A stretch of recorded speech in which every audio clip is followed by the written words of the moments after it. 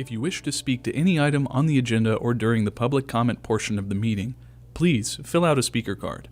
Each person addressing the board shall have 3 minutes to complete his or her comments on each agenda item for which he or she has filled out a card. The chair has the discretion to determine or alter the time limits on any agenda item. The Board of County Commissioners requests that speakers appearing under the public comment section of the agenda limit their comments or presentations to matters relating to county business that are within the board's control, authority, and jurisdiction. Good morning again. Welcome to the May 20th regular County Commission meeting. We have a quorum. I'll call the meeting to order. We have an invocation today by Reverend Jeffrey Gross with Cocoa Beach Community Church. Sir, you're recognized. Let us be in the spirit of prayer. Gracious and loving God, we give thanks for this day and for the opportunity to gather in service to our community. Be present among us as we consider matters that impact the lives of our neighbors, families, and future generations. Grant wisdom and discernment to the commissioners and all who serve in leadership. May their discussions be marked by collaboration, integrity, and compassion. Yes. Help them to listen with open hearts, speak with honesty, and act with justice. We are grateful for the gifts and diversity of our county, for all those who live and work here, for those who labor daily to make it a better place. Strengthen our unity and inspire us to care for one another with kindness and humility. In a spirit of peace and shared purpose, we offer this prayer. Amen. Amen. Thank you, sir, very much. Commissioner Goodson for the pledge. Please rise. And to the republic which stands, one nation, under God, indivisible, with liberty and justice for all.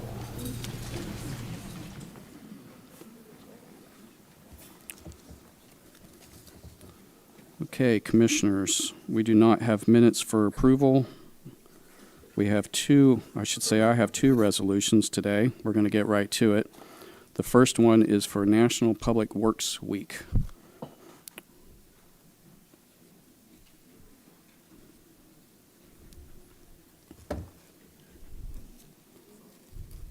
That's it? Should be about half the audience. They're coming from the right. Okay. All right.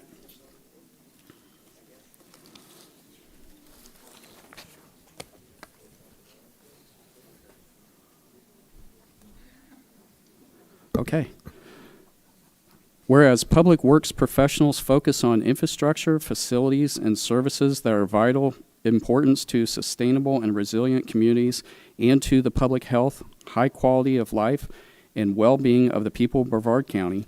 And whereas these infrastructure, facilities, and services could not be provided without the dedication of these first responder public works professionals who are responsible for rebuilding, improving, operating, maintaining, and protecting our nation's transportation, drainage, water supply, water treatment, water quality, and solid waste systems, public buildings, and other essential facilities. And whereas it is in the public interest for the citizens, civic leaders, and children in Brevard County to gain knowledge of and maintain an ongoing interest and understanding of the importance of public works and public works programs in their communities.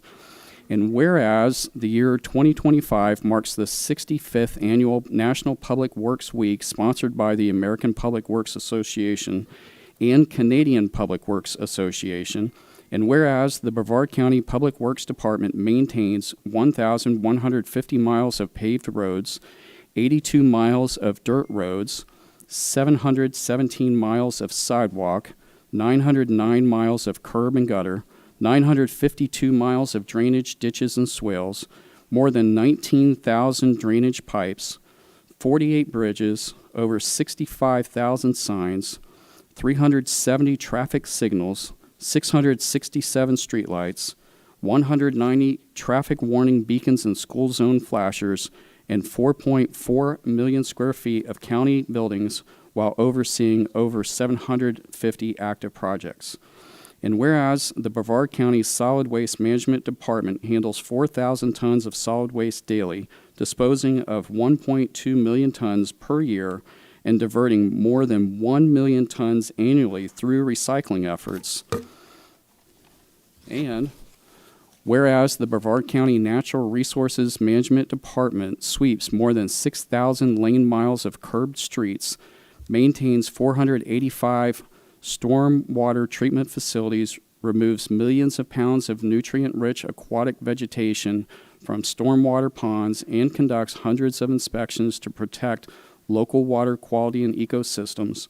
And whereas the Brevard County Utility Services Department works to ensure compliance with all federal and state environmental laws while maintaining and upgrading essential water, sewer, and reuse systems for the safety and benefit of current and future residents. And whereas we recognize and honor the people, purpose, and presence of these first responder public works professionals and encourage all citizens to celebrate their essential role in safeguarding health, safety, and quality of life. Now, therefore, be it resolved that the Board of County Commissioners of Brevard County, Florida, does hereby designate the week of May 18 to the 24th, 2025 as National Public Works Week. Done, ordered, and adopted in regular session this 20th day of May. Is there a motion? Move to approve. So we have a motion by Commissioner Delaney. We have a second by Commissioner Altman. Clerk will call the roll. Commissioner Delaney, Yes. Vice Chair Goodson, Yes. Commissioner Atkinson, Yes. Commissioner Altman, Yes. Chairman Feltner. Yes. Congratulations. Mark, you're recognized.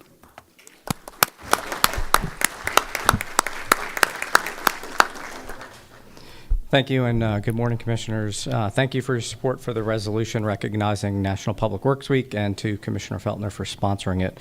By supporting this resolution, you're honoring the men and women who keep our county functioning. I speak today on behalf of the directors of the primary county departments that perform public works functions and the more than 700 employees who serve our community each and every day. Now in its 65th year, this celebration honors the vital infrastructure and services that keep our community safe and functioning. This year's theme, People, Purpose, Presence, reflects the dedicated individuals who show up daily, driven by a shared mission to serve. Our teams manage the daily operations of roads, stormwater, wastewater, solid waste, and much more. During emergencies, they're often first on scene and typically the last to leave.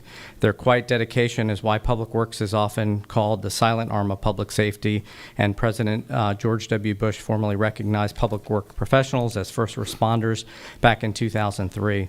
Thank you again for your continued support and for recognizing the essential work of public work professionals across Brevard County. And to those listening here online, if you want to make a difference, visit brevardfl.gov. From mechanics to engineers to scientists to admin staff and everything in between, we are hiring. Thank you. That's great. Good pitch. All right. I think we should all take a picture with, okay?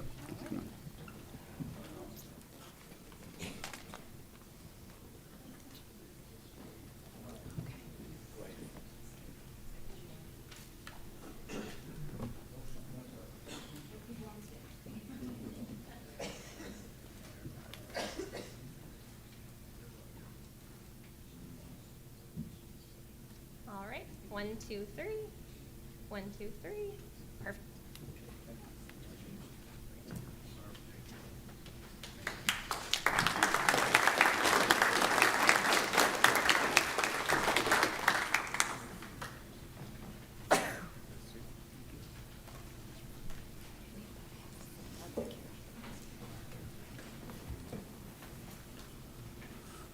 Okay, I also have a resolution for EMS. Chief, anybody you want to bring with you today?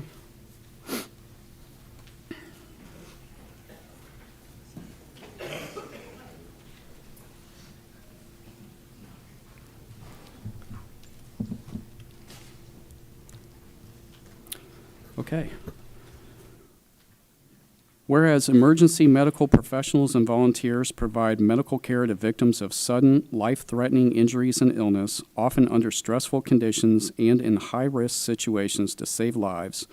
And whereas the 2025 National Emergency Medical Service Week theme, EMS Professionals, We Care for Everyone, reminds us that Brevard County's residents and guests benefit daily from the knowledge, skill, and judgment of paramedics, emergency medical technicians, firefighters, dispatchers, educators, administrators, emergency physicians, emergency nurses, and others who encompass the emergency medical services system.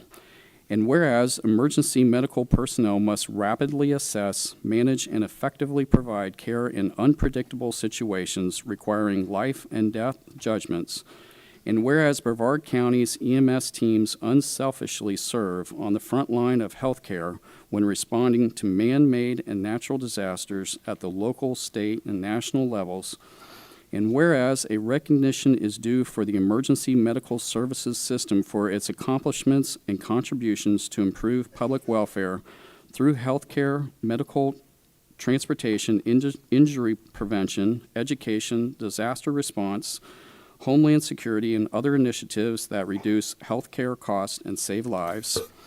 Now, therefore, be it resolved that the Board of County Commissioners of Brevard County, Florida, does hereby unanimously proclaim the week of May 18, 2025 through May 24, 2025 as Emergency Medical Services Week, done, ordered, and adopted in regular session this 20th day of May. Is there a motion? So moved. We have a motion by Commissioner Atkinson. We have a second by Commissioner Goodson. Clerk will call the roll. Commissioner Delaney, Yes. Vice Chair Goodson, Yes. Commissioner Atkinson, Yes. Commissioner Altman, Yes. Chairman Feltner. Yes. Congratulations. Thank you.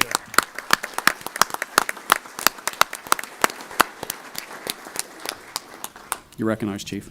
Thank you. Thank you, Chair, Commission. Thank you so much for your recognition and support. There really are no words, or not enough time for the what we owe our men and women that are out there. Ever since the pandemic, how the world of EMS has changed and continues to change every day within our community, within our nation, is just amazing. And the way they have stepped up to the challenge every day and responded to our folks throughout the county is amazing. And I'm greatly appreciative of the hard work and dedication that they show up every morning and continue to run those calls. And I appreciate Director Mark Bernath's plug at the end. And I will say, if anybody from Public Works would like to transition and drive fire trucks with ambulances and sirens and go in fires, send me an email. We'll take your call. But I'd like to turn it over to EMS Chief Orlando Dominguez for some other words. Good morning, Commissioners. Well, as we look back to 2024, Brevard County Fire Rescue, our men and women responded to requests for emergency services more than 80,000 times. Out of those, they transported over 52,000 patients to the hospital. There's no doubt that Brevard Fire Rescue is one of the most progressive EMS systems, not only in the state, but throughout the country. And let me explain to you just briefly why. Number one, our paramedics and EMTs are now able to administer antibiotics in the field. That's pretty much unheard of, to reduce that time to treatment, reduce the mortality rate for septic shock patients. They're working and trialing now ultrasound, point of care ultrasound, to be able to detect fluid, blood in areas that the naked eye can't see. They're able to detect through their assessment if a patient's having a big stroke or a small stroke and taking them to the appropriate facility. They're able to identify what part of the heart is being affected during a heart attack. And as we're all very familiar with, they're extremely resilient. During the past couple of weeks, we know that we've had to deal with the closure of the second busiest hospital in the county. And I got to tell you, no one skipped a beat. They went ahead, jumped in, and did what they had to do to take care of our community. And they're doing an amazing job. So with that and many other more examples, I feel honored and humbled to be part of their team. Also, I want to thank them. Where'd he go? Oh, there he is. I want to thank our fire chief for allowing us to continue to be innovative as it pertains to patient care and moving the organization forward. and to all of you for allowing us to do what we enjoy and truly love doing, and that's taking care of our community and our residents when they need it most. Thank you.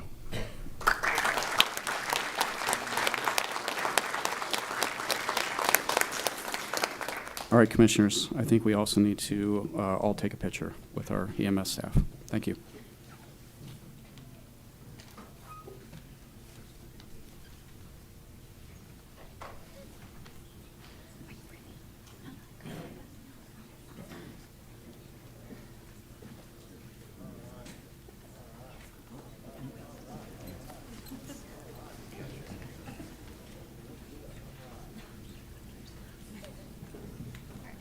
Got everybody? 1, 2, 3. 1, 2, 3. Perfect. We're gonna do one more. One,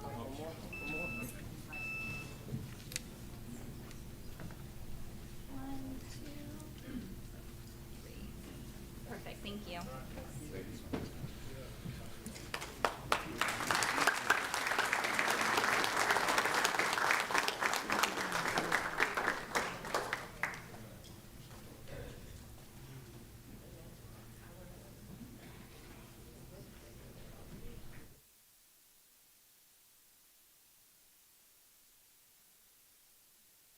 Okay, Commissioners, on consent, we had one item removed just this morning, and that was F8, just so that you know. Is there anything else anybody wants to take off of consent? F5. F5. Resolution and county deed related to the land donation request from the city of Titusville. Okay, all right. Is there anything else? Let's do this. Let's vote on the rest of consent. Is there a motion for Move to approve. consent minus F5? Okay, is there a second?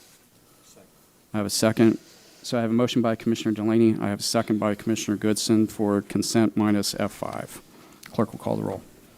Commissioner Delaney, Yes. Vice Chair Goodson, Yes. Commissioner Atkinson, Yes. Commissioner Altman, Yes. Chairman Fountainer. Yes. We'll show that passes 5-0. All right, let's go to F5 then. All right. Okay, we didn't. Sorry, let's go to the card. Oh, sorry about that. Actually, go ahead, Sandra, but let's go to questions. Do you have questions for staff? No. Okay, let's go to the card then. I think you mentioned you had a card that you took a vote before you No. heard me. Well, on the rest of consent. Okay. What were you just on F5? I want to talk about F17. So this is an allocation appropriate up to $20,000 per county commissioner to tourism.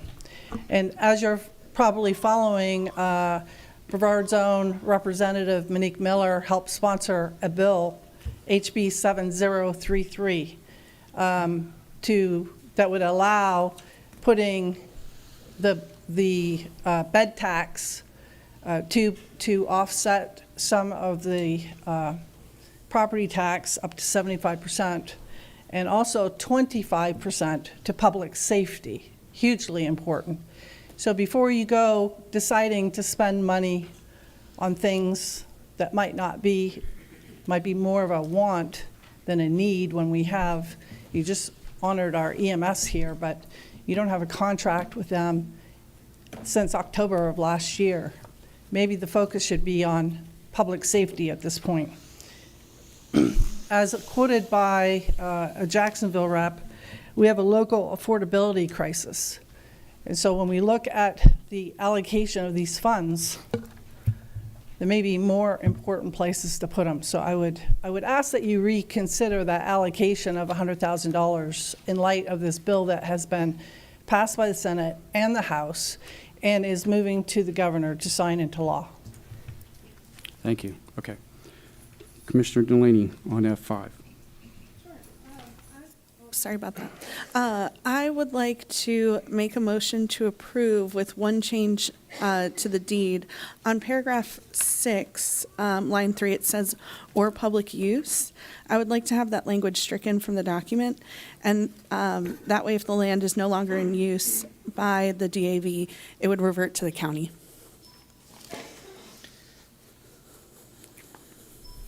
if the DAV doesn't use it, what's the concern there? I'm just for my own information. I know that lot. I worked in North County. I've dropped stuff off to the DAV. Is it that you don't want, it to turn into boat storage temporarily for a year while they're deciding what to do with it? Is that? Basically, I just want to make sure that this property, which is a valuable piece of property, is being used for the intended use and not for other uses. Okay.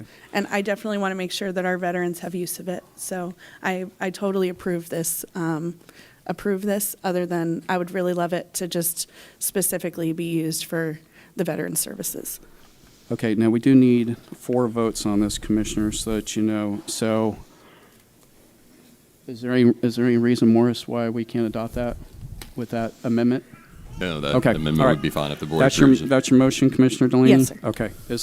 We have a motion by Commissioner Delaney for F5 minus the language that... Or other public use. It's got to be for public use, or it reverts to the county. Okay.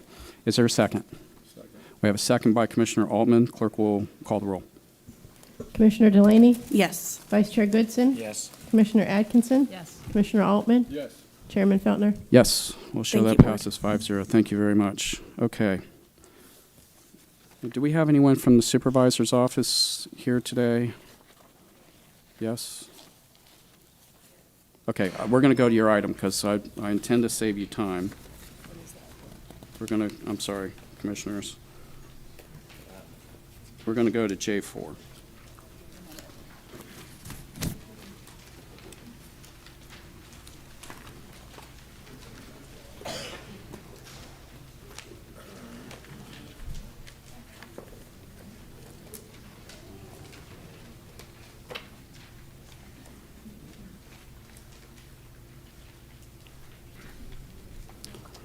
State your name for the record and explain your item to us briefly here today.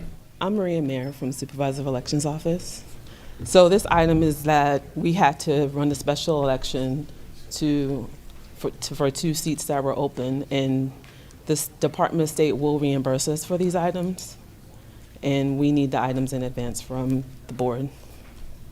Okay, so the request is for $795,000 for Yes. the special election, right? Yes. Are there questions, Commissioner Goodson? Yes. Was there a formula that you used for the 795, or is that just something you did? So this number is actual. There's no formula for this number. Because the primary special election has already occurred, this number is a pretty exact number. We're probably just about $5,000 below this number at this point.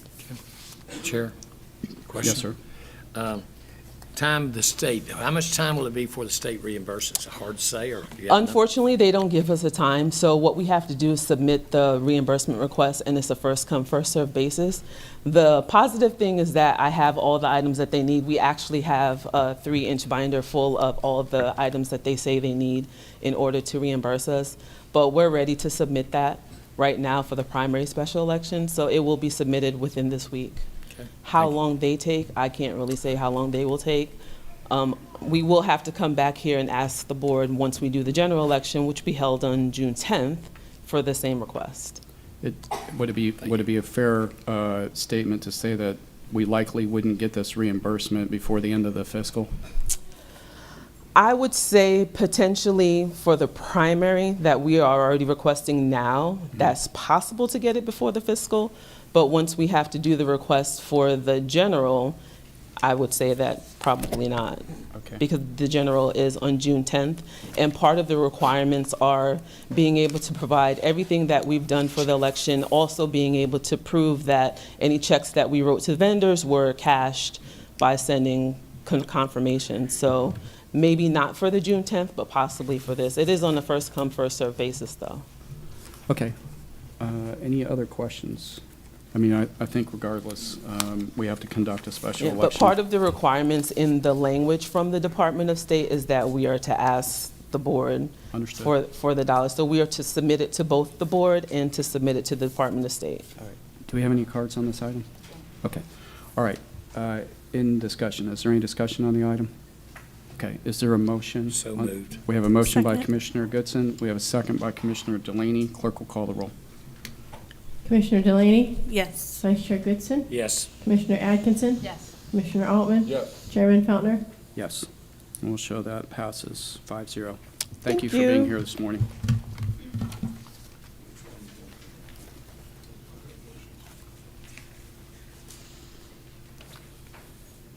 Just because we have an order of operations situation here today, let's go to J2. So Troy, is Troy here? Mr. Chair, that would be me to introduce them. Oh, you're going to do this for Troy. Okay. We're requesting the Board of County Commissioners approve the economic assistance and interlocal agreement using TIF funding from the City of Titusville not to exceed $2,400,000 for the Searstown Mall property. The City of Titusville has already approved it under the interlocal we have with them, or the agreement and the ordinance. Funds above $500,000 must receive concurrence from the Board of County Commissioners. Okay. Are there questions for Jim? Commissioner Delaney. Just for the public knowledge, is this money coming from the TIF from the city or the county? It's all from the city TIF. Thank you. Okay, I do have 4 cards. Sandra Sullivan.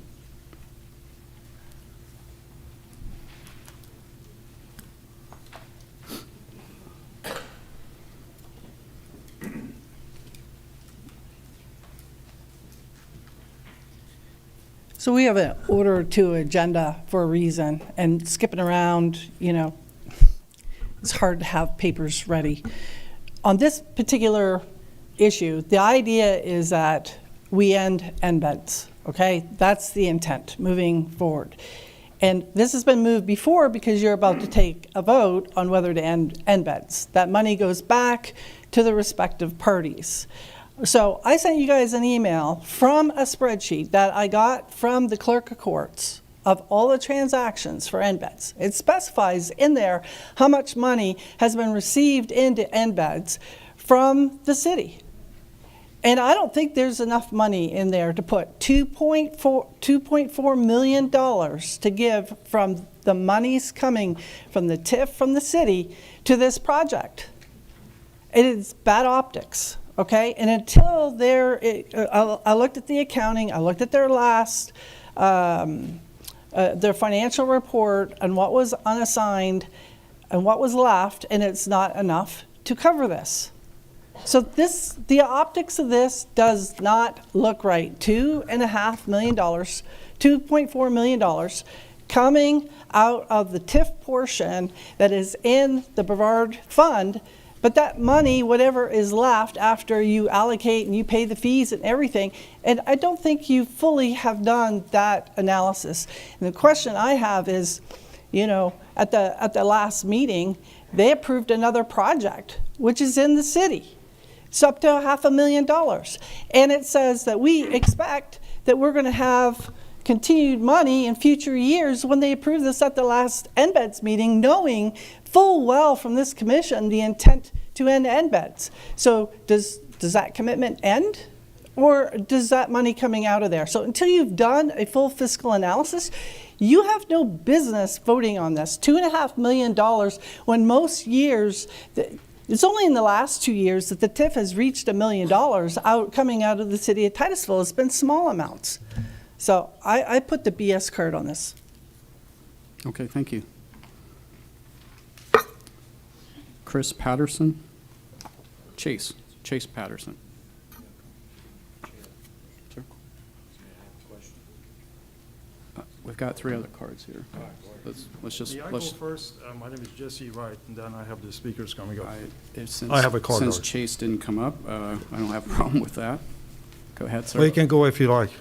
Oh, okay. No, that you can agree amongst yourselves. That's fine, sir. Go ahead. My name is Jesse Wright. I'm the developer and the sponsor for the project. I do have a few pamphlets here. May I approach you to pass it out? Sure.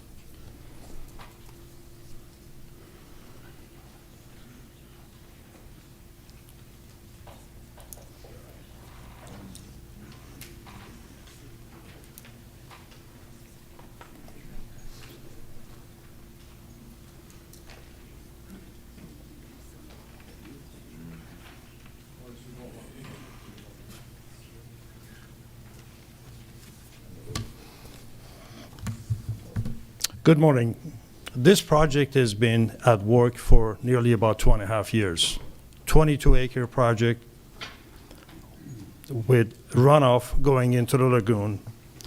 We came in and we've taken out 12 acres of the 22 acres, and we are putting retention, stormwater retention there to be able to take care of the runoff. The project was evaluated earlier on by the board, and it actually does bring in jobs to the community of about close to about 1,500 people, and it will add $28.6 million to the North Brevard County GDP.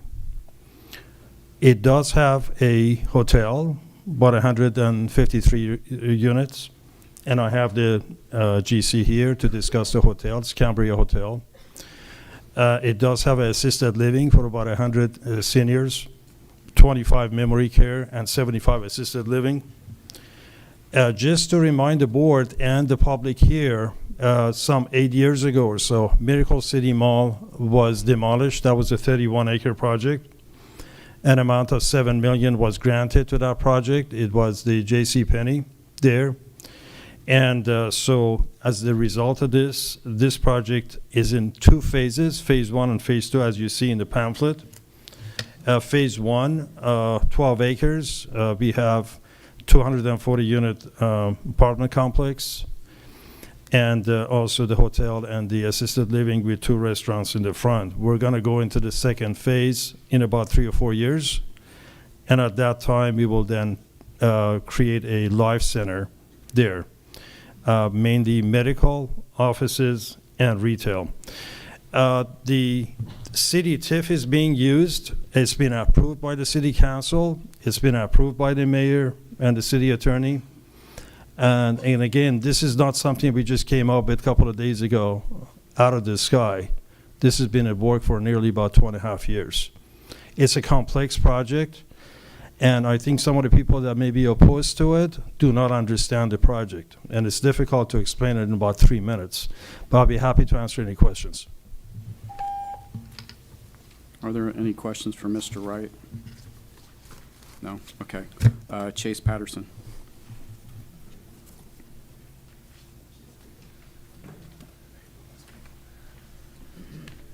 Hi, Chase Patterson, 27870 East Oakland Park Boulevard, Fort Lauderdale, Florida. I'm with Patterson Construction Group, the general contractor for the ALF, the Assisted Living Facility. I believe that this money, obviously, that Titusville had already approved should be allocated to Mr. Wright in this project, not only for personal interest, but for the fact that that the developer has put about $2 million worth of work into the much outdated infrastructure already, and the addition of the assisted living facility and the hotel would bring in immense tax revenue and create jobs, and would be great for the North Brevard area and Titusville, city of Titusville as a whole. Thank you. That's all. Question for Mr. Chase. Yes. Commissioner Goodson. Do you have the whole contract or just the portion of contract that's being worked on now? Just the assisted living facility. Right. A different contractor is doing the site work at the moment. Okay, that's all I want to know. Okay. Any other questions for Mr. Chase? No? Okay. Dale Parsons.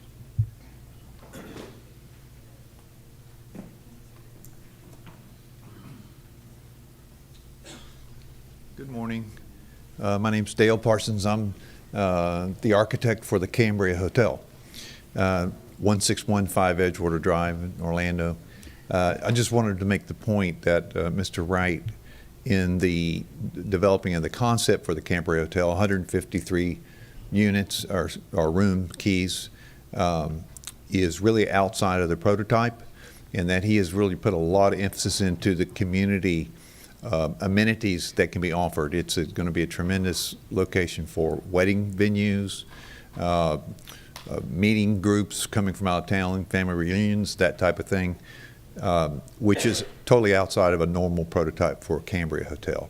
The other thing that was Mr. Wright alluded to earlier was the infrastructure that has been put in is sensitively designed to be not only a pollution abatement, which right now it's wall-to-wall asphalt prior to Mr. Wright's infrastructure improvements, but the retention itself, the pollution abatement, is all done in a enviroscape planted areas. It's not just a big body of water with a chain link fence around it. It's all integrated into the landscaping, which is really quite expensive.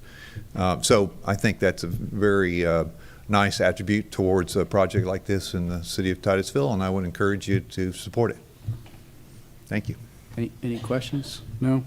Okay, that was the last card. Are there any other questions? Follow-up? Yeah. Okay, Commissioner Goodson. Thank you, Chair.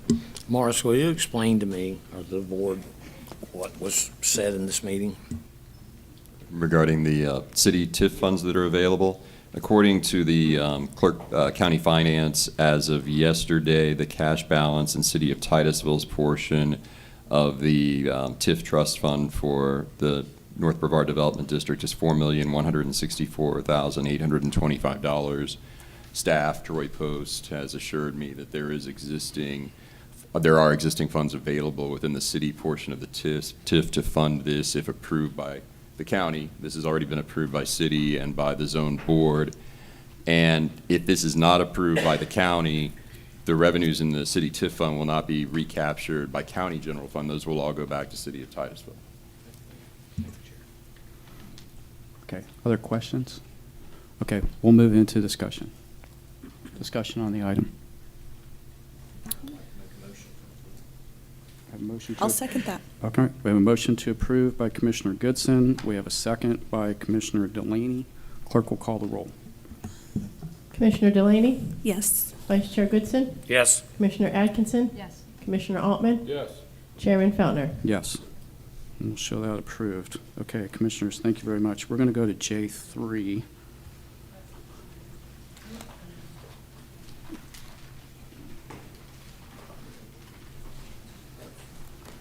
Billy, I'm going to let you introduce this one, and we do have one card.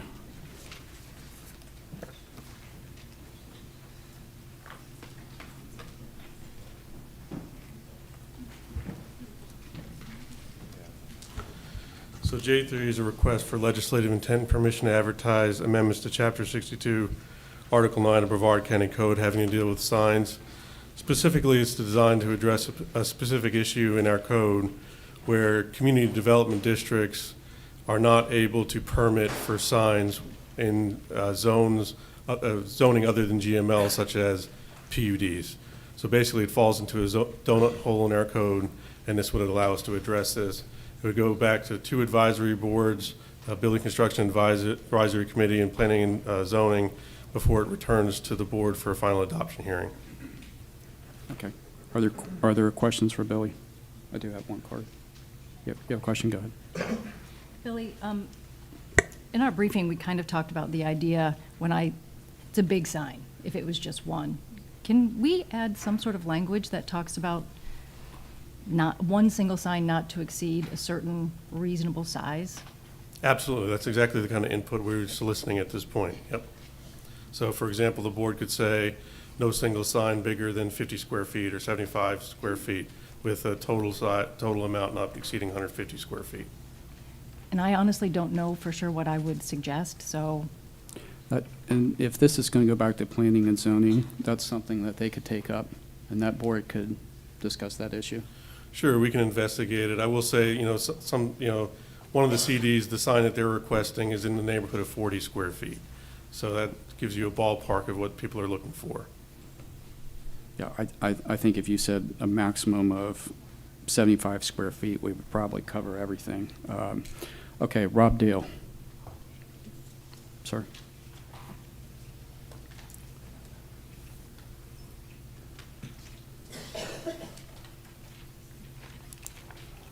Morning, Commissioners. My name is Rob Dale. I am the Vice Chair of the Viera CDD. We are the governmental entity on the east side of Viera that represents the 12,000 residents roughly that live on that side. I'm here to speak in favor of this amendment to the code. Essentially, what we're looking for is something that enables us to be able to communicate with our residents. I don't like putting it this way, but for a lot of intents and purposes, we're kind of like a mini city council over where we're at. We have parks. We have the Mark Pylock Dog Park. We have hundreds of acres of nature preserve. We have 84 lakes. We have a golf course. We have farmers markets, just all sorts of things that we're doing over there. And we would like the ability to be able to communicate with our residents. The other thing that we offer as part of this, we have our master HOA that is part of this that we'll be able to utilize. We will make the offer to the county. If the county would ever like to put something up and cross-use our signage that we're looking to do. I don't believe the location that we're looking to do this is going to impact any homes. At most, the closest home we're looking at is several hundred feet away. There's a wall of vegetation in between. So I don't think you're going to get any resident complaints about it. I think it's a fairly pragmatic solution to change the code, help people out. Thank you. I'm here if anybody would have any additional questions. Any questions for Mr. Dale? Okay, that was our only card. We'll go into discussion. Is there any discussion on the item? Is there a motion on the item? Second. Okay, we have a motion by Commissioner Goodson. We have a second by Commissioner Altman. Clerk will call the roll. Commissioner Delaney? Yes. Vice Chair Goodson? Yes. Commissioner Atkinson? Yes. Commissioner Altman? Yes. Chairman Feltner? Yes. Thank you for that, Commissioners. Let's go to J5. I see Adam making his way to the box here.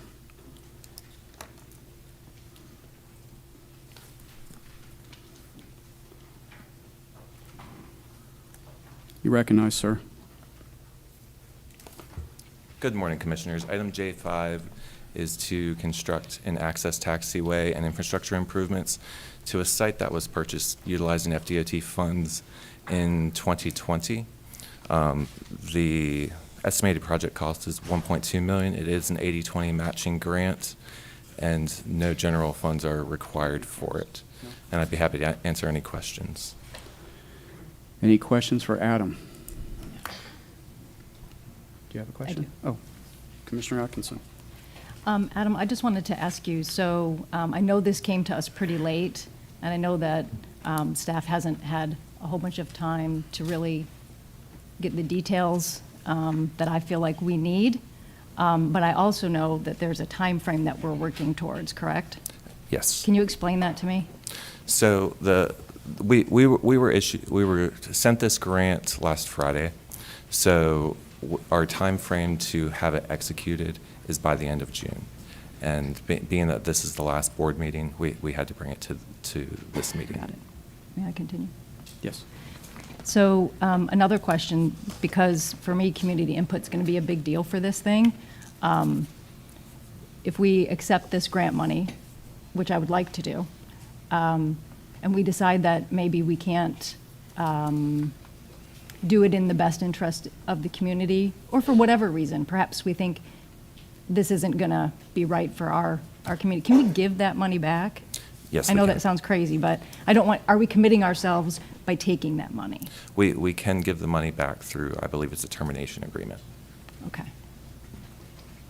I think I'm good, thank you. Any other questions for Adam? Okay, we don't have any cards on this item. Is there a discussion on the item? Is there a motion? Second? Okay, we have a motion by Commissioner Atkinson. We have a second by Commissioner Delaney. Clerk will call the roll. Commissioner Delaney? Yes. Vice Chair Goodson? Yes. Commissioner Atkinson? Yes. Commissioner Altman? Yes. Chairman Feltner? Yes. All right. Commissioners, we're going to go to G comments. We have 4 cards. Brent Wallenberg, sir.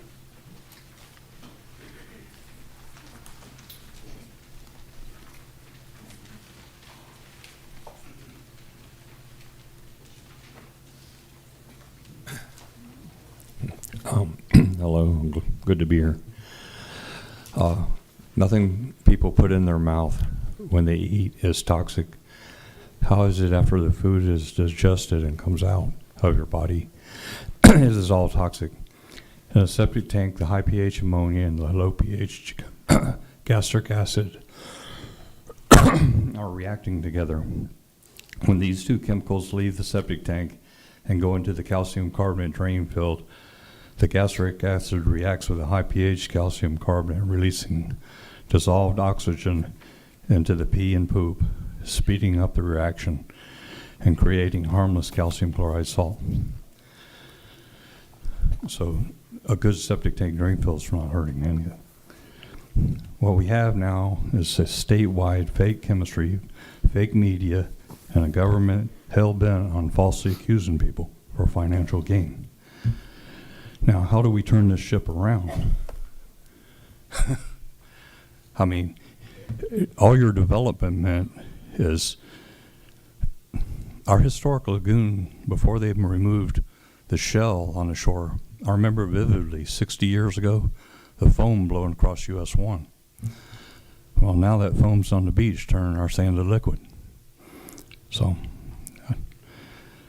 I'm getting too old to do the work. I can tell you some of the things I've done. I catch the muck all built up in a corner last fall, and I put calcium carbonate sand in, and it made it where the plants could absorb the nutrients, and I got seagrass growing for miles. I'm working at the fish cleaning tables. Sebastian used to be trout capital of the world, and I fished 3 months, and I haven't caught one single speckled trout. So the catfish are overwhelmed the fish cleaning tables, and I released blue crabs to run the catfish off. Well, this should be just done statewide. When you get it, it's an obvious imbalance. I mean, for all intentional purposes, a speckled trout is extinct in Sebastian. But, okay, well, I'm glad y'all got your ear. I'd love to be able to come up here and say what I got to say. Thank you, sir. Mark Gunter.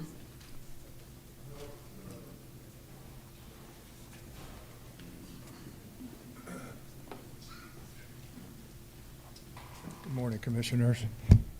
I've got a pamphlets here. Can I hand out just Sure. for? Yep.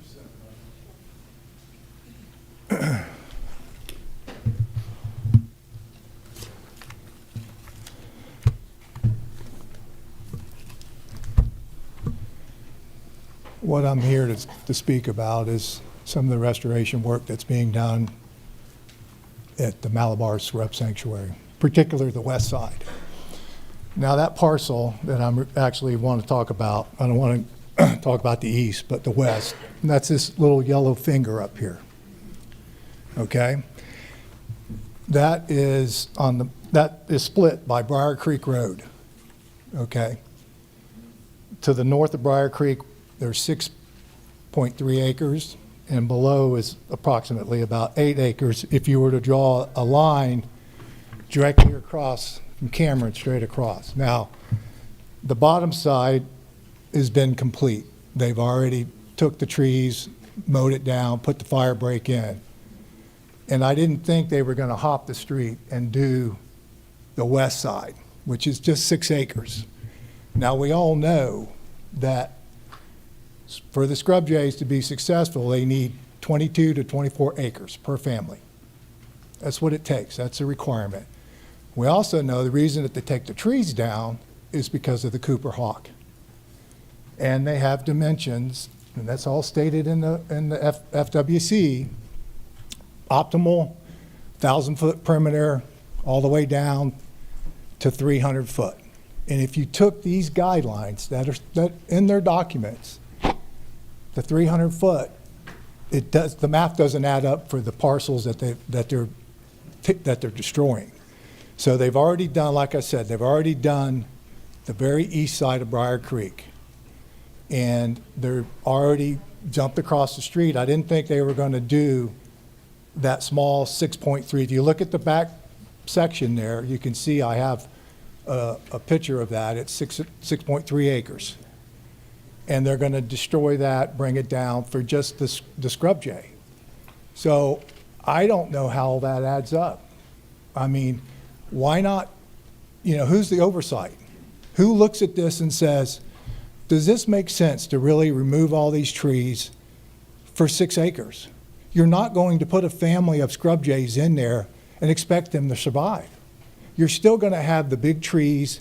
You're still going to have the predator, the birds of prey, the hawks, the owls. So scrub jays aren't going to survive. The same thing can be said for what they already completed is that little 8-acre section. And all you have to do is go down there and park and see what I'm talking about. It's not pretty. It really, truly isn't. Okay. Thank you, sir. Christina Fleming.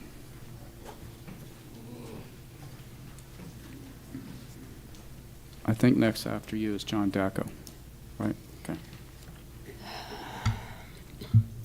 Good morning, Commissioners. Christina Fleming, District 3. I stand before you not just as a concerned citizen, but as someone deeply invested in the safety and well-being of our community. In 2024, Brevard County Fire Rescue experienced a staggering loss of 100 firefighters, approximately 20% of our workforce.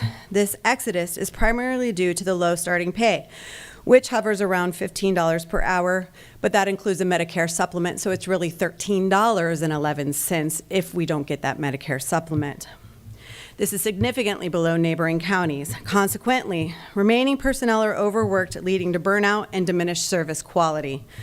The mandatory overtime is out of control, and despite what some people have said, it is not just from sick leave usage. It is being used for all approved codes and the 90 vacancies that we have. I do believe it's 92 now. While the Commission has approved a motion to explore increasing the fire assessment fee, this measure alone is insufficient. A comprehensive, aggressive approach is needed, one that includes competitive wages, improved work-life balance, and strategic recruitment efforts.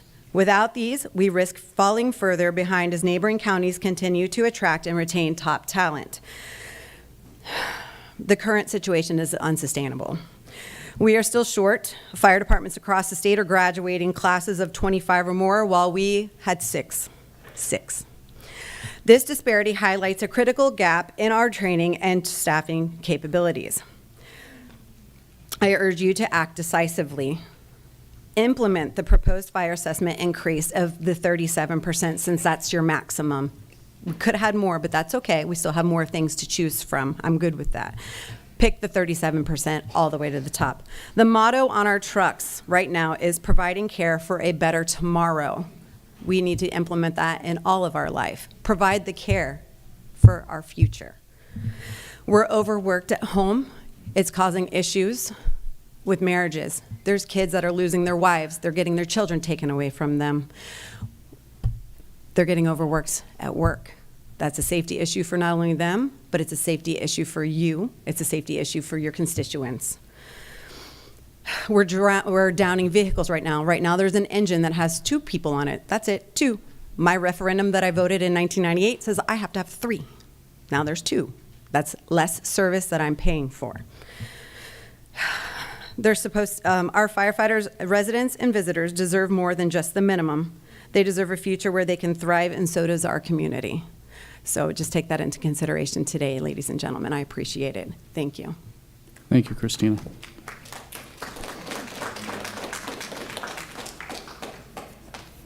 Lieutenant.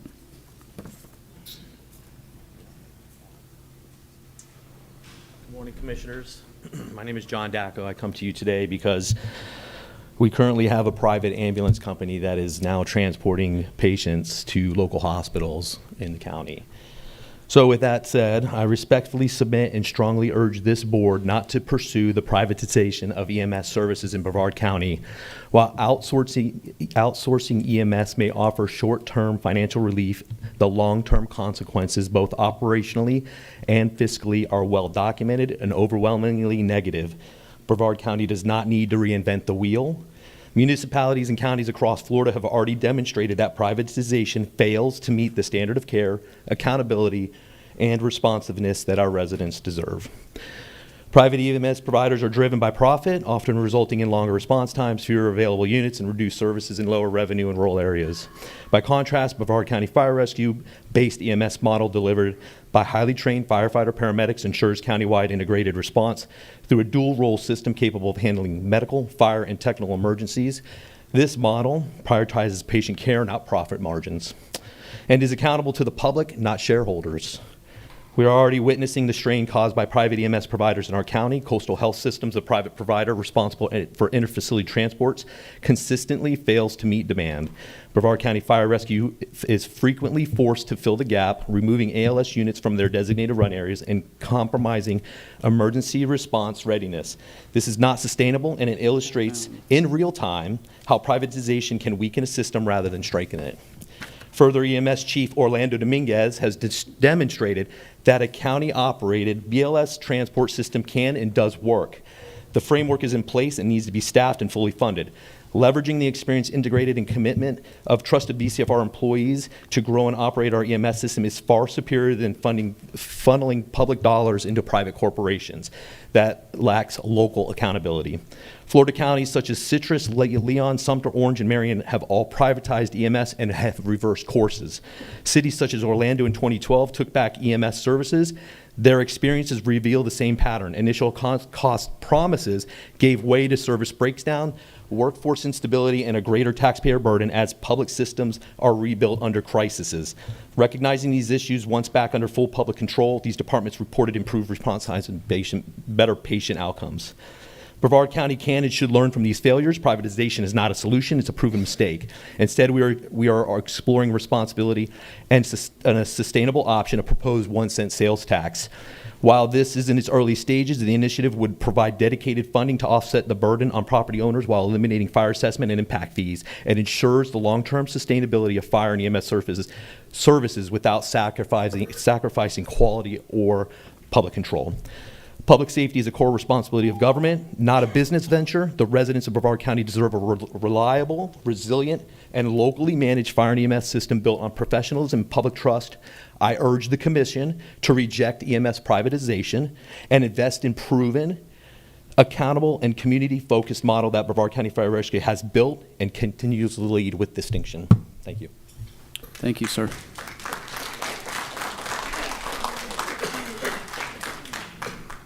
All right, Commissioners, let's go to J1. I think we can do that one fairly quick, if you don't mind.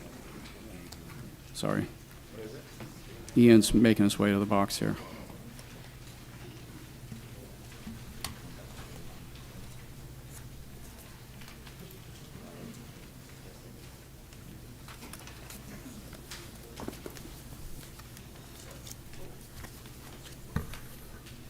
Ian, you're recognized. Thank you, Commissioner. Good morning. Item J1 is a request for approval and the board to authorize the chair to execute a professional services agreement with the Conservation Fund Charitable Trust for a term of 5 years, an annual fee of $75,000 a year, and a contingency on purchases. This was done at the RFP that was done was through purchasing at the board's discretion or direction on March 12th of 2024 to seek qualified applicants to provide the services. Staff is available for questions. Okay, questions for Ian. We also have, so that you know, Rebecca Perry from the Conservation Fund here for questions, okay? Questions? I have discussion. Okay. I don't have any card. Ms. Perry is just going to be available for questions. So with that, let's just go into the discussion then. Commissioner Delaney. Thank you. I had originally asked for this to be pulled from the consent during my briefing, and it was mainly because I was just a bit uncomfortable with spending $75,000 a year for up to 5 years for real estate services. And so as I talked to staff more about this and asked them, you know, what process we went through to pick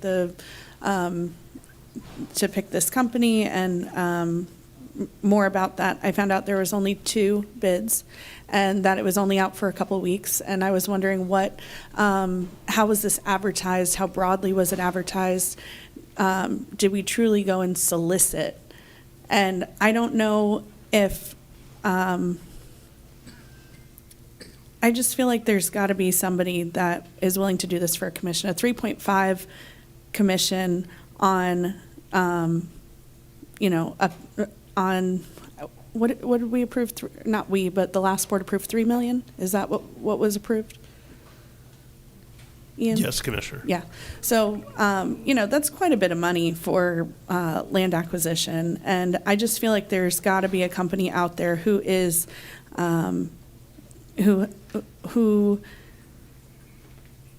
has either gone through this process or who understands the division of state lands and, yeah, I just feel like we should put this back out and see if there's somebody else and try to solicit more broadly to see if we can save the taxpayers that $75,000 per year. Okay, in discussion, Commissioner Goodson. Ian, can you tell us how long you put it out, how you put it out, who do you put it out to, and how many responses says not interested?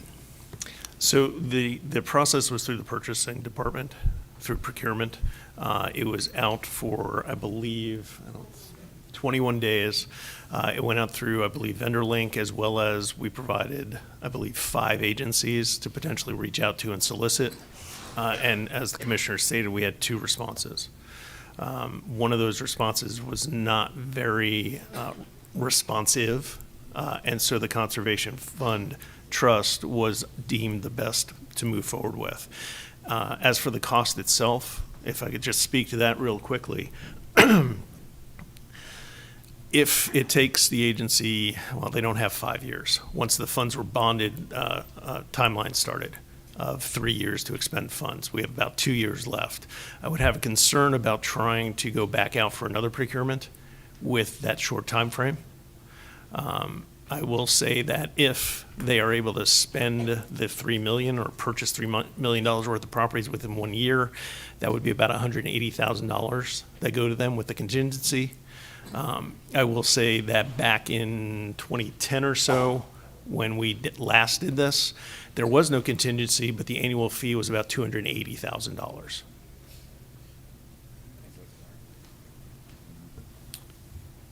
Just to be clear, you're saying that there's only 2 years left? If I understand the math correctly, once you bond the funds, you have 3 years to expend. Okay. We're now a year into having the funds bonded, so that leaves 2 years to expend the funds. So we've got 2 years left. Correct, sir. Could we just alter this that instead of it being 5 years, it's 2 years? Well, I think the idea for doing 5 years was with the anticipation that the board might at some time contemplate bonding additional funds that are authorized. And so this would allow us to have an agency in place to start moving as quickly as possible without having to go back out for another solicitation.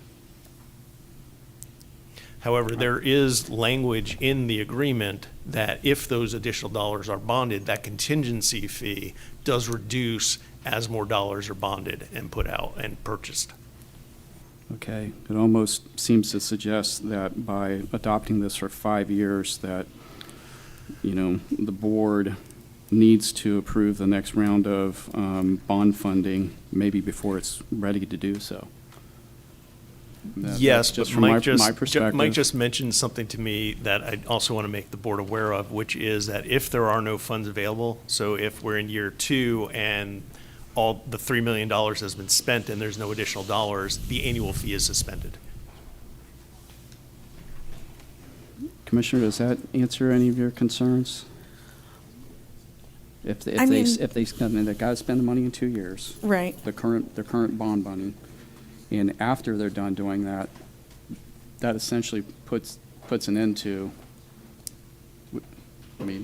Correct, we unless could the just alter board this to be bonds or authorizes the bonding of additional funds within that 5-year period. But so if we say they run out of the time to spend the money, would it be as simple as a board vote to start that time limit over again?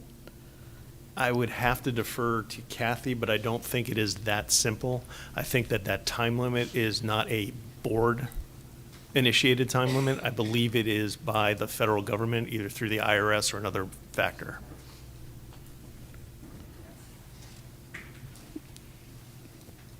Yes, that is a federal requirement that we spend the funds within a certain period of time. And so what happens if we don't? Then we've got an arbitrage problem, and we could have to forfeit the funds. So the funds would Go back, well, we sold then the we would bonds. just- We sold non-exempt bonds to shareholders. And Right. so we said that we were going to expend it for a 20-year period, Mhm. and then we are now saying we're not going to do that. Just think that there would be a problem. It could be a stain on Brevard County if we do not spend the funds like we said we were going to when we sold the bonds. Okay. If the board supports this, I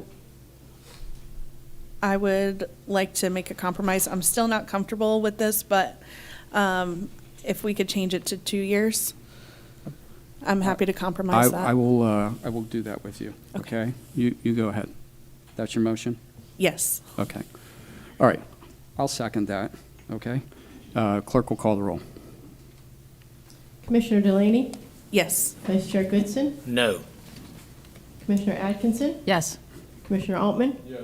Chairman Feltner? Yes. I'll show that passes 4-1. Okay, thank you for that, Commissioners. We'll go back to the H items.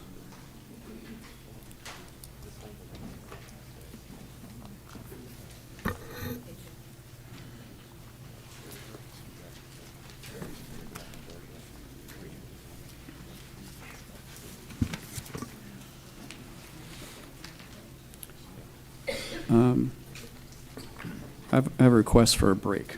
We want to take, can we take, we'll take until 10:15. Can we do that? Okay, all right. Thanks, everybody.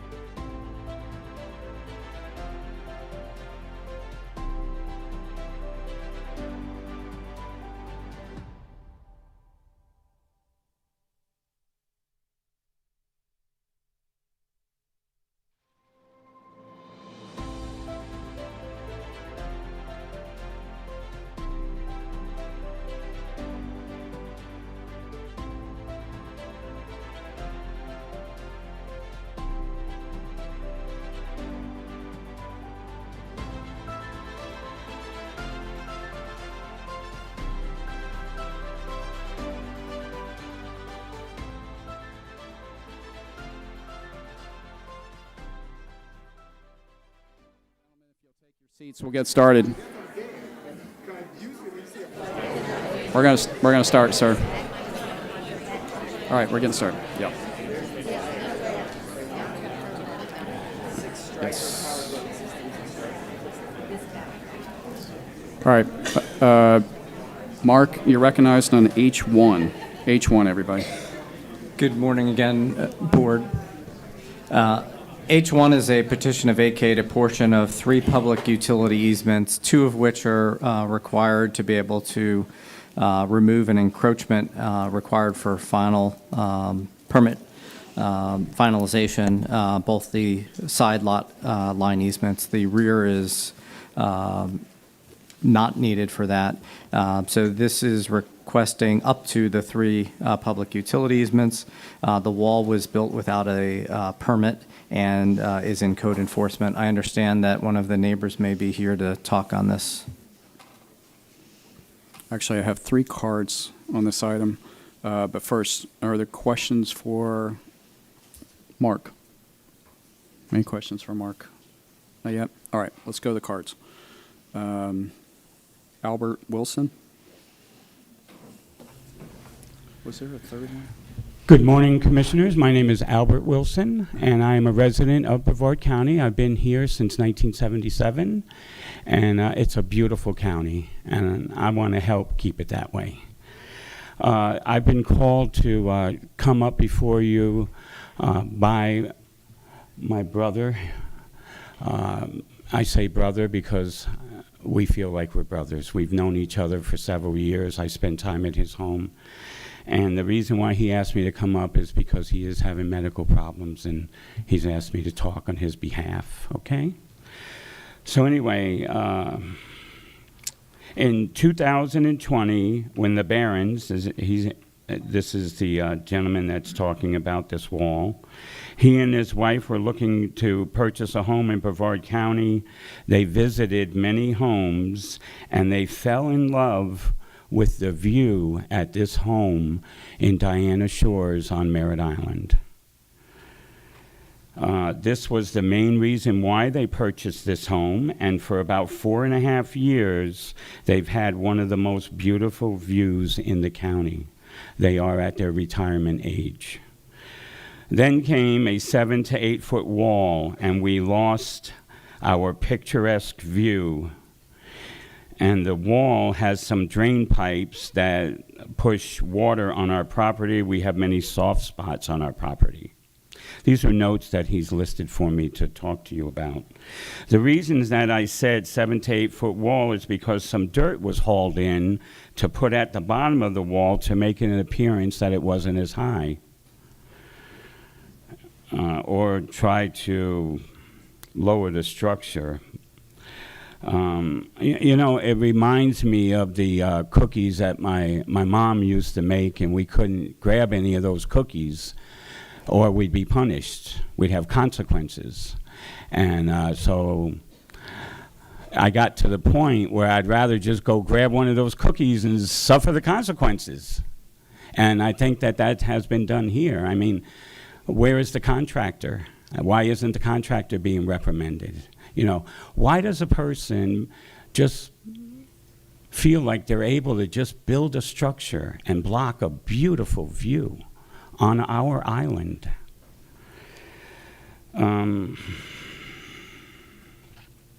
My wife and I find it offensive that anybody builds a structure without properly getting the permits and clearing with the local authorities. And the other thing is that he mentioned was, if we allow this, if we allow anybody to just come and build a 7 or 8 foot wall next to our properties, or what's going to be next? A 10 foot wall, a 20 foot? What is our island going to look like as a result of all this? Thank you so much for listening. Thank you, Have sir. a wonderful day. You too. And thank you for all you do. Thank you. Thank you. Stephen Barron? He spoke on my behalf. Thank you very much. Okay, you'll wave. Anna Polo?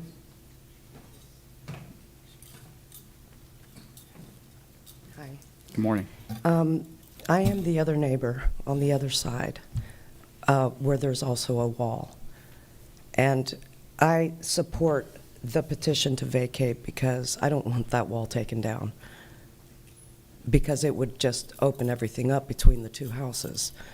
And on my side of the property, that's what gives me my privacy at my house, my pool area, my back of my house. Without that wall there, it would be wide open, and both houses would be, I really don't want that. And I'm trying to sell my house to top it off, and that would just not be a good thing. So I would really appreciate it if we just didn't take my wall down, like this side of the wall. I don't really care what happens on the other side, or with the rest of the, All right. I'm sorry. Commissioner Goodson has a question for you. May I ask you a question, ma'am? Yes, sir. I rode out there and looked at the house, and it's hard to see the wall because the wall goes, I guess, southwest to south, toward the canal. But down the whole street, there's fences of some sort, right? Is that correct? And they're, PVC, plastic fences? Yeah, privacy fences. My privacy fence is around my house as well. So the view would only be restricted if this gentleman looked right or left. As far as looking at the canal, the view is still there for him, correct? He could see the canal is there, and he could see the houses along the canal. Right, but as far as looking left or right out of his back porch to see you in your pool, he wouldn't be able to, correct? He can't see me in my pool. Correct, I didn't think so. Okay, thank you very much. Thank you. Thank you. Okay, Kimberly Edwards.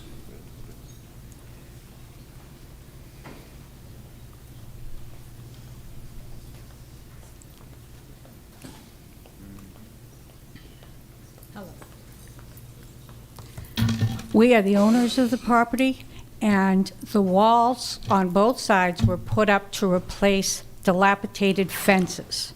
And the wall is only 6 feet high, and our side is all concrete, so we couldn't have put wood, dirt or whatever to raise it up. It's only 6 feet high.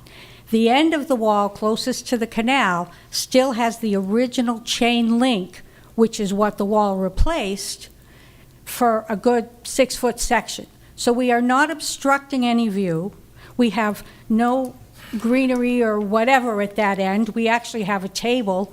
It's the neighbor that complained we were obstructing his view that has all the greenery on his side. So we have put in a lot of expense and a lot of stress to meet the requirements for this vacate. And we have done what was necessary. And I really hope that you go ahead and approve it, because we did follow the rules. We did not get a permit when the wall was built because we thought we were replacing an existing fence. And the wall on the other side, Kathy's husband actually paid for half of it.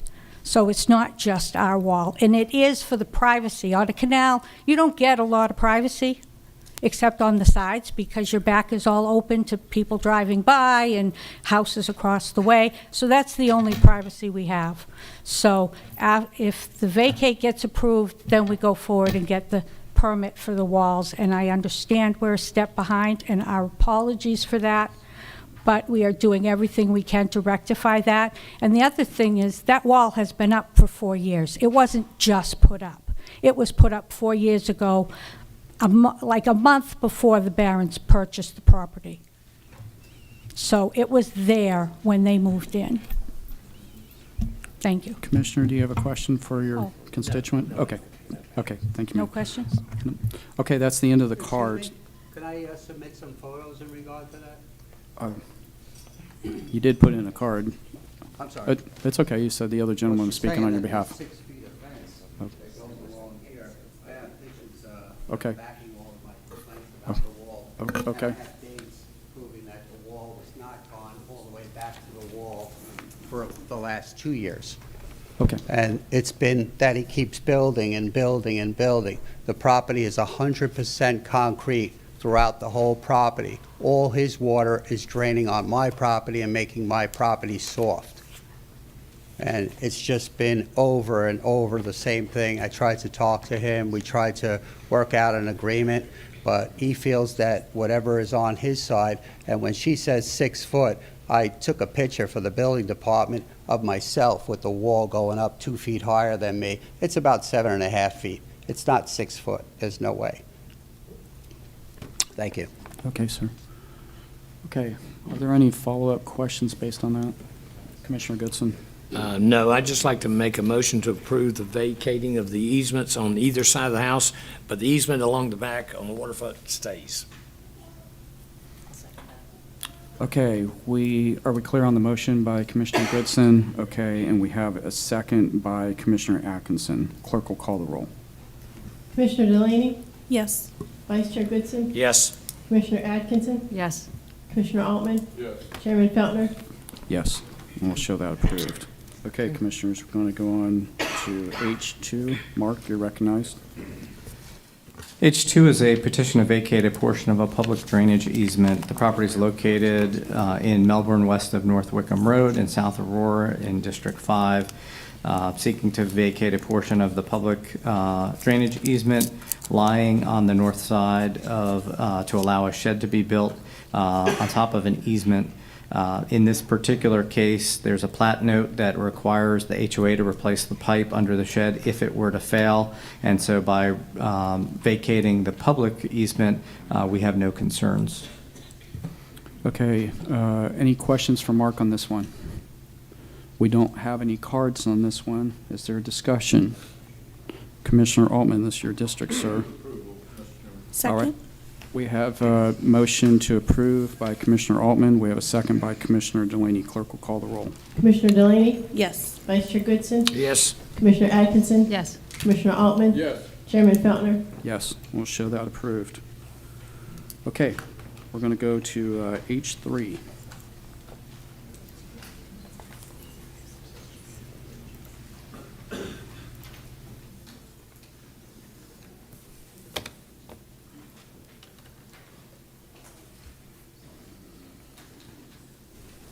Gentlemen, you're recognized. Good morning, Commissioners. Item H3 is the final approval for the fire assessment rate adjustment.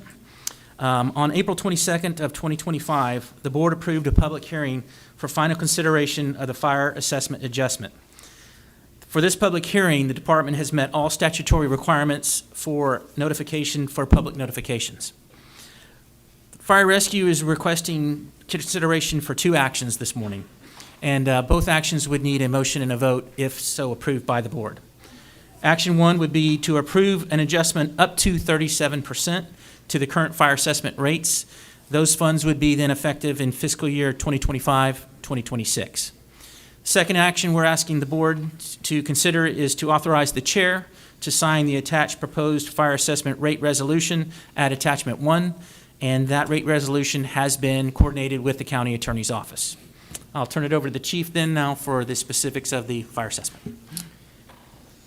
In the agenda report, you will see Table 1 has noted as Option 1 is your up to 37% option, and that also includes the general fund revenue requirement to match that fire assessment commitment.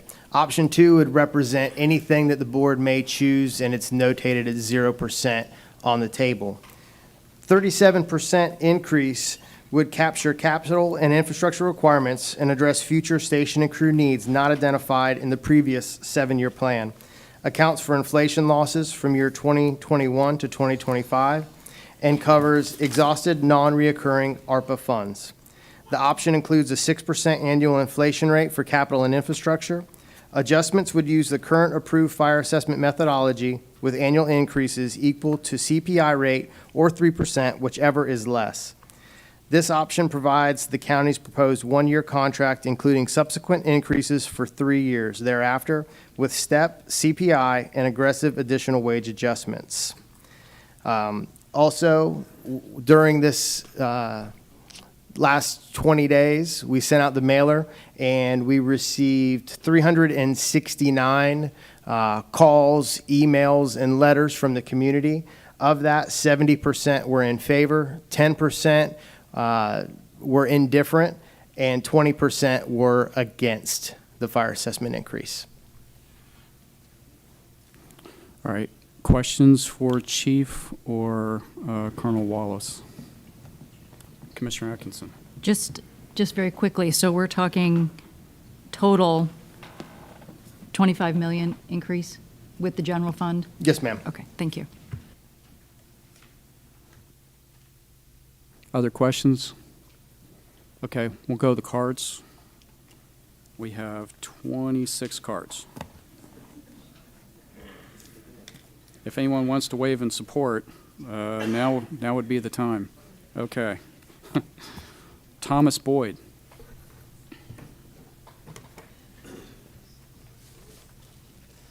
Hello. I bought my house about 11 years ago for $130,000 because when I retired, I knew what I could afford and what I couldn't afford. So I set a budget. The county decided somewhere along the line that my $130,000 house is now $330,000 house. So I've got to pay $277 for the fire assessment, and they're wanting to raise it another $102, so a total of $379. Money needs to come from somewhere other than homeowners. I don't know where you plan on getting the money, but we homeowners are tapped out. I don't get a 37% pay raise every year. I'm done. I have a 24-hour care son that I have to take care of. If I'm not there to support him, then he goes into a home because I'm his only provider.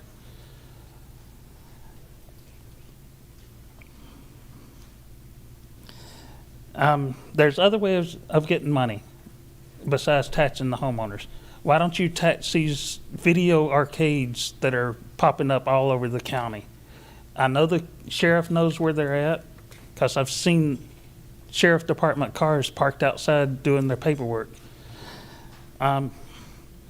Take the money away from public libraries. We don't need 20 public libraries in this county. Almost 20. I think there's 17. Once we buy our house, that's what the taxes should be. It shouldn't go by whatever somebody says that it's worth. My house is a $130,000 house until I decide to sell it for more, which I won't. So that's all I've got. Thank you, sir.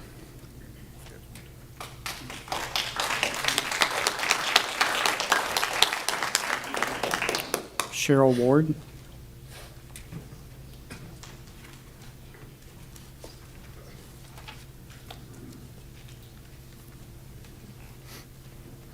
Hi, everybody. My name is Cheryl Ward.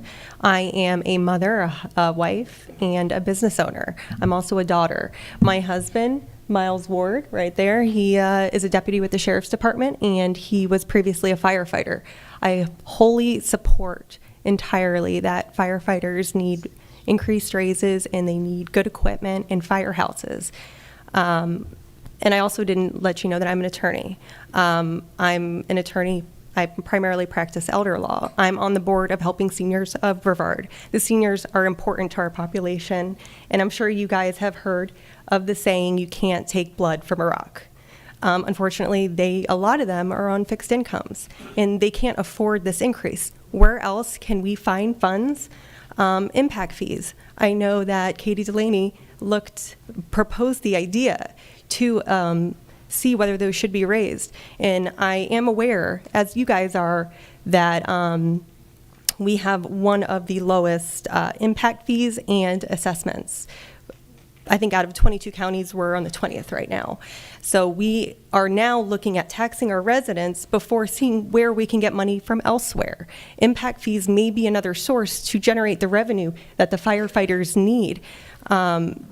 And just like I'm here advocating for our seniors, they do need these resources. They do need firefighters, 100%. But where can we get the money from? We are now just doing a survey to assess where we can get the money from, but we're already voting to take blood from rock?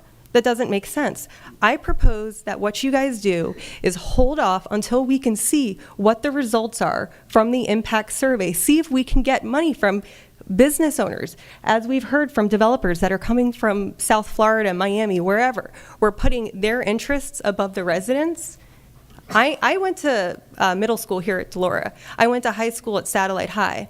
I feel very comfortable speaking on behalf of the community. Don't stick it to us first. I'm also a homeowner. I got the notice in the mail.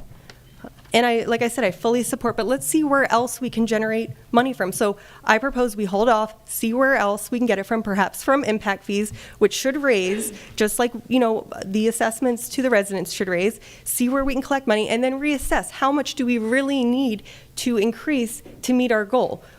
I understand it's a $5 million deficit. That may or may not be accurate. How much? From what I read, it appears like we may be able to increase $10 million from impact fees, where the residents don't even have to be impacted. So that's all I have to say. Thank you very much, and I hope we can hold off until we get more information to make a better decision for our community.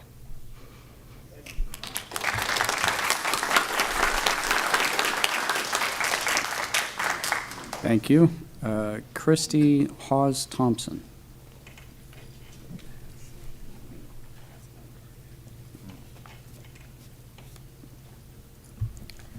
Hi, I'm Christy Hawes Thompson, and I thank the Brevard County Board of County Commissioners for giving me the opportunity to speak on the proposal Brevard County Fire Service Special Assessment Rate. I will start off by saying I do believe that our fire department should be paid for their services. I do support them, and I thank them for their services. My objection is on the way this letter is going about funding our firefighters. On the second paragraph, second sentence states, the fire services special assessment is an existing non-ad valorem assessment that is annually assessed. Definition: non-ad valorem assessment roll means a roll prepared by a local government and certified to the tax collectors for collection. Key characteristic of the non-ad valorem is the assessment amount remains constant regardless of the changes in property values. On the second paragraph, fourth sentence states, also proposed is an annual increase to the fire services special assessment equal to the Consumer Price Index, CPI, or 3%, whichever is less.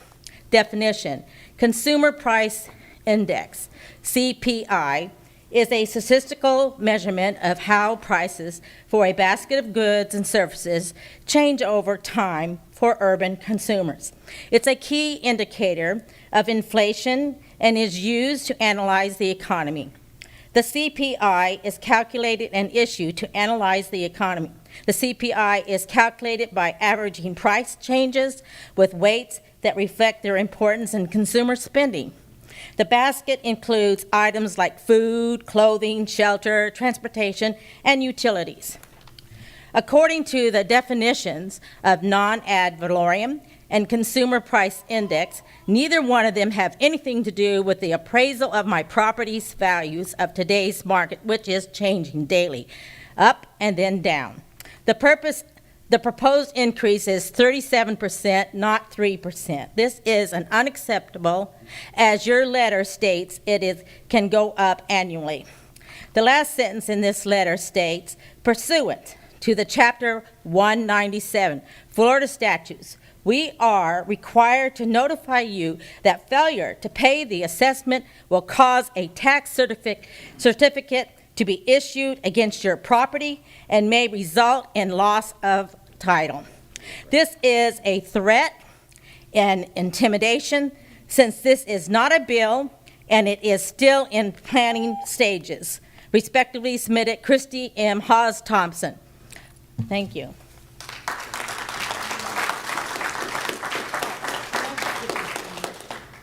Thank you. Kelly Gibson.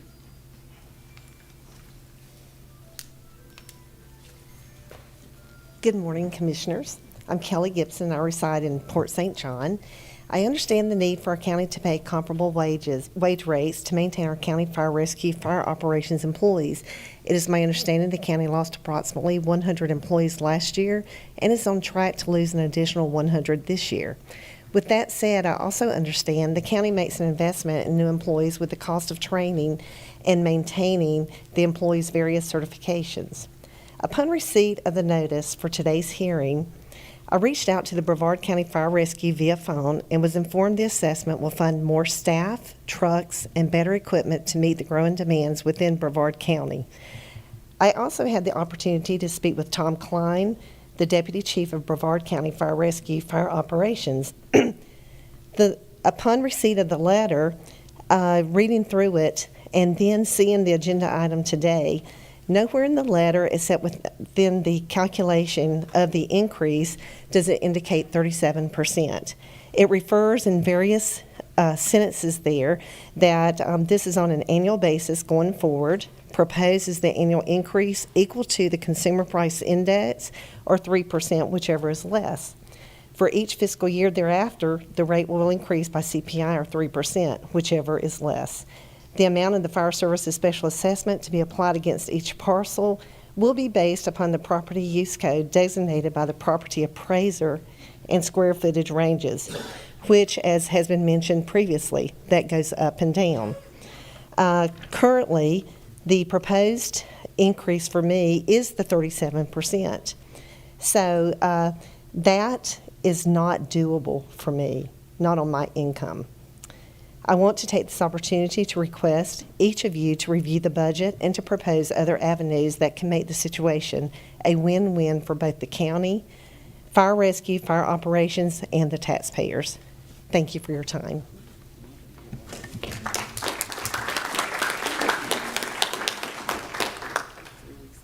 Thank you.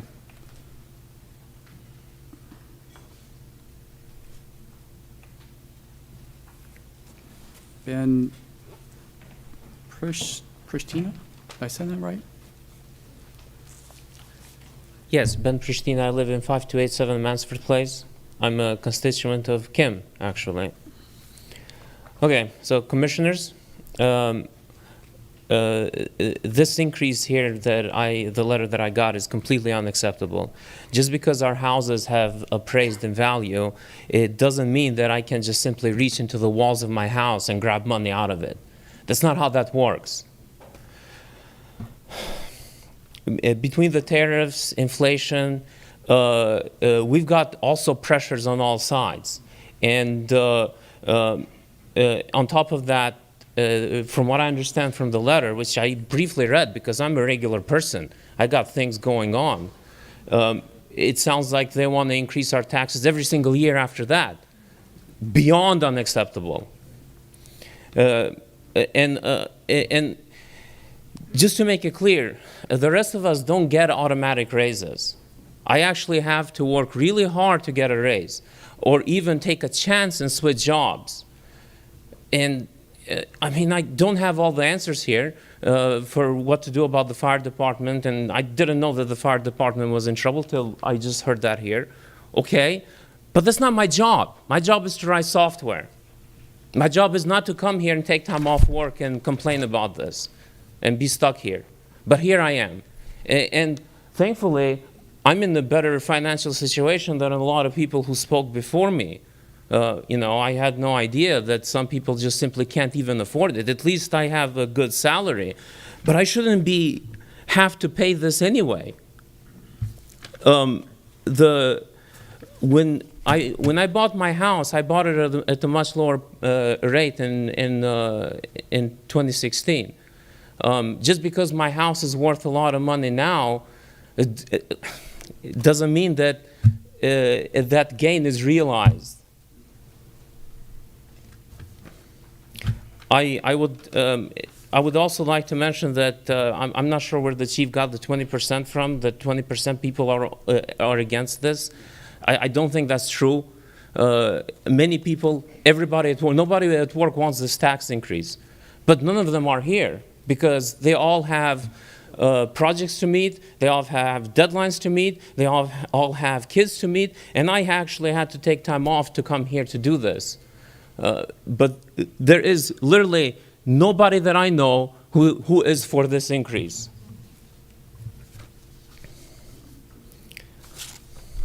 So the lady over there earlier spoke about the constituents during G. Well, I'm one of those constituents, and I say don't increase our taxes. Thank you.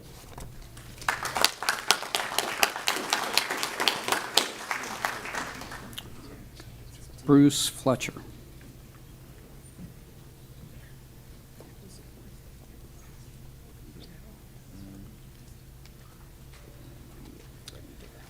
My name is Bruce Fletcher. I live at 26A VIP Island Grant. And I want to thank you for having the meeting and listening to everybody. And I want to commend the fire department for everything they do. We certainly know that they need money and that the money needs to come from somewhere. I don't know if the tax is the right way to do it or not, but what I am concerned about is that I haven't heard any proposals as to where the money goes other than a general statement. And on VIP Island, we're very inadequately covered for fire protection. It's an island, has no access by road. The fire department didn't even have a boat until just the last couple of years. And that boat is nothing more than a fishing boat with 2 Harbor Freight pumps on it. We maintain equipment on the island ourselves that we paid for, and my concern is that the money we'd never see any of it. We'd get a tax, we'd have a rate increase, and again, we would continue to be in the same situation we're in right now. We are the first responders on the island. We pay when we have bought and paid for equipment ourselves, which is minimal, but we've done more than what the county has done to help protect us on the island. We just want to know that some of that money is going to go to help improve our situation. And not only is it a health and welfare situation, I myself have been canceled by insurance 4 times in the last year. Number one reason was fire protection. So we would just like to see that some of that money, wherever it comes from, I don't know where, is the best way to go, but some of that money can go to the outlying areas that are hard to take care of, that we can get something to help us in-house protect ourselves because we're the first ones to get there. And I'd just like to thank you for everything and let you know that we're all for the fire department getting what they need, and I know that the fire department does as much as they can. We have a great communications line, and we communicate back and forth with them. They call us. When they get a call on something, they will call us. We'll check it out. We work together really well. I know that their problem is they're restricted on their money and who's controlling that money. So if they don't have it, they can't do it. So the money needs to be there somewhere. I just don't know if this is the right way or not. I can't make that decision. I just know that money's needed. It's needed in many places, and we're one of them. And we'd like to see something improved. Thank you very much. Thank you, sir. Pauline Burke.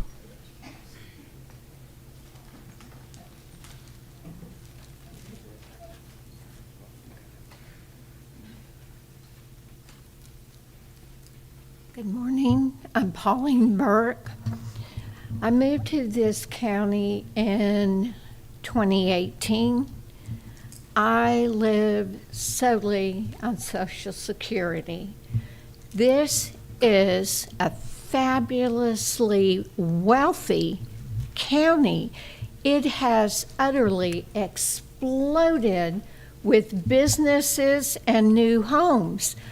I do not comprehend why the fire department has not been allocated better funds. These people save lives, your lives, our lives. Why hasn't the county seen to it without this assessment to fund the men and women in our fire department? This is disgraceful. I don't believe we should have this special assessment. I think you need to dig into your pockets and come up with this money with all of the new building, the new businesses that are going into this county that make it great.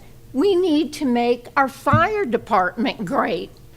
You should not tax us individually. Most of us are barely making it. I think you should not pass this now, but sit back and reassess where this money can come from within the funds that you have. Thank you very much.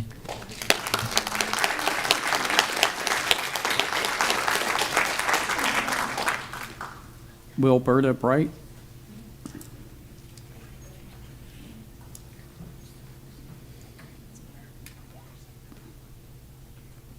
After her, we'll have Pat Reamer.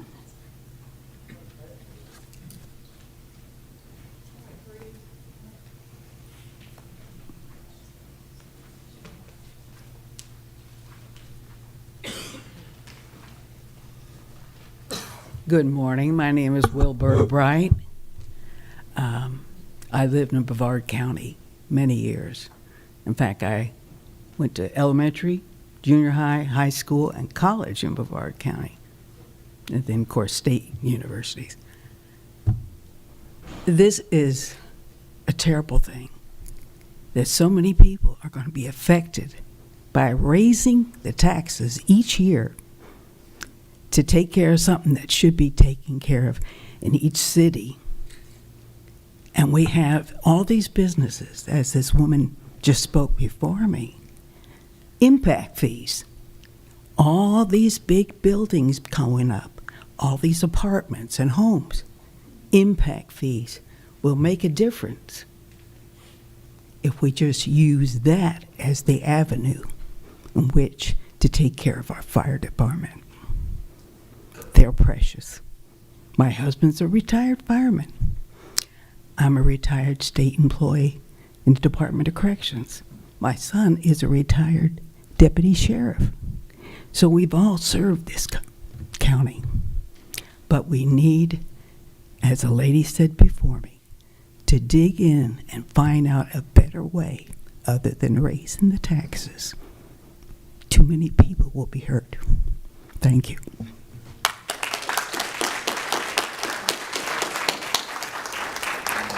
After Ms. Raymer is going to be Jim Schilling. Hi, my name is Pat Raymer. I'm a resident of Scottsmore. I have no problem with the one-time current proposed 37% special assessment. What I do have a problem with, however, is the proposed annual increase. Equal to the consumer price index or 3%, whichever is less. The increase is in essence a perpetual tax with the commission until the commission takes further action. The commission should do their job and review the budget needs annually and determine what the fire services assessment needs to be, not a perpetual increase in assessment. That's unreasonable. And I know my income will not be going up by even 1% to 3% for the next however many years. So I understand the need for the 37% special assessment. I have no problem with that. But the annual increase that is not reviewed or determined why it's needed is unacceptable. Thank you. Thank you. Jim Schilling? Okay. We'll have Claudette Ish afterward. Go ahead, sir. My name's Jim Schilling. I'm from Satellite Beach, South Patrick Shores, north of Satellite Beach in the county. You can call this whatever you want to call it, but in my legal definition, it's based on the use of the property, the size of the property, and the value of the property, and I will pay it as a property tax, and that's what this is. The state limits it to 3% a year. You have to call it something else to go to 37%, and I don't agree with doing that. I think it should come from the impact fees on all the new construction. I have a limited income, and a lot of that goes to help my son-in-law was severely injured in Army combat. I can't afford this. Y'all really need to call it what it is. It is a property tax. And if you call it anything else, you have to call it something else to be able to get it past the 3%. And I'm not for it. I'm for the firefighters, and I think if you go to the increase in the impact fees, you can cover them. Any questions?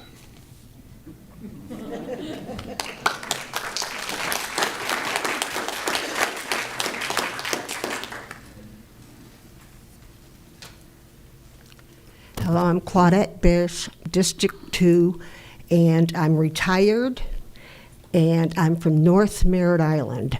I moved up here because in that area because it was such a beautiful country atmosphere. You are developing it like crazy. We only have one way in, one way out on Courtney. The traffic is horrendous almost all day long. The bridge goes up, we don't get off.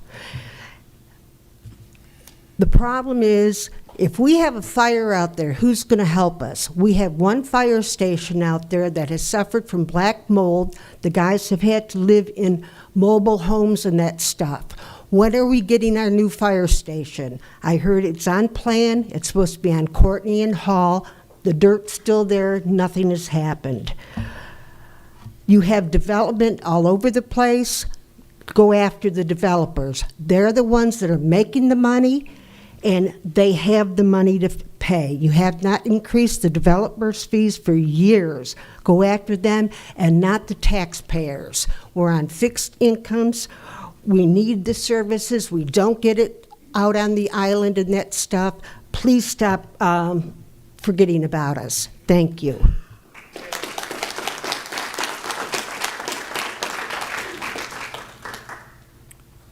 Georgia Bicknell. After Georgia will be Mark Dorr.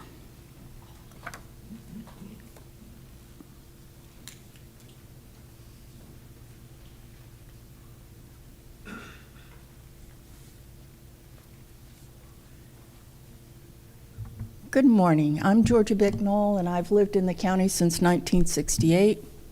I currently live at 4455 Rayburn Road in North Cocoa, and I am on a limited income now. I've retired from federal service after 35 and a half years, and I have only my Social Security, my retirement, and a small TSP account. I have 4.91 acres. If this is a property tax, it's going to hurt me.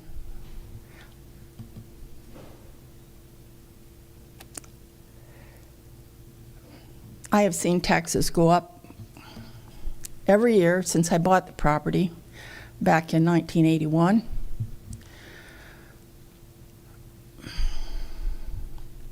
Can you please find another way other than our property taxes? Thank you.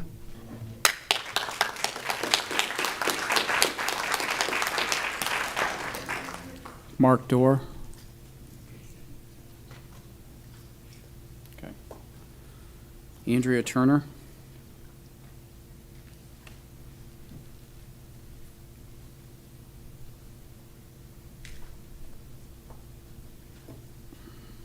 Good morning. My name is Andrea Turner.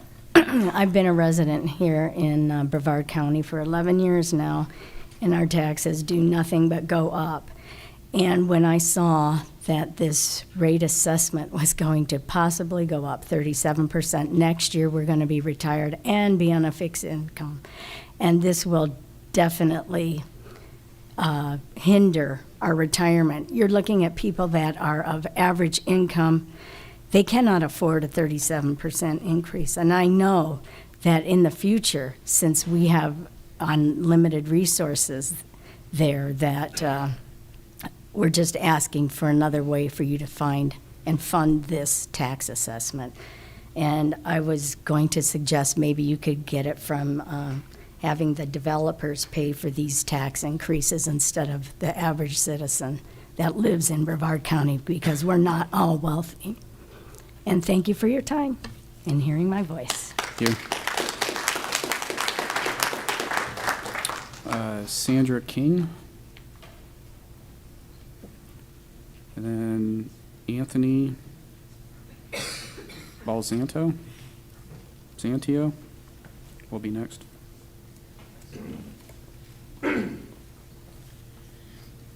Hi, I'm Sandra King, and I live in Verona in Titusville, a new subdivision. And when we were one of the first houses to build in there, and they told us there were going to be 1,100 houses in that development, which is right on Grissom Road across from the municipal airport. And why couldn't that money come from impact fees from all those houses? Every week when we're seeing people come from all these different states and buying houses in Verona, why can't they come from there? My husband isn't even, he's 72 and he's not even retired because he loves his job at the Space Center. Crazy, I know. But anyway, I feel like, are you not retiring because you think we're not going to make it because things are going to keep going up and up and up? And I know he's worried about it. And we're going to be on a fixed income. And it's like so many. Are we going to be able to survive? Are we going to have to sell our house because, and then what house would you buy? Because everything is going up. So with more and more development happening and even all of these apartment buildings that are popping up everywhere, why can't the impact fees from that be part of where we're getting the money instead of raising our taxes and hurting people that are trying to retire and that are already retired and are on fixed incomes? Thank you.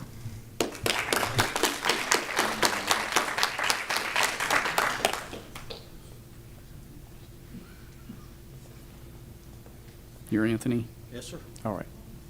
Morning, Commissioners, Honorable Chair. Appreciate the time. I don't think there's anyone in this room who would not like more money. I think you can ask everyone here. If everyone would like a little more money, we'd all say yes. But the homeowners are strained.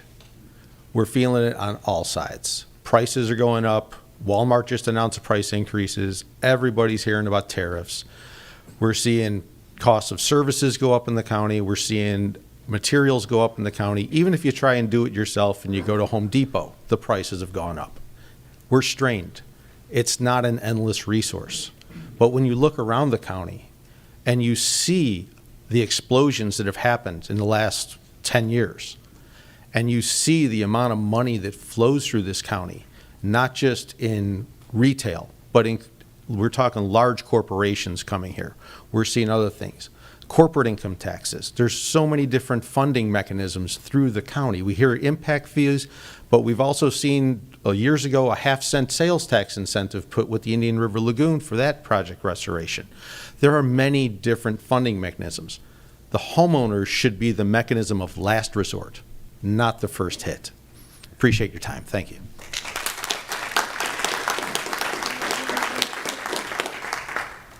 I believe it's Sally Hoey.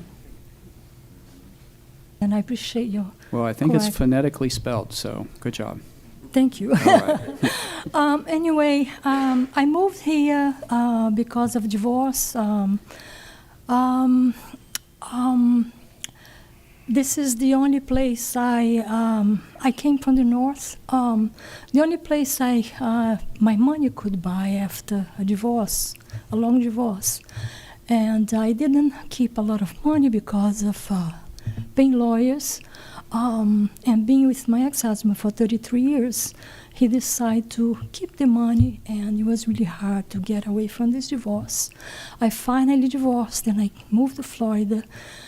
Not having a lot of money, I had to move to a HOA, and I thought the taxes would be low because the ex-owner had, it was paying 400 something, but when I had to pay, it was 500, and the next year was over 1,000, and then more than, I think it was about 15, around 1,500.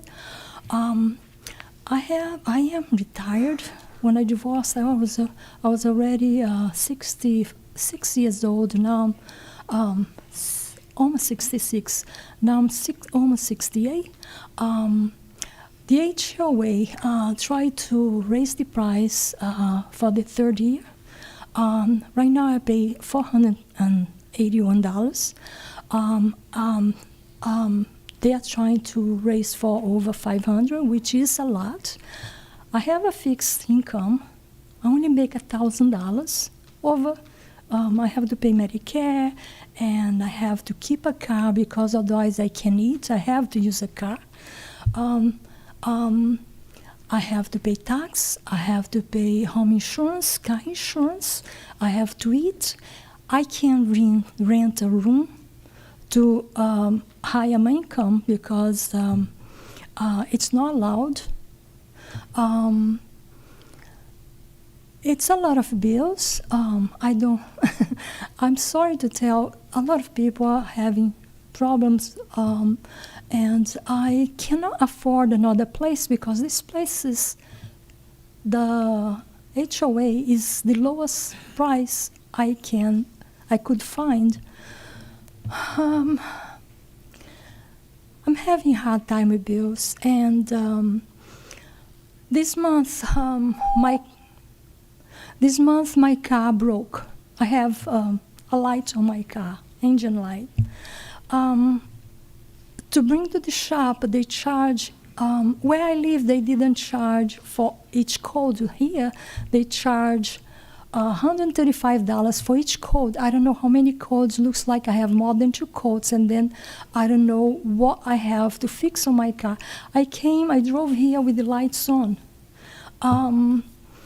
I can afford more. I can definitely afford more. I live here for 45 years. It my mistake from how I can speak, but I cannot write well in order to keep a good job. So if I get a job like 2 years ago, I was trying to, I was not retired yet, so I was trying to live with the little amount that was left. We appreciate all of that, ma'am. We have a lot of cards. I'm sorry. We still have a lot I just want to say that I cannot afford. I understand. This really got me on surprise. And if you stop by AutoZone or possibly Discount Auto, they'll come out and read codes for you. They used to do that. I've been checking everywhere. Well, I'm a car guy. They used to do that. So check on that, okay? Okay. That might save you some money. All right. Okay. And please consider not to raise them because I understand. can't afford. I Our- would be out of home. All of our costs are going up here too. We're trying to find a better way. Please believe me. BC Schubert, did I say that right? And after BC, then we'll have Stefan Glista or Grista.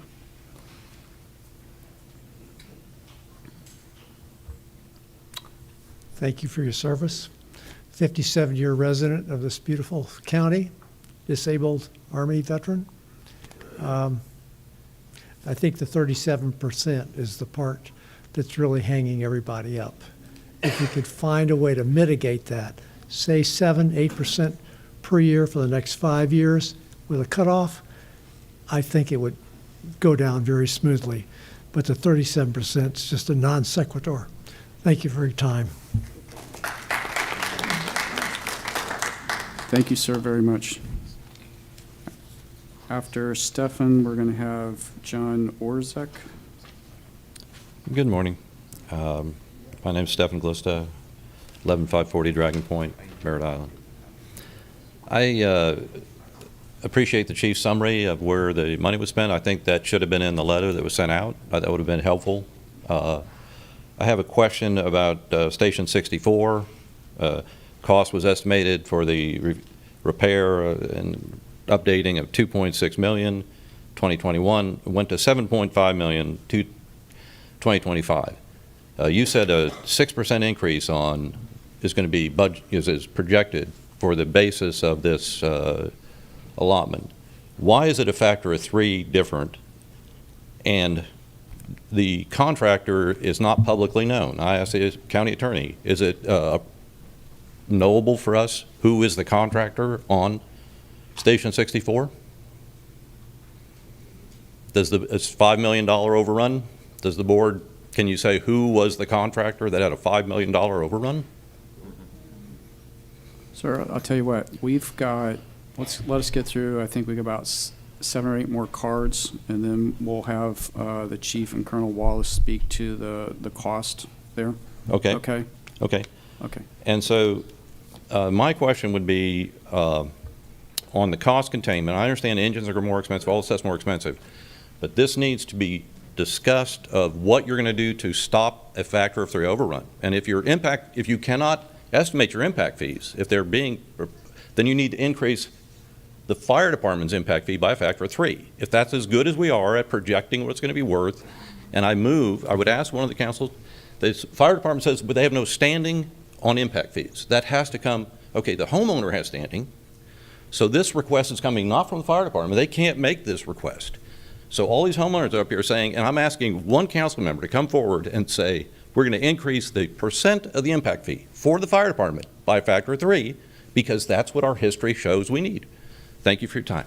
Thank you, sir.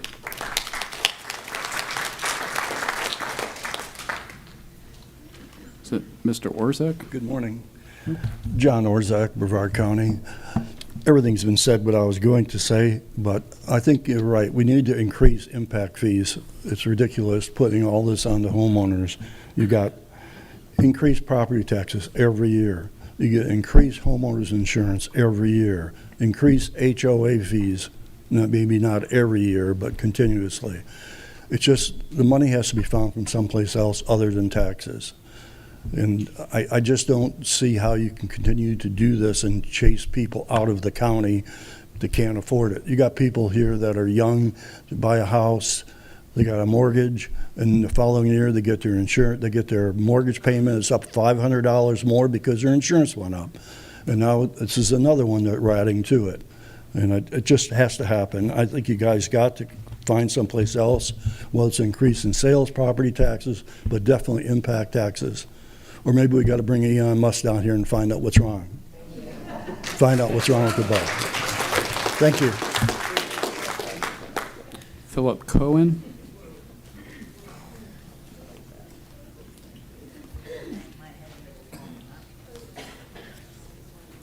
Hi, thank you, Commissioners. I'm Philip Cohen. I've lived on Merritt Island since 1976. The costs of living in this county are just going outrageous. I think you've heard pretty much from everybody, and I feel the same way, that these increases shouldn't go on the backs of the homeowners or the property owners. There's many different ways, whether it be impact fees, whether it be part of the sales tax out of the general fund, these short-term Airbnb rentals that are popping up in all of our neighborhoods, which nobody really likes. And a lot of people are getting away with doing that outside of the rules and regulations of the county. But bottom line is, I'm entering my retirement years now, and the same thing. You know, my income is not going to be going up 3% every year. These guys are asking for 6, 27, 37% increases. We need to find a different way to fund the fire assessments. These things started, I think, around 2007, 2009. And when they first started putting the assessments outside of the fire in the general fund on our taxes, I thought it would be for 2 or 3 years and then it would go away. Hasn't gone away, and it keeps going up every single year. And it's to the point where the fire assessment alone is more than what my tax bill used to be on my property. And it's just out of control. And I urge you guys to look at different ways to fund. The fire department needs some help, but it shouldn't be on the backs of the property owners and the homeowners, especially when the majority of us in the county now are starting to enter our retirement ages. there's nothing we can do. You can't draw blood from a stone. Thank you for your time. Thank you. Sandra Sullivan, and she'll be followed by Lorraine De Monte.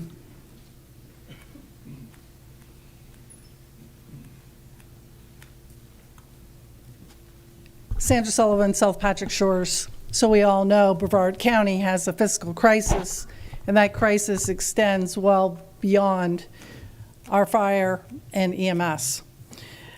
You have, as a county commission, been irresponsible and kicked the can down the road on impact fees for 25 years. I've been coming before this county commission for 6 years with that resounding message. Now, I'm glad you're going out for a study, but there's no assurance you're going to approve it no more than what they did in 2016. We don't know. There's been no fiscal analysis of what that is anticipated to bring in that would offset this.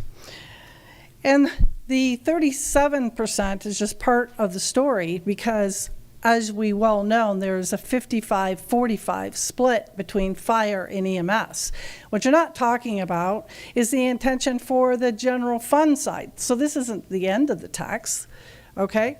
So you've discussed taking that out of the fire control MSTU, which is only unincorporated for that 45%, which is going to put the burden on unincorporated residents and not sharing it equitably with city residents.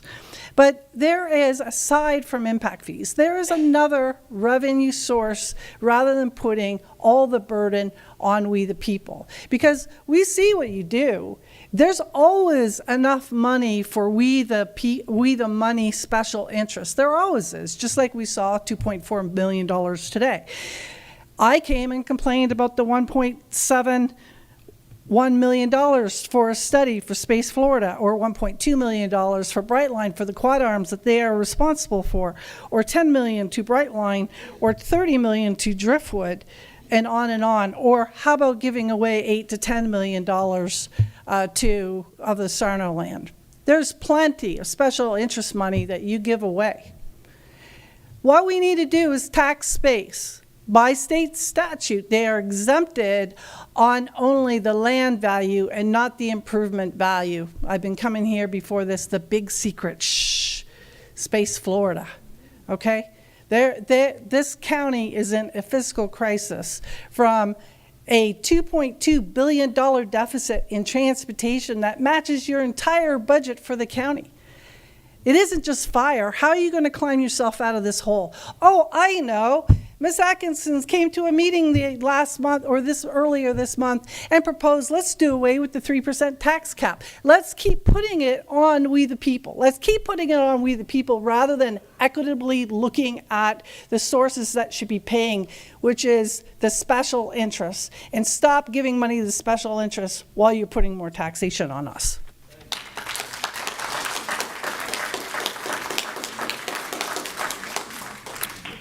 Lorraine? Are you Lorraine? Okay. How do you say your last name, ma'am? Okay. Lorraine DeMontney. DeMontney, okay. And I'm from Mico and Brevard County resident since 1977 also. So I received this letter, and I don't recall seeing this in recent years. So my proposed increase is going up by $153 plus. So my total assessment will be $569.65. So I thought, wow, that's a whole lot. I think I need to probably put something on social media, try and get my other nearby residents rallied up, come to the meeting. That's a lot of money. So in the social media posts, I was seeing people come back, well, mine's only going to $47. And I'm like, what? That doesn't seem equitable. So I started looking into it a little bit deeper, and of course it says it's based upon square footage, is the metrics used to, I guess, come up with this number that they've come up with. And similar, so the square footage doesn't take into effect the construction materials, doesn't take into effect the age of the home. It's really no better than a Zillow's estimate. So I don't know how that's going to be equitable to other people. So I feel like I'm carrying a little bit more of the burden than my neighbors around me. I looked into when this initially started, this special assessment, which seems like it would be something that would be temporary, but apparently it isn't.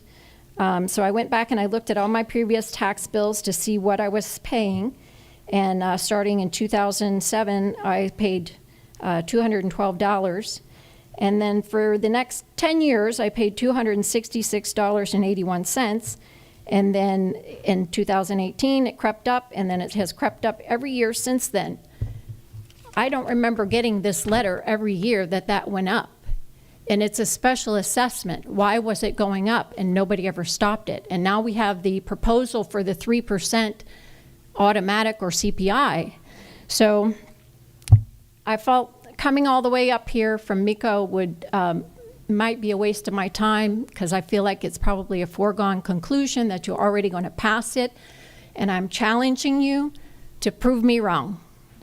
Put this on hold, do a deep dive on the budget, find somewhere else to get the money, because we're tired of being nickel and dime to death. And there's already a fire control MSTU in place that is attached to the value of a property and not the square footage of our property. So I think this is a little clever lever that has been used to extract money from us taxpayers without having to uphold that Save Our Homes cap.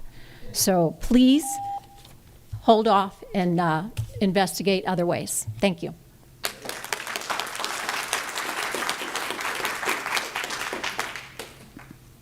Jackie Buscemi? No? Okay. Stephen Thompson, and then Regina Harris.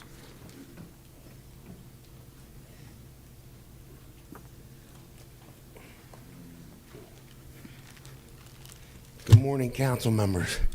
I appreciate your time, and I thank all these people for their time. I'd like to say I'm opposed to this increase.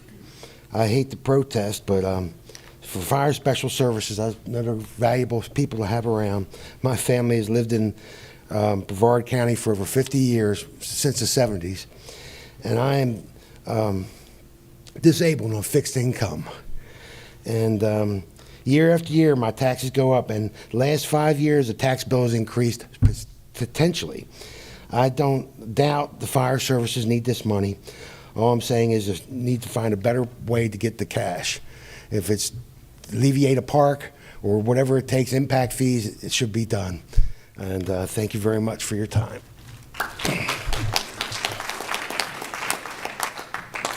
Thank you, sir. Regina Harris.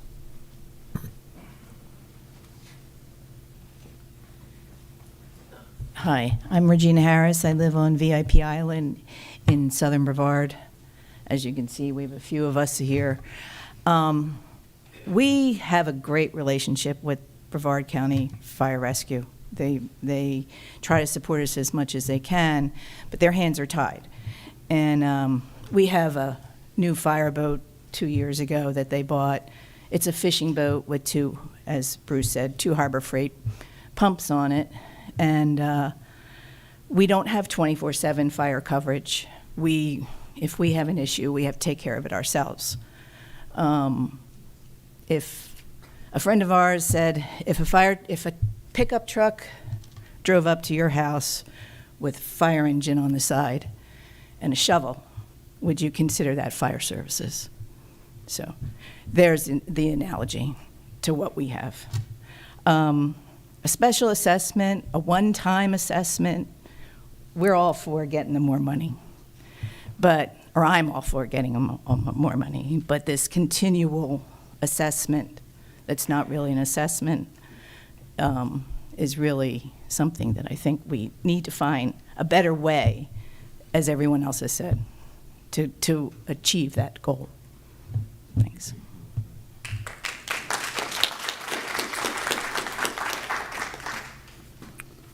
Okay.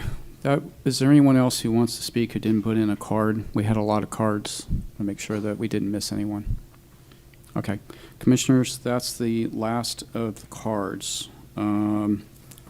Chief, before we go into discussion, Are there any items maybe you could address that you heard earlier? I think we had a question about cost overrun on a station. Yeah, I'll say I appreciate everybody's. I think there's an undertone of support for the fire department in everybody's message. But the Station 64 issue specifically, it's in the projected plan. It's not currently, we don't currently have a builder for that project. So when we started in 2021, price per square foot for a fire station was around $200 a square foot.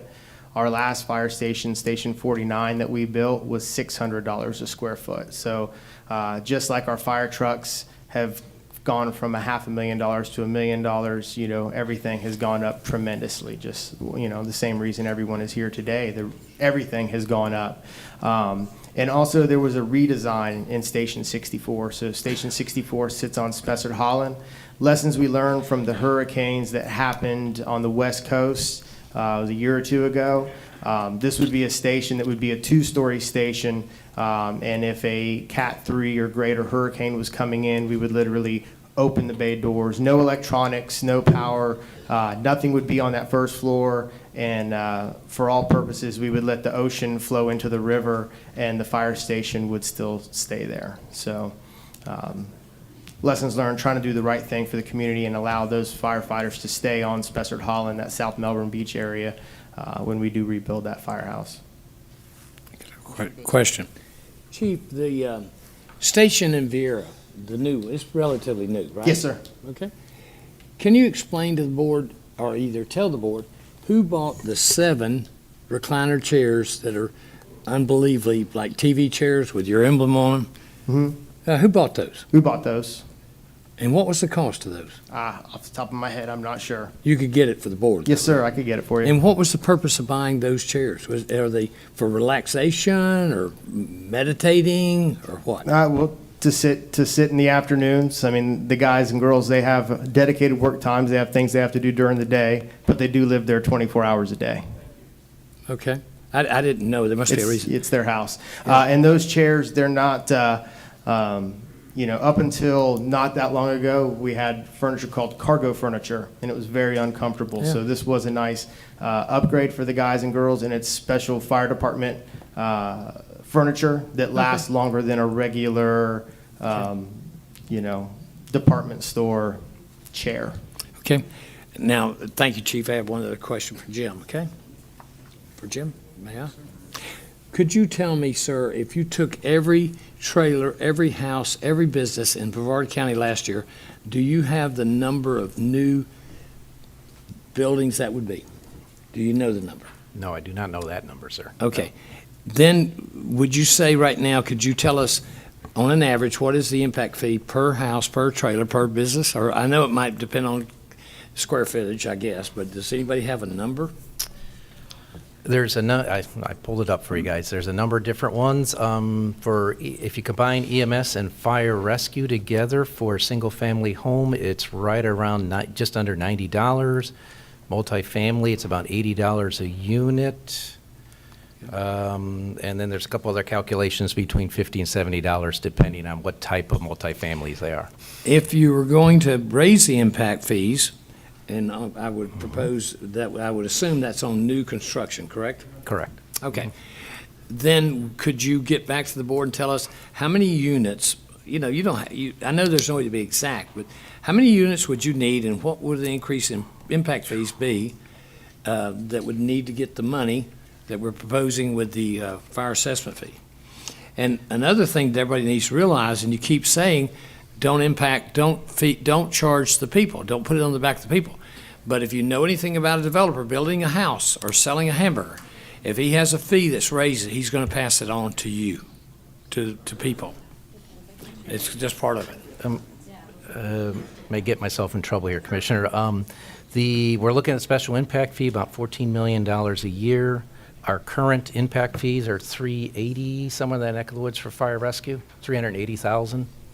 So 14 million divided by 389,000, that would be the percentage increase. Yes, yes, sir. Which probably would, of course, everybody in the development developer's going to yell, "You're killing construction." And there are state requirements on how, we're doing the study now. The study will come back next year, but there are state requirements on how and how much you can raise impact fees. And you can use the impact fees for infrastructure, but you can't use them for operational costs like firefighter salaries. Oh, well, that doesn't help then, does it? It would help with some of the equipment and, capital costs, but not with the salaries. Right. And Morris, if I may, those fees can only be used for new equipment, like new emerging equipment for the new service areas. Impact fees are related to capacity increases. Gotcha. Okay. Are So there- you'd almost have to have both. Yes. If you're going to fund it properly down the line, you'd have to have the variance and then impact fees, correct? That's the way I see it. Mhm. Yeah. All right. All right. Other follow-up questions for staff? Okay. We're in discussion. Can I ask a quick question? Sir, we're in discussion. Okay, I'm sorry. In discussion. Commissioner Delaney, in discussion. I just wanted to address some of the stuff that was being said, and thank you so much, everybody, for coming down and sharing with us your thoughts and feelings about this. And just know that this is, I know how hard and how heavy this has weighed on me. I have spent pretty much every day of my life since I've been elected to go through this budget and tear it apart. Our staff, Keith and Jill, I talk to them a lot to try to, I looked through every single thing you could possibly look through. And the fact of the matter is that for the past decades, millage rates have been rolled back over and over and over again. And while property values have gone up, that's why your taxes keep going up, even though the millage rates keep going down and down and down. But that's why things haven't been keeping up, because the millage rate keeps going down and our growth has exceeded that amount of money. And so because impact fees haven't been updated in all that time, the people have bared the brunt of that growth. And so we are working on, like it was said, we are working on getting an impact fee study. Unfortunately, the state makes us do an impact fee study before we go forward and look into raising those impact fees. But that process has started.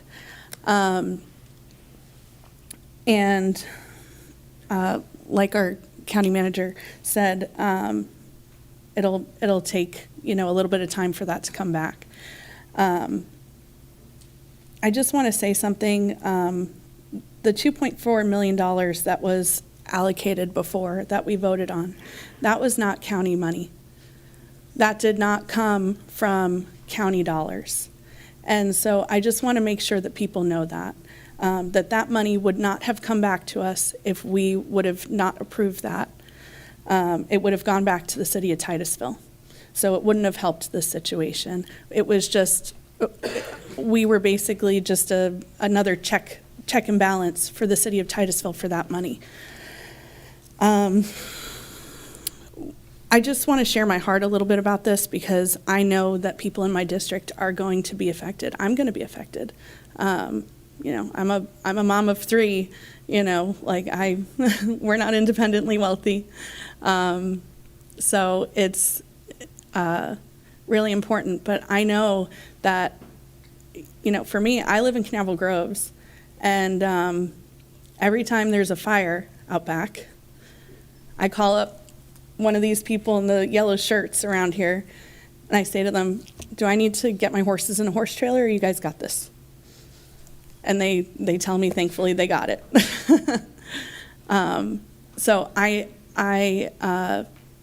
completely understand the hardship that this is going to be on some families and some people. Some of the things that are changing over the next year, the state has just, hopefully if Governor DeSantis signs it, has just allowed us to use some of those tourism dollars, 25% of the tourism dollars on public safety. I personally, I would have to get board approval, but I personally would like to use that to the fullest. I would also like to look into seeing what we can do with a sales tax, and we can only have so many sales tax, so many pennies. And so we would have to look into and get, public input on what do we want our penny sales tax to look like? Can we even fund public safety out of it? What would that look like for Sorrel? Because we have to balance all these needs of the community, and we have to decide as a community what we want to fund out of those sales taxes. We can't just make as many as we want. The state puts a lot of restrictions on us. And so what I would love to see is the state to not restrict our dollars so much, so that we could move things around like a normal budget. But it's just when we have items on our budget, that money can only be used in that pot for that specific thing. And so there's only very little, and it's very strange that I always talk in millions now. I never thought that I would be speaking in millions. But where there's only so much money to go around that's not already allocated in a particular spot. And so while this is a large increase, and I understand that, our fire department is in a situation right now because that can has been kicked for so long. Well, I just got elected in November, so that can has been kicked for so long that here we are. And right now we're down about vacant 100 firefighters, and we're on track to lose the same amount this year.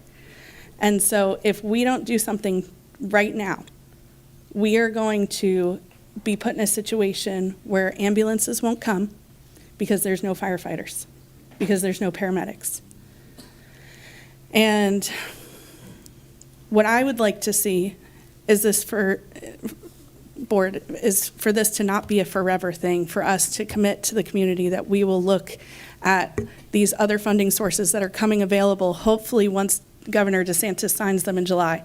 So if you guys want to put all this energy into also emailing our great governor and telling him, please sign these bills so that our county government can fund itself properly, that would be really helpful. But I would like to see this be a temporary thing. But, again, that's a board decision. I can't imagine that we wouldn't do everything in our power to alleviate the struggle of added taxes. But for right now, we have to stop the bleed. And so I just wanted to kind of share my heart on this a bit and put that out there for everybody. Thank you. Commissioner Atkinson, I saw you reach for your light. Yeah. You're after. Many of you have not been here very often. I was also just elected in November. I often sit very quiet because I do a lot of thinking. But for those of you who don't know, I am the one who made the motion for the 37% increase. I'm also one of the ones who voted against a 50% increase and a 70 or 75% increase that was were made up here. So we are doing our best to mind your tax dollars and your pockets, because it's my pocket too. I work 2 jobs. It's very important to me that we spend your tax dollars wisely. But I can promise you that 50 and 75% is unacceptable. Commissioner Goodson. I have no comment. Commissioner Atkins said it correctly. Okay. Is there any other discussion on the item? Commissioner Altman. Well, I really appreciate everyone who came up here and spoke. It's important that government officials are held accountable, that we have to face you face to face, to vote to hear what you have to say. And I think it's important that property owners, I'm a property owner, pay a lot of taxes, are heard out, and they need to advocate for their taxes to stay low. I mean, this is what makes this country great. We just can't unilaterally increase fees. So I applaud you, and I agree with the effort. Although just this morning I was talking to a family member of a firefighter who gets up and drives to Palm Beach County 2 or 3 times a week and saves lives, runs on equipment that's much more modern and has more paramedics and EMTs per run, and can say and communicate how they save lives because they have that extra support. Brevard County has phenomenal fire department, the best training in the state of Florida, and the rest of the state knows that, and that's why they're hiring our people. I talked to another individual who had numerous friends whose family members were firefighters, and they drive to Orlando every day. As the commissioner said, we're down 100 positions. And we're getting to a point where, and this is what keeps me up at night, is a time when an ambulance does not respond and somebody dies or has a lifelong condition that could have been prevented because of the inability to get paramedics to that call quick enough, or a structure that burns down because we couldn't get a pumper there in time. And when we start seeing those response times to those structural fires increase, you start looking at insurance companies that then reassess what you pay in property tax and insurance, fire insurance fees. And we know how expensive insurance costs are. And this may cost us more, and I say us because it affects me as much as anyone else, more in the short run, but in the long run it may save us money. So my heart goes out to you, and I appreciate you being here, but I think that I think we need this, and probably a little bit more if we're going to really, really provide that basic life safety service, which is the most basic of all things that we provide. Commissioner Atkins is right. There was controversy here the last meeting, and there were even firefighters that got mad because we did not raise the rate higher, which I supported. But this commission voted 3-2 to be very careful, and they were looking after your interests. So it's kind of a thankless job, isn't it? You get people up, both sides are angry, which happens a lot. But so I don't want you to think your voices are not heard. I don't want you to think that that you didn't have an impact, because you do. And but we are in a very serious public crisis at this point. It's a life safety crisis. I've been involved in public service for quite a long time, and I think this is probably one of the most critical, maybe the most critical life safety issue I've ever seen. We throw on top of that a hospital closes, which increases response times and takes more of our paramedic and EMT resources and transport resources. So it's a life-threatening situation. I think we're going to have to do something here. And it's not an easy thing. It's something that's enjoyable, but we must provide the public safety for. I've been in homes. I've had family members who had first responders. I've seen the professionalism of these firefighter, paramedic, EMTs. I've watched them save lives or attempt to save lives, and I know how difficult their job is. And this is what we're facing right now. It's a public emergency. Any other discussion on the item? Is there a motion on the item? And that's, is that option 1, sir? 37.5%, yes. I think it's 37. 37? Okay, so we have. Can I have a commi- question? I have a question about that. Okay. Is that with the 3% increase every year or just the 37%? That's that's how it's written. Option one is, can we amend that? Is that a No. question?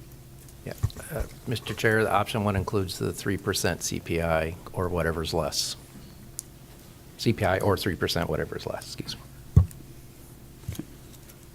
Is there a friendly amendment to not include the annual increase of 3% or CPI? Are you asking me? No. That's for staff. Go ahead.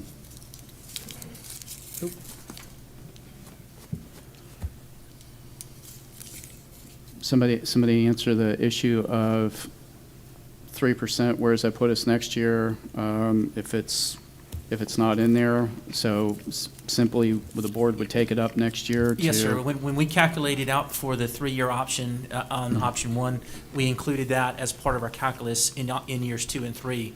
So if you read in the agenda, it says, contract, aggressive contract for years 2 and 3. That was part of the core funds that would be available for years 2 and 3.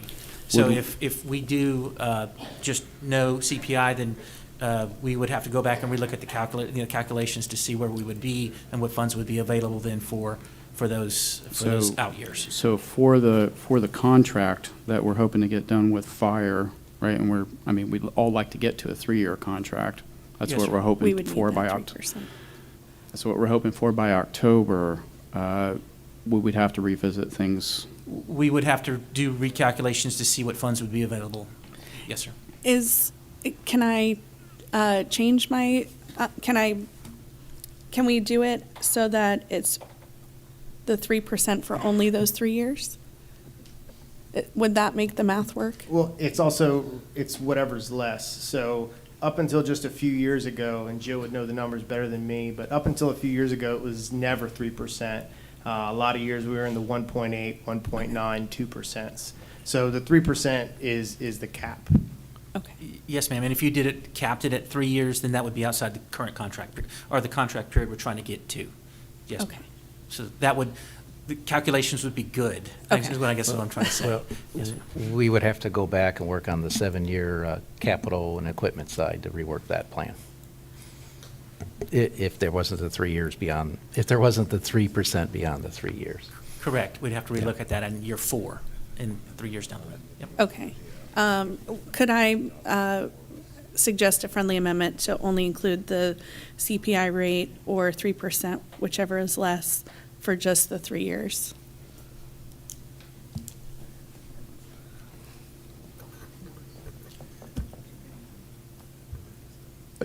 There hasn't been a second yet, right? So there's not a motion pending, so you can There is- just make that as a motion when the chair's ready to entertain a motion. I'll second the motion. Okay. Your motion is for the 37% with? I'm seconding. Did we Oh, second? I'm sorry, okay, Goodson? I'm sorry. Okay. Commissioner She was Goodson's asking about amendment. Okay. He has a motion for option one. And There I a second that. Yes. Okay, Commissioner, Okay. I think we're ready to vote. All right, we have a motion for option one by Commissioner Goodson. We have a second by Commissioner Altman. Clerk will call the roll. Commissioner Delaney, Yes. Vice Chair Goodson, Yes. Commissioner Atkinson, Yes. Commissioner Altman, Yes. Chairman Feltner. Yes. We'll show that passes 5-0. Commissioners, we're going to take a 5-minute break, and when we come back, we have a couple of items. We need to pick up the pace a little bit.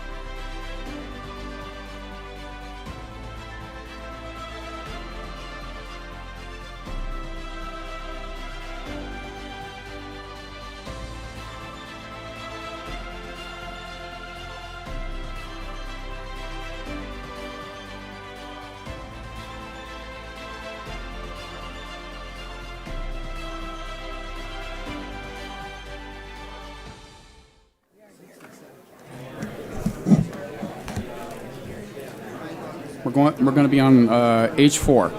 H4. Thank you very much. Yep.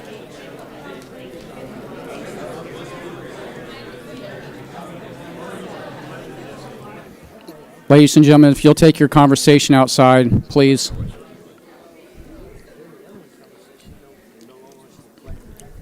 We're going to get started.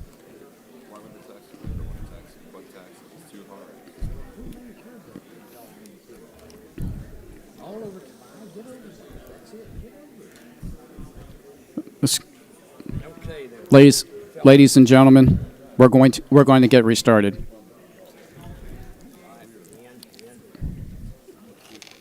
Morris, you're recognized on H4. Thank you.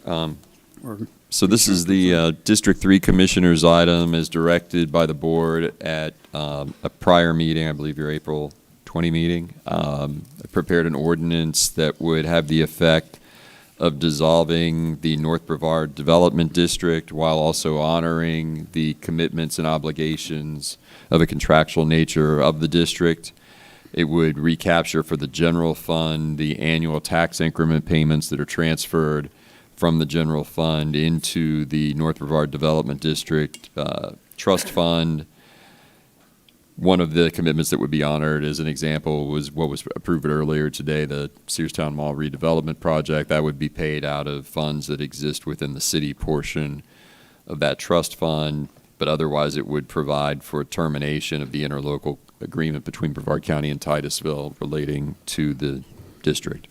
And I'm happy to answer any questions about the ordinance. All right. Questions for Morris on the ordinance? Commissioner Atkinson. Just a clarification about where that $3 million will go.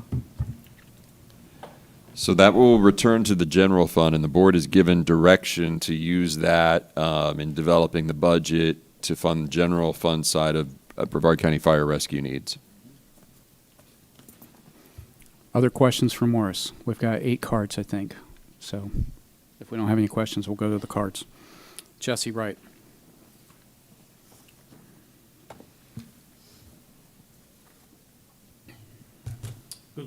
Afternoon now, Commissioners, well, almost. My request is please do not throw this baby with the bathwater. Killing the NBAT is the same thing as killing the dreams of the entrepreneurs. These are the entrepreneurs that actually make businesses. They bring jobs to the communities. They create revenues for the city. And killing this board is almost like killing all those dreams. Businesses need incentive. Without the incentive, they cannot start. I give you an example. Back in 2010, I purchased a property in Jackson, Mississippi. 37-acre property, 327,000 square feet. The reason I purchased it because President Obama at that time wanted to give incentive to the businesses in South Jackson, Mississippi. This property is located at I-20 and I-55, the largest outdoor mall that actually existed. The incentive that he promised did not work out. We were not able to get the businesses in. I paid $2.5 million for the property. I ended up losing it at about $1 million.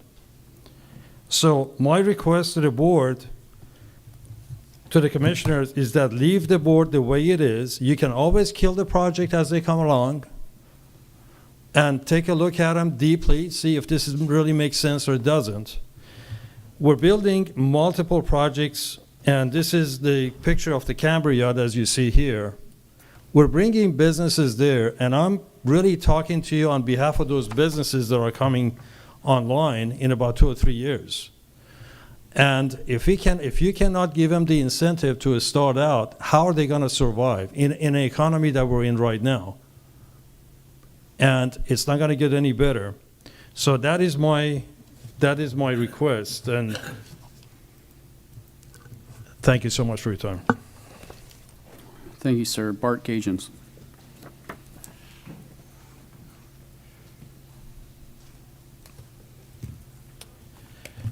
Good afternoon. My name is Bart Getchins, Chair of the Zone. So tax problems, economic development seems to be a cure. During our last meeting, I expressed my concern about an economic iron curtain which starts at the beach line north to the county line. It reminded me of an entity that runs parallel to the beach line. It carries passengers through our county, but it doesn't have plans and may or may not stop in this county in the future. Local and state representatives have expressed their frustration with this entity for ignoring this county and our leaders. This is exactly how North Brevard, the business community, and prospective relocating or expanding companies and corporations felt about North Brevard before the zone was created. The county seat residents felt ignored and neglected, and the perception was all our money flowed south, bypassing the county seat. I heard a commissioner state that we seem to be doing fine and that North Brevard is back on our feet. Truth be told, we are just starting to stand up.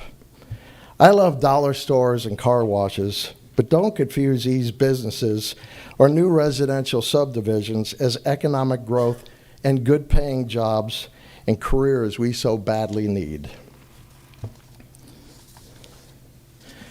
I offer to each of you my personal invitation to visit District 1 and District 2 with me, and I'll happily provide you with a tour to see our districts in person, to see the need for continued economic development to address just some of the infrastructure needs. My fear is that without the zone and the creation of good jobs over the next few years, we will once again see the reemergence of that economic iron curtain. Without job creation and a tax base to support an aging infrastructure, North Brevard could soon be in the same shape of disrepair and neglect as is currently the case with I-95 in the north end of the county. I ask for your consideration to find a way to keep the zone in operation for a finite period, or to find a way to provide some type of badly needed economic relief in North Brevard. I thank you for your time and service. God bless our fire rescue first responders. God bless you, and God bless Brevard County. Thank you. Sandra Sullivan.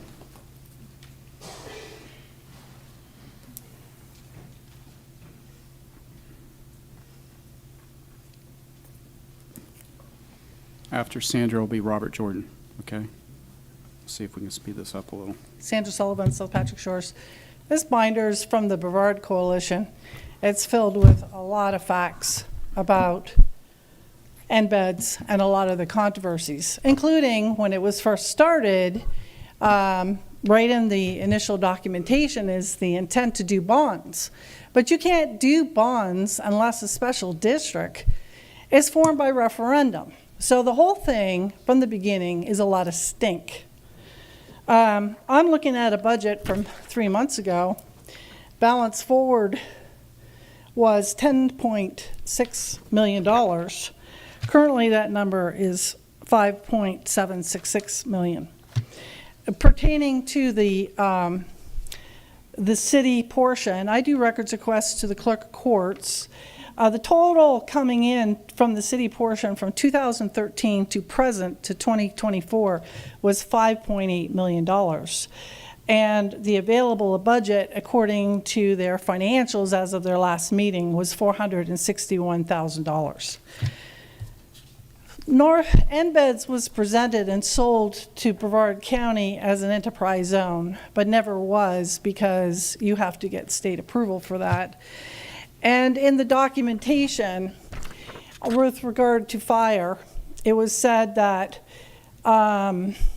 Brevard County does not use general fund millage rate to fund public safety, and MSTU is in place for the county residents to pay for public safety services.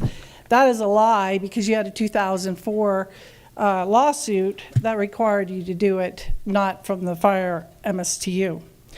So embeds, the good, bad, and ugly. Last meeting we had former Commissioner Robin Fisher and lobbyists come here and speak.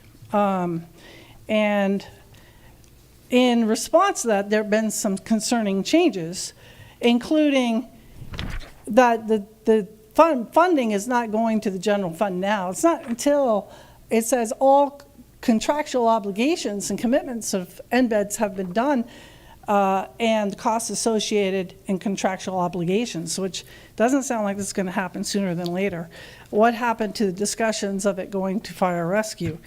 So, and then the asset management is being done by the county manager and not through the Economic Development Department and asset management. And then the final thing is, I did records requests for the tax increment documents from the clerk of courts and compared it to the financials, and embeds was overpaid by $6.5 million over and above the TIF, and I think that money is due back. I think we need Doge. We need to Doge embeds. Thank you. Robert Jordan.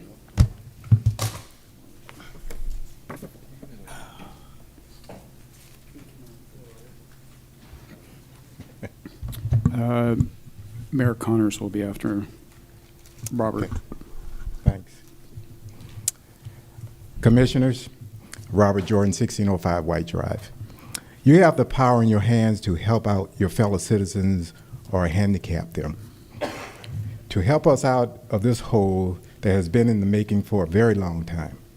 We all know it takes years for anything to improve. It takes time to nurture ideas and plans, to consider the pushback from distractors, and to always, in your mind, just do the right thing for the people in this county. The right thing, in my humble opinion, is to allow the board to continue its dedicated efforts to help its fellow man, to bring those who want a better life, a better housing, better services, better opportunities to live their life to the fullest. I've been serving for a very long time. Chairman of the school board, president and chairman of Vieira Charter School, chairman of Parish Medical Center Board of Directors, council member, vice mayor of the city of Titusville, and president and CEO of my own company. I and we on the board volunteer for the opportunity to help others meet their dreams and wishes, to afford homes, and hopefully to keep their taxes lower. We need our first responders, we need our fire, healthcare workers, and we need our security. We need economic development. We need better schooling with a reputation for excellence, for pushing our kids to the highest potential. We need a reputation in North Brevard to being equipped to stand strong and stand together. Our preamble simply states that we, the people, our states, and states the government's intended to serve the citizens. The preamble also lists the goals of the Constitution, which include forming a more perfect union, which reflects the goal of unity and cooperation among the states, and I will argue among the district and this county. Establishing justice, which creates a system of fairness and equality for all, and ensuring domestic tranquility that ensure peace, order, and stability within the county, which includes this county, providing for the common defense, promoting the general welfare, which means to foster the well-being and prosperity of society as a whole, its citizens specifically, and securing the blessings of liberty, which means to guarantee and protect the benefits of freedom, not just for the current generation, but the future generations as well. My words are simple and direct, and I respect your position and respect that you have the power. I also respect that hard work, focused approaches to challenges, consistent processes, a little bit more time, and accountability will always rule at the end of the day. Our board, as you know, are not paid. For years, we have dedicated ourselves to doing the right and legal things to promote growth and prosperity. We're only as strong as our weakest link. Okay, and I Rob. submit to you that North Brevard, with all its challenges, is the weakest link, and we deserve and hope that you will support us. All right, thank you, very sir. much. Mayor Connors. After the mayor, we'll have Holly Carver. Honorable Chair, Commissioners, sorry, I'm used to saying council members. I stand before you not just as a resident of North Brevard, but as a duly elected mayor and spokesperson for the city of Titusville. And yes, we've had our challenges, but we are moving forward. I'm excited about what the future has. But unfortunately, in terms of some of the challenges that are out of our control, Enterprise Florida doesn't exist. Texas is spending billions of dollars to steal space away from us.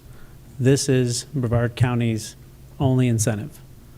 We need to have the opportunity to attract and retain what we have there and to grow on it, because while it is called the North Brevard Economic Development Zone, the investments that are made in North Brevard ripple out throughout the entire county. We can change the name, that's fine. But I would humbly submit to you that the city of Titusville would love to be partners and continue our relationship as we look to grow Brevard County so that we have economic development, so that we can pay firefighters, so that we can work on infrastructure. These things go hand in hand.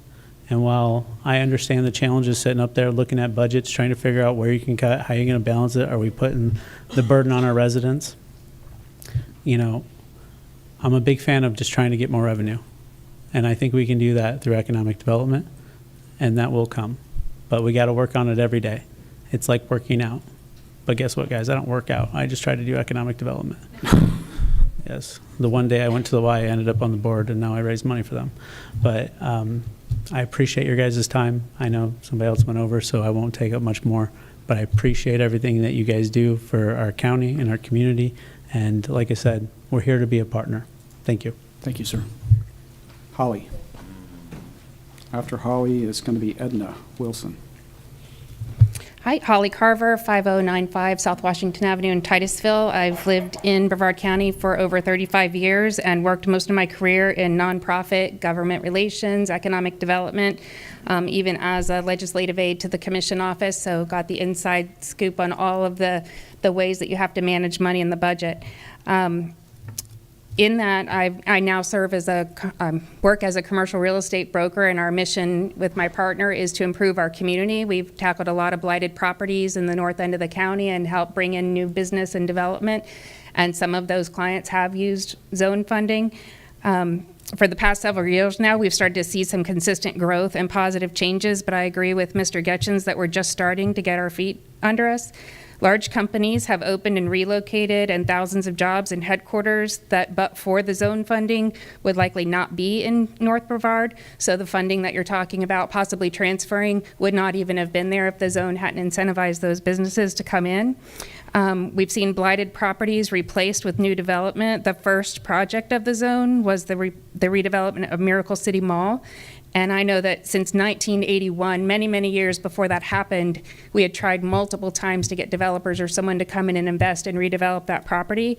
And without that public-private partnership, it would not have happened. That also was a huge environmental project. Like Mr. Wright mentioned, that was 32 acres that went directly into the lagoon with all the toxins every time it rained.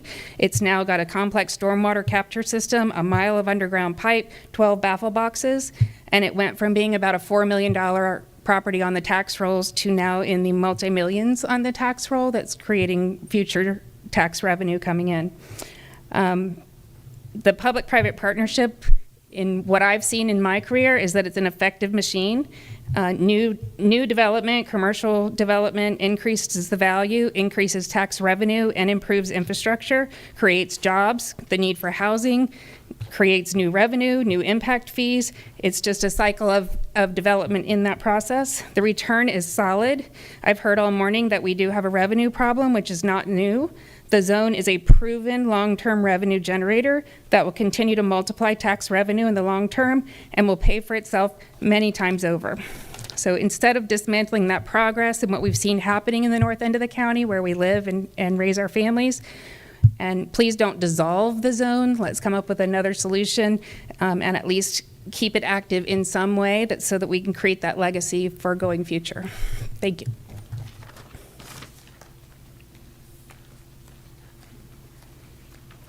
After Edna is going to be Robin Fisher. My name is Edna Wilson. I live at 24 2415 DeWitt, and I am a little nervous. It's my first time speaking to you guys. So I do serve on the zone board, and I'm very excited to do that. I wanted to tell you a story because I thought that's my best. I have a story. And so lived in Titusville my whole life, never lived anywhere else. But my daughter wanted to open a little indoor play place. And so we looked all over Titusville, everywhere, for a decent place for little toddlers to come and play. And we ended up at Titus Landing because it was the only decent place that there was. There wasn't mold going up the walls. It was beautiful. It was well done. And the day that they handed me the keys, I thought, this is InBez right here. And now we have 4 employees that we get to hire. I get to have people come into our little play place, and they spend money at Firehouse. They spend money at the movie theater, at Salsa's.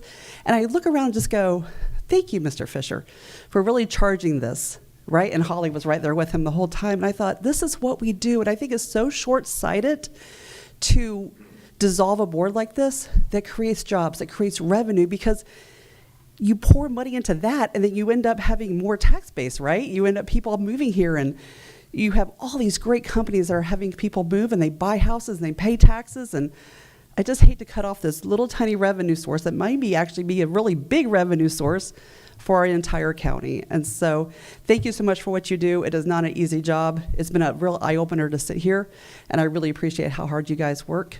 Thank you so much. Thank you. Robin.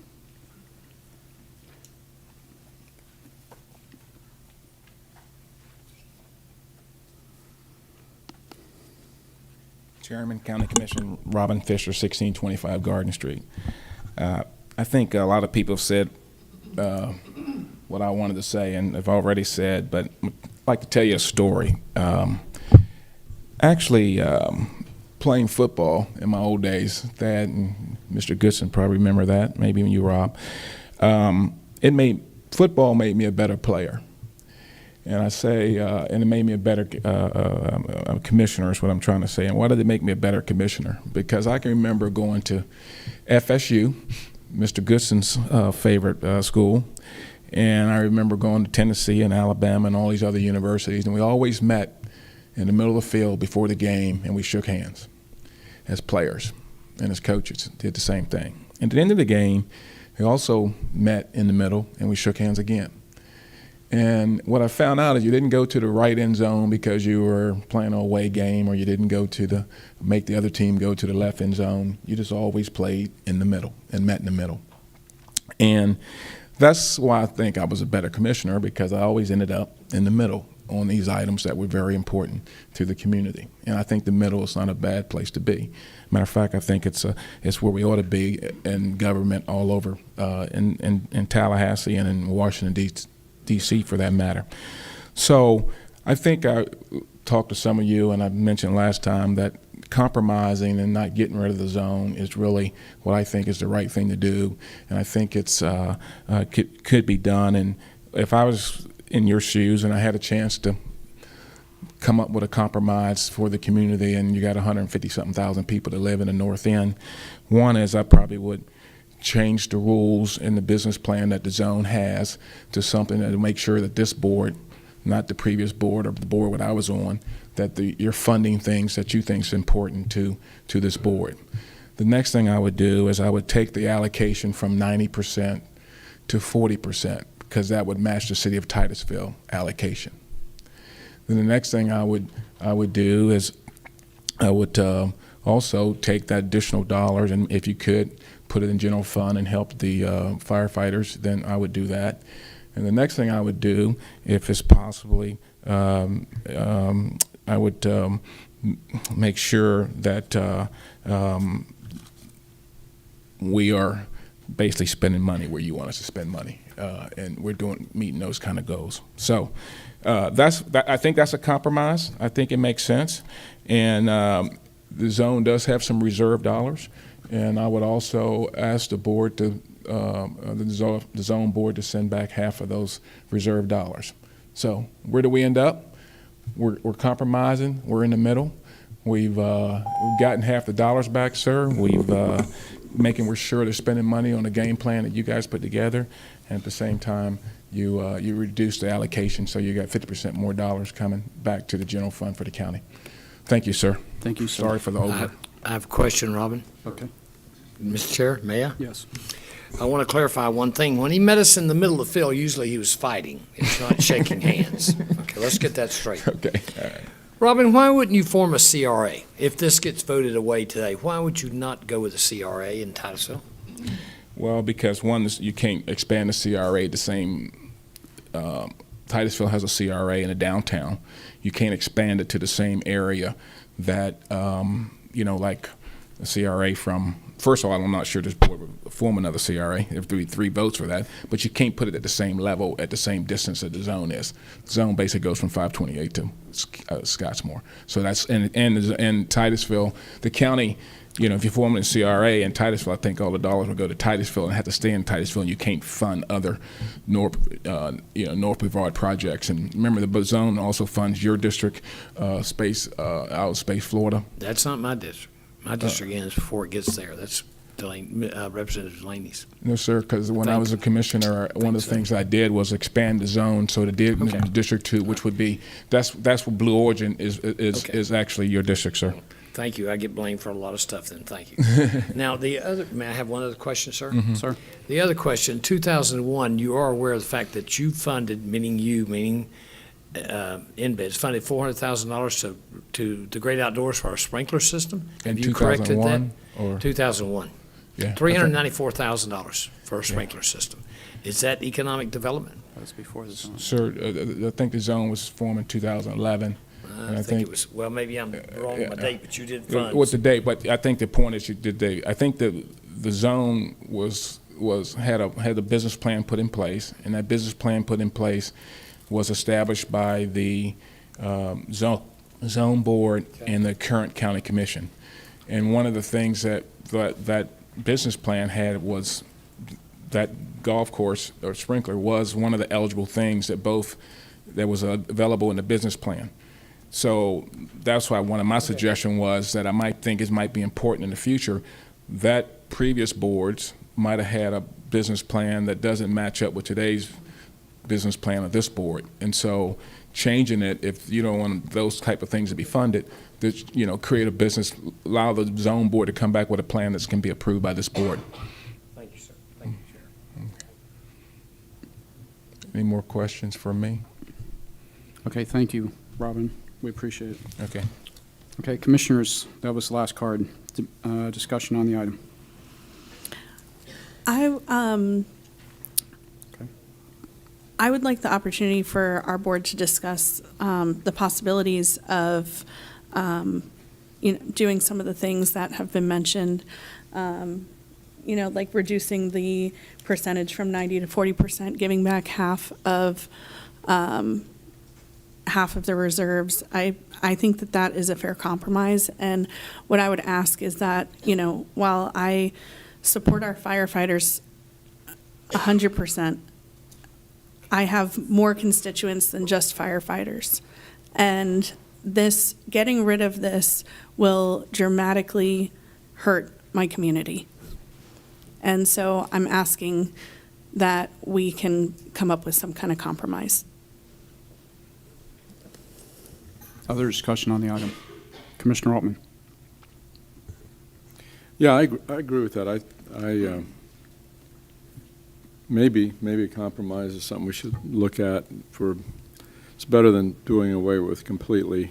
But I know when we heard this before, there was public input that, we created the North Brevard Economic Development Zone after losing Shuttle, and it's worked. And we've responded, and we don't need it anymore. But we just found out that under the President's proposed budget, they're cutting the Artemis program after 3 launches. Artemis generates $1.7 billion in economic output, supported by 11,500 jobs. Most of that impact will be felt here in Brevard County. I even read one account that said that the cut in Artemis may have a bigger impact on Brevard County than the loss of the shuttle. So here we go again. We're not done, and I think DOJ is a good thing because I believe in competition, And I'm not going to debate whether we should have Artemis or Starship. I think we need both. We have to have multiple launch vehicles, and I'm hopeful that Artemis can survive. But I'm also excited about Starship. But we're competing with Texas. I love Texas. I went to college in Texas. It's a great place. But I love Florida more. And this is where we should have our launch center. And we really are competing with them. And we must, to be competitive, we must have economic development, we must have good fire service, we must have good infrastructure, we must have good education, because these entrepreneurs are going to look at those communities that are vibrant, that can attract young engineers and good jobs, that can support a very risky industry. I mean, we're in good times now, but a couple of explosions, they could be over. We all know that well here, being on the Space Coast. So I think we need it more than ever. I think we're facing many of the same challenges. They're different challenges and probably even require economic development and community development even more so, because there's so many launch companies out there and there's so much competition. I've had people tell me, yeah, well, you're going to lose to Texas. They got $22 billion in reserves, and they're spending money, and they're building new space centers. FAA just gave Starship 22 launches approved. But we know they really want to come here. We know what we have is so special and so unique. But we have to be competitive, and we have to develop what we have and create an atmosphere that makes us competitive, or we will lose. We will lose some of these great economic opportunities. And these are jobs, $80,000 to $100,000 to $110,000 a year. I mean, this is not people making widgets at minimum wage. These are extremely high-paying jobs, not to mention it's who we are as a community. It's what makes us who we are, and we need to be. So I support keeping this economic development zone in place. We need it more than ever, because we are facing some serious challenges. And so my position hasn't changed a bit. It's probably even stronger as a result of some of the cuts that we see coming down. Thank you. Commissioner Atkinson. I would just like to say that I think that the going away of Artemis hopefully will encourage more private sector growth. That's my hope. I would also say that I think we heard during our budget presentations that NBEDS actually was getting away from supporting space. So I am still confident and resolved in this action. Oh, I'm sorry. Go ahead. Okay, I thought he was reaching for, go ahead, Commissioner Delaney. I think that, not only do we have to support space, but we also have to diversify, because that's part of the issue, is that space is the only thing, for the most part, that my district has. And so it's the diversification that we need to support a healthy economy up in North Brevard. And in a perfect world, I would love to not touch it and to let it, do its thing. It's bringing us as a county far more than $3 million a year. And so I would like it to not go away, but if I have to make a compromise, I'm open to that. And I would hope that this board would meet me in the middle. Okay, Commissioner Altman, were you reaching for your light again? Oh, no. I love the example about how InBev created a place for kids to play. If you're talking about to be competitive, those are the things that really make a difference. What kind of schools, what kind of recreational facilities, what kind of parks, how can you raise a family? And these jobs are young engineers. This is where we were in the 60s, where the average age is 25, 27 years old. They are family communities. Gosh, I have family here in Vieira. I used to live in Vieira. What an amazing place to go and see all the kids and the family and the restaurants and the parks. We need to have that countywide. We need that in North Brevard as well, if we are going to be competitive. I meet and talk and work with a lot of these young space entrepreneurs, and you know, they're looking seriously at Wallops in Virginia. They're looking at New Zealand. They're looking at other countries. They're looking in New Mexico. This is not a given thing, but I do know we have the edge, but we could lose that edge very, very quickly. So I think this is important. I spend a lot of time in Titusville. I work up at the Space Center, and I know that community well.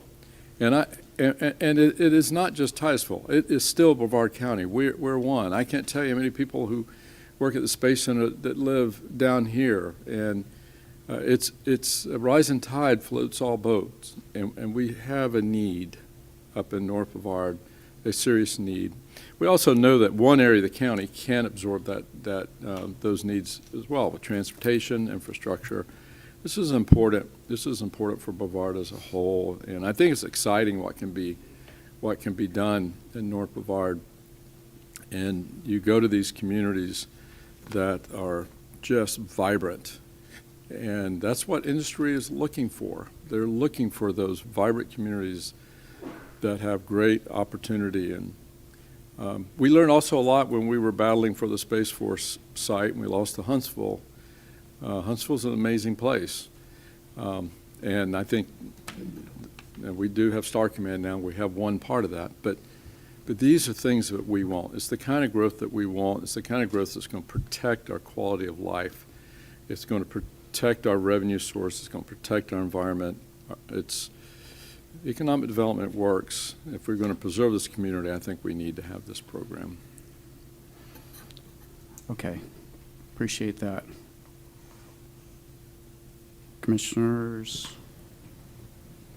I'd like to make a motion Okay. to dissolve embeds as written. All right. Okay, we have a motion by Commissioner Atkinson to dissolve NBES as it's written. Is there a second? I'll second. We have a second by Commissioner Goodson. Clerk will call the roll. I have an amendment to the motion, Mr. Chairman. Okay. I'd like to make an amendment to the motion that we don't dissolve embed, but we restructure it. We reform it and restructure it in the way that Robin Fisher brought to our attention. If I can remember, I think one of the key components was a 40% match requirement. I think that's been spoken right? about. It's on the record. Yes, I think we remember. Okay. Okay. Commissioners, you made the motion in the second. Is anyone amenable to that? I am not, simply because if I decided to change the motion, I would need more time to think about it. Okay. So I'm going to put it forward as is. I would agree with Kim. All right. We have a motion by Commissioner Atkinson. We have a second by Commissioner Goodson. The clerk will call the roll. Commissioner Delaney? No. Vice Chair Goodson? Yes. Commissioner Atkinson? Yes. Commissioner Altman? No. Chairman Feltner? Yes. We'll show that passes 3-2. Commissioners, we have Speak Up Brevard item that we're going to go to, item I-1. And I think Rachel's going to help us with some slides. After that, we're going to take up Mr. Stewart, okay? So try to at least move you up one slot, okay? All right. So I-1, just real quick, who's going to introduce? Jim, go ahead. All right. Good afternoon, Commissioners. This year's submittal period for the Speak Up Brevard was January 1st to the 30th. We received 77 recommendations from 65 individuals.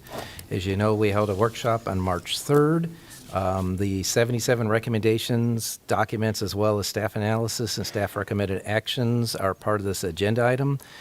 We as the staff spent a significant amount of time to review, consider, and respond to each recommendations. All the responses were sent to the commission office. They were posted on the county website earlier this month. And in addition, all the individuals that submitted CEERs received an email or notification of that we've received it and responded with our answers. And so we're ready, how the board would like to proceed. I have many that I would like to pull for discussion. Okay. Okay, I think on the discussion part of that, that's one thing. So let's do questions first. We have 11 cards. I know people have been waiting a long time, so let's do questions first. Are there questions for staff? Okay, Commissioner Atkinson. One quick question, if I may. So staff, I know, took a whole bunch of time to go through all of this. When you came across items that were not under our jurisdiction, what happened to those things? Yeah, I apologize to the board. I had a note right here. Of the 77 recommendations, 1 we recommended accept, 18 we recommended accept with revisions, 45 were recommended rejections, and then 13 were administratively rejected. So the example I use is somebody spoke about Gleason Park and Indian Harbor Beach. That was not in our jurisdiction, so we rejected it, and then we sent notification on to the city. There was several that I recall that had to do with the animal shelter, so we sent that on to the sheriff. So that's what we do with those that We send them wherever they can be dealt with. Mhm. Okay, thank you. Thank you. Any other questions for staff before we go to the cards? Okay, and Rachel, I think you're going to have to help with this first one. Jean Higgins. After Ms. Higgins is going to be Ms. Terry LaPlante.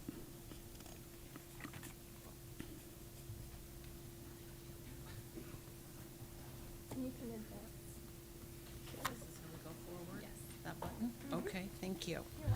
And I have copies for you all, and also a,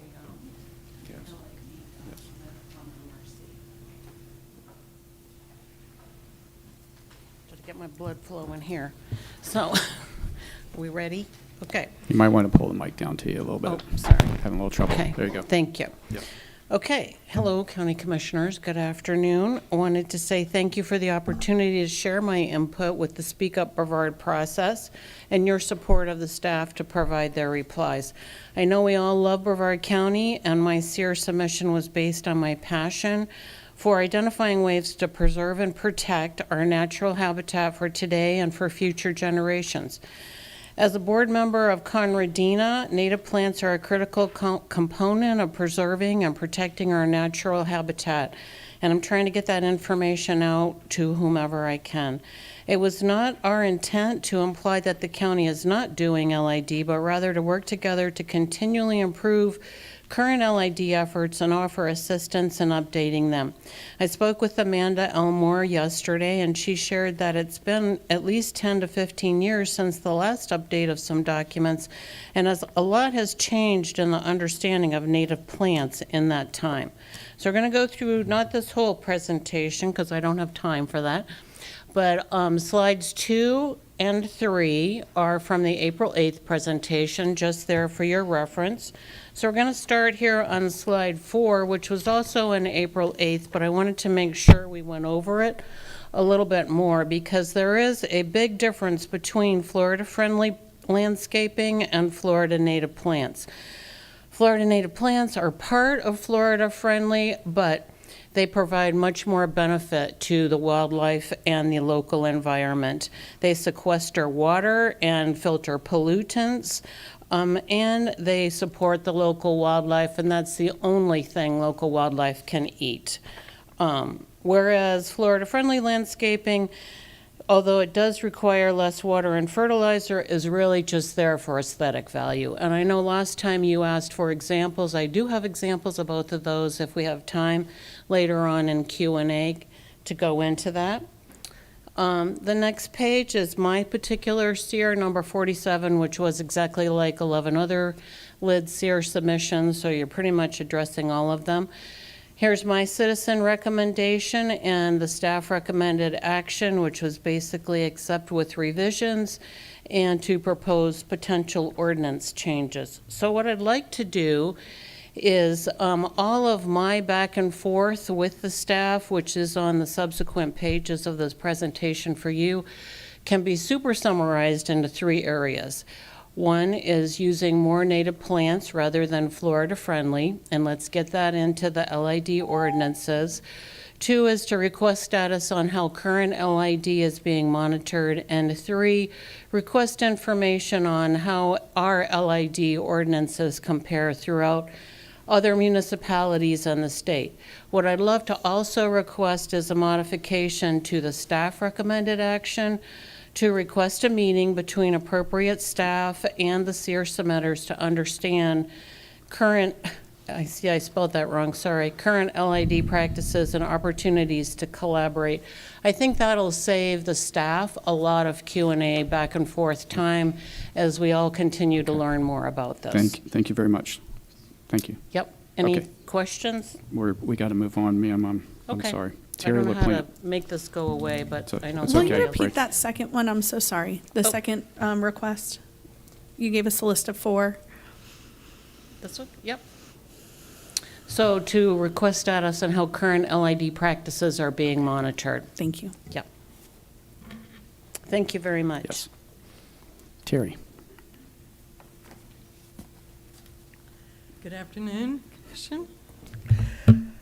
I submitted a request to ask you to direct the Waste Management Department to stop submitting chemical fragrances over our landfill.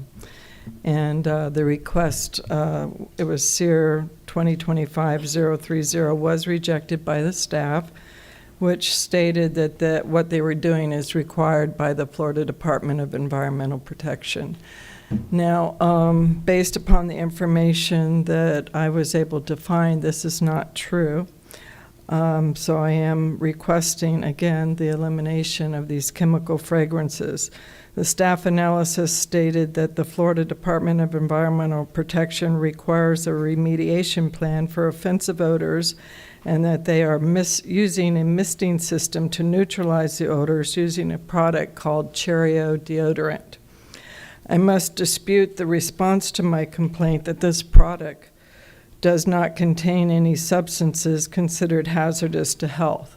The company discloses that they use a cherry fragrance to mask odors in addition to odor neutralizers. The chemicals in this fragrance are a known allergen, and they are designated as asthmagens. In other words, they trigger asthma attacks. The company also discloses that these chemicals are known endocrine disruptors which are linked to breast cancers. I don't know when chemical companies started manufacturing and selling chemical fragrances to mask odors, but this is the odor that I am complaining about. According to the Florida Department of Environmental Protection, if a complaint is received about an offensive odor coming from the landfill, a remediation plan is required. So my complaint may well justify a revision of the current strategy being used to manage odors. I personally use odor eliminators and odor neutralizers in my home, and I have no issue with the county using these sorts of products. I am requesting the elimination of the chemical fragrance being used to mask the odors, as I cannot breathe outside my home when the wind is blowing in my direction.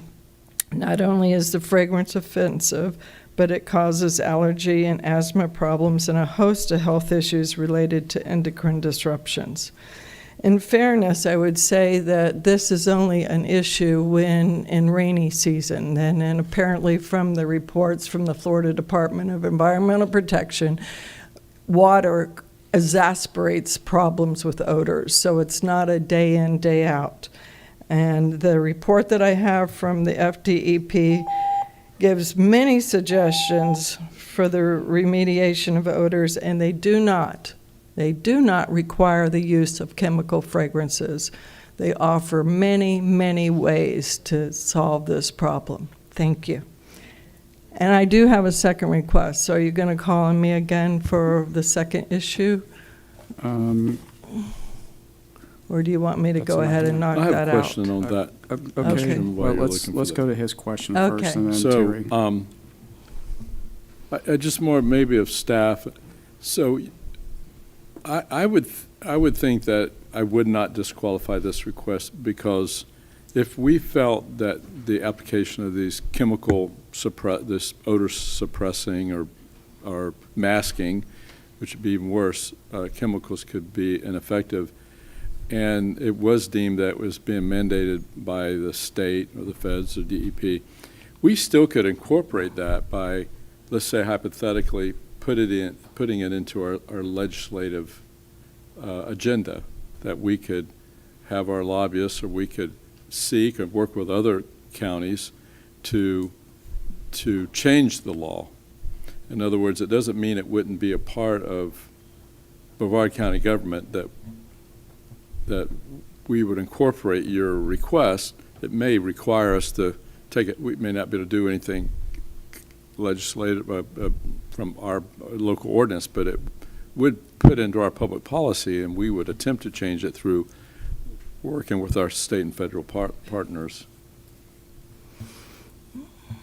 That's sort of my thought, that we should include it, that may be the only thing we can do. Well, may I respond to that, or? Yeah. I mean, if it it's could okay be with the the report I have by the FDEP is dated, but again, out of all the remedies that they suggest, using a chemical fragrance was not one of them. Yeah, I understand. So it doesn't appear to be a requirement by the FDEP to use a chemical fragrance. They can use odor neutralizers, all these other things, but not that particular one.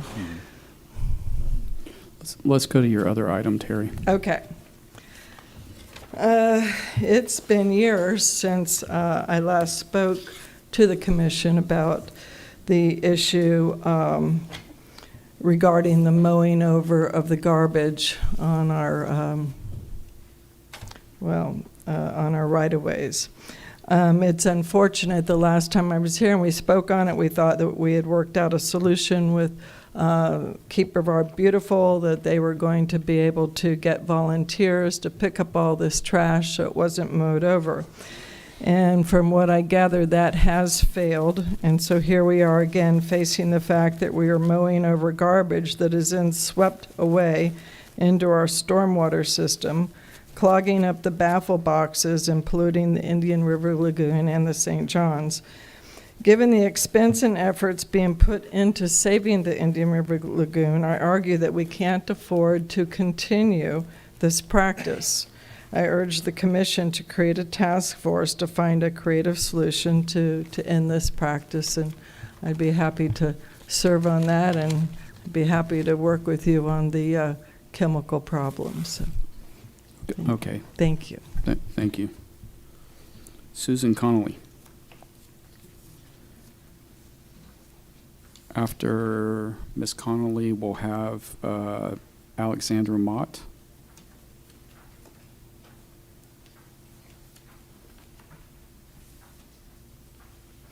Hello, Commissioners. I'm here to talk on CEER 2025-010, titled Department Budgets. The submitter is not myself, actually. It's Lisa Cullen, the Brevard County tax collector. The staff analysis was to reject this CEER. My comments right now are to ask for you to review this CEER and vote with accept with revision. Who is Lisa Cullen? What got my attention is Lisa Cullen, tax collector, one of the most respected people, one of the longest serving elected officials, and outstanding for her experience and integrity. What was her CEER about? Two of the largest issues facing Brevard County: budget cuts to spending that maintain the 3% cap for the purpose of funding fire departments. Why this is important to me? Because she presented clear, actionable items that can be repeated throughout all government departments with achieved success. The staff recommended that it be rejected based on these things are already being done. My question, though, is if things are already being done, what she recommended in the way she recommended, is it effective? Why do we still have the problem? I think there also can be some additional benefits by continuing the review of this CEER. The additional benefits could be that the CEER process itself could be reviewed for its effectiveness and efficiency so that all submissions have an actionable response with a resolution, similar to what Mr. Commissioner Altman was doing.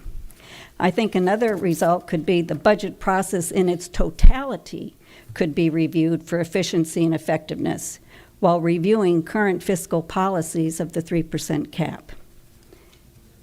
Thank you for your time. Thank you for this program. Thank you. Alexandra Mott. Oh.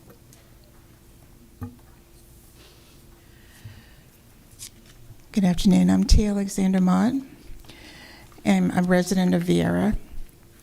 A few years ago, I noticed erosion problems along the buffer zones that border the detention pond in my backyard. The buffer zone abuts my property.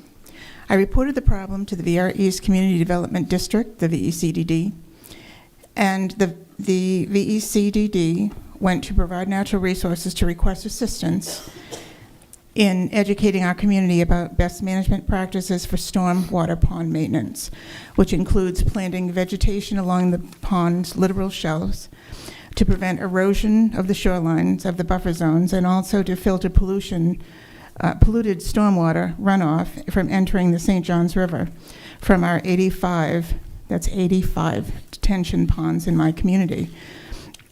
Brevard Natural Resources decided to apply for a $50,000 grant from the Florida Department of Environmental Protection so that they could create a stormwater education program for the Viera East residents so they would not object to vegetation being planted along the shorelines of our ponds.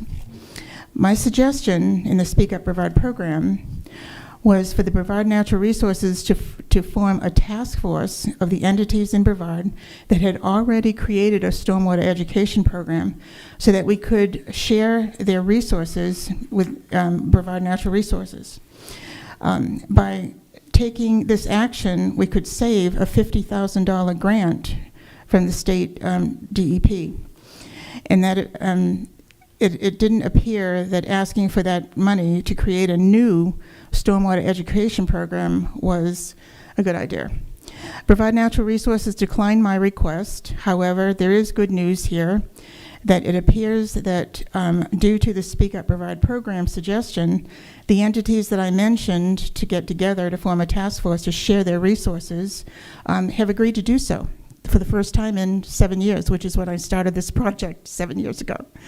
So we have a stormwater education program scheduled for October 18 at the Viera, in Viera East at the Clubhouse Park Pavilion.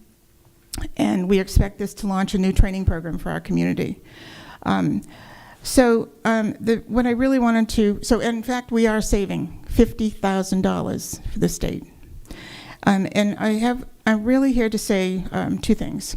I'm currently a student of systems management, a very old student of systems management. And this is one incident that saved the state $50,000 because we took a look from a linear perspective to a systems approach in how we can look at what resources were already available to what we can use. So I want to thank you for the State Speak Up Brevard program, for enlightening this community, and for your stellar leadership. Thank you very much. Any questions? I guess not. I think it's Ashley Lorenzana. Yes. Did I say that right? Lorenzana. Lorenzano. Sorry. Thank you. Thanks. would you prefer to put them under the? I have two for here. You can also put them up there. And then if I have permission to approach, I would like to pass photos. We're going to have John do after. And then you can click on whichever one. Yes, thank you so much. Afterward. Is that right? Good afternoon. Thank you for the opportunity to speak today on an issue that deeply affects families like mine here in Merritt Island. The need for greater inclusivity for our special needs community, specifically through the installation of an ADA accessible swing in our public parks. I'd like to begin by presenting a series of photographs I've compiled. These images are of Rotary Park in Merritt Island. One of the photos highlighted has a metal bracket highlighted on the photo. I would not be I'm sorry. You may be wondering, if the bracket is there, why isn't there a swing? To come to find out, not only is this any type of bracket, this is a special bracket for an ADA swing that is just sitting there with a space inside the park. I speak to you as a member of this community, a special needs advocate. Yes, and most importantly, a mother to multiple children with special needs. For years, I have searched for a local park in Merritt Island that could safely accommodate my family. My children, like all children, just want to do what their peers can: swing, slide, climb, and play.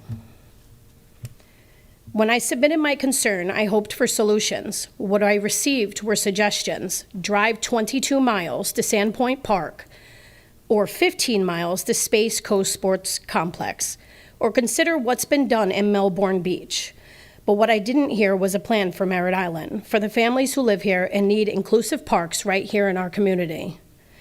Did you know that right here in Merritt Island, there's a private school called Faces? It serves students with autism, cerebral palsy, and Down syndrome.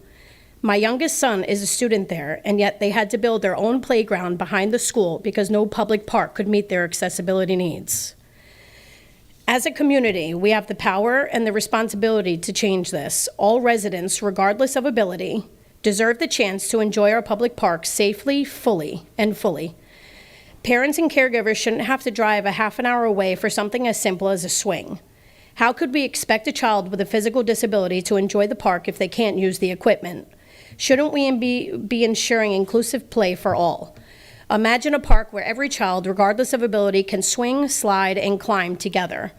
That world should be our reality, but right now it's not. Many children with disabilities face challenges like poor muscle tone or coordination, making typical playground activities difficult or impossible.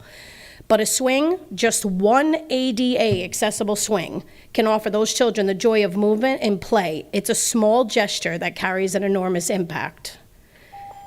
This raises a difficult but necessary question. Should we continue to bring our children to the park while separating out the ones who can participate?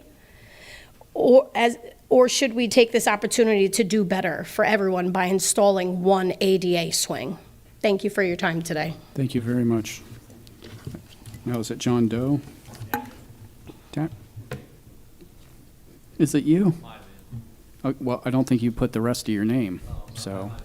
Okay. 2025020. All right. Lieutenant. There was a lot going on. Okay. Good afternoon, Commissioners. It's been a long day. You guys are all here and you're all awake and bright-eyed. My CEER recommendation, 2025020, to identify a sustainable funding source for fire rescue, was denied. I came here today with two possible speeches. One that vents years of frustration, and another that builds a path forward. I'm choosing the latter, but I want you to understand where that frustration comes from. Commissioner Goodson, in 2014, the 1998 firefighter referendum, a voter-approved mandate to ensure 2 paramedics on every rescue unit was quietly dismantled. The system shifted to 1 paramedic and 1 EMT. At the same time, EMS Chief Dominguez introduced the pit crew response model, inspired by King County's Medic One system, which I've studied in depth. That's where the idea for my CEER recommendation began. A plan to sustainably fund a high-performance EMS system without burdening residents through regressive property taxes or inconsistent fire assessments. Also in 2014, then Chief of EMS Orlando Dominguez initiated a BLS trial. It showed early promise, but it was disbanded due to insufficient funding and staffing. This was the first of several efforts to implement the BLS transport system that we see today. Basic life support system reduces unnecessary ALS transports. Each time gaining traction, it vanished when funding ran out or staffing shortages prevailed. And here we are again in 2025, finally seeing that this system is gaining support, not because of proactive planning, but because of a hospital closure and the worsening crisis in funding and employee retention now facing Brevard County Fire Rescue. The issue has never been vision, it's been funding, and the urgency cannot be overstated. Every day of delay puts public safety at risk, lives are on the line, and we can no longer afford to wait to secure the resources of our fire rescue system that it desperately needs. The slow erosion of the system has left ALS units overburdened, staffing stretched thin, and public trust weakening. Brevard County Fire Rescue hasn't been fully funded since 2011. Leadership bears responsibility, but more importantly, leadership has the power to fix this. As the policy-setting body, the Board of County Commissioners and the county manager, who executes those policies, plays a central role. Your decisions are integral in building a long-term solution. If this proposal is to move forward, it will need your backing, your leadership, your guidance to reach voters in 2026. Your role is not just important, it is indispensable. The CEER recommendation I proposed is not a radical idea. It's modeled after a proven voter-approved system that worked in King County, Washington since 1972. I'm not asking for immediate change. I'm asking to work collaboratively with staff, municipalities, and the public to shape a ballot-ready plan, one that provides reliable service, lowers residents' costs, and strengthens our public safety infrastructure. In closing, I ask that we not let this idea die due to process. Let's keep the door open, begin the necessary groundwork, and show the residents of Brevard County that we are planning boldly, responsibly, and we're using their safety as the top priority. That's all I got. Thanks for coming to meet with me on your item. Yeah, no problem. I Thank you. appreciate it, Hopefully sir. we can get something worked out. All right. Senator Sullivan.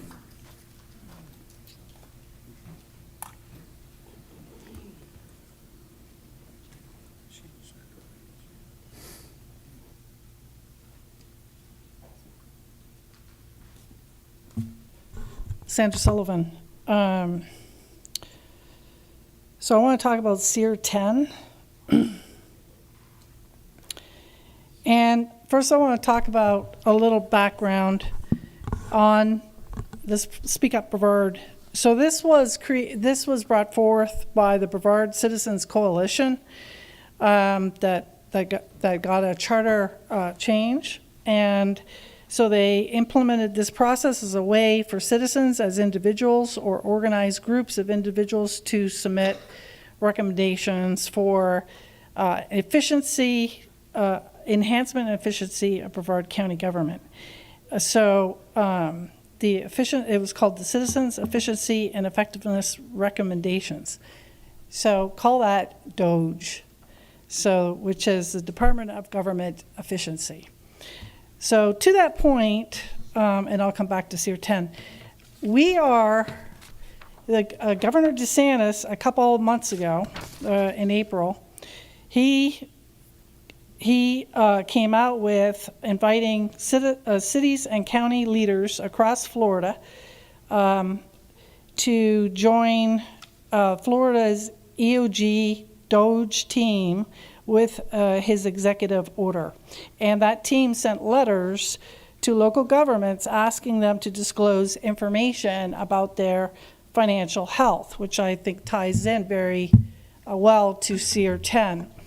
So one of my first questions as a conservative board is, why is Brevard one of the counties that has not joined DOGE, given that our charter, and let me read from the charter, 2.9.10 of Brevard County's charter is the Board of County Commissioners shall develop procedures that will provide a mechanism for individual or an organized group of individuals to submit a formal written recommendation to the enhancement of the effectiveness and efficiency of county government. So I would submit that DeSantis's DOGE is very in alignment with the Speak Up Brevard and with CEER 10. So CEER 10, how much time do I have? is looking at the fiscal crisis that Brevard County has, and looking at the budget and looking at areas that have increased and finding ways to cut. And I would say, one of the very first areas I would look at are the monies from embeds as one of those categories, but there are several others. Thank you. Thank you. Bill Hodge. Sarah, you're going to be after him.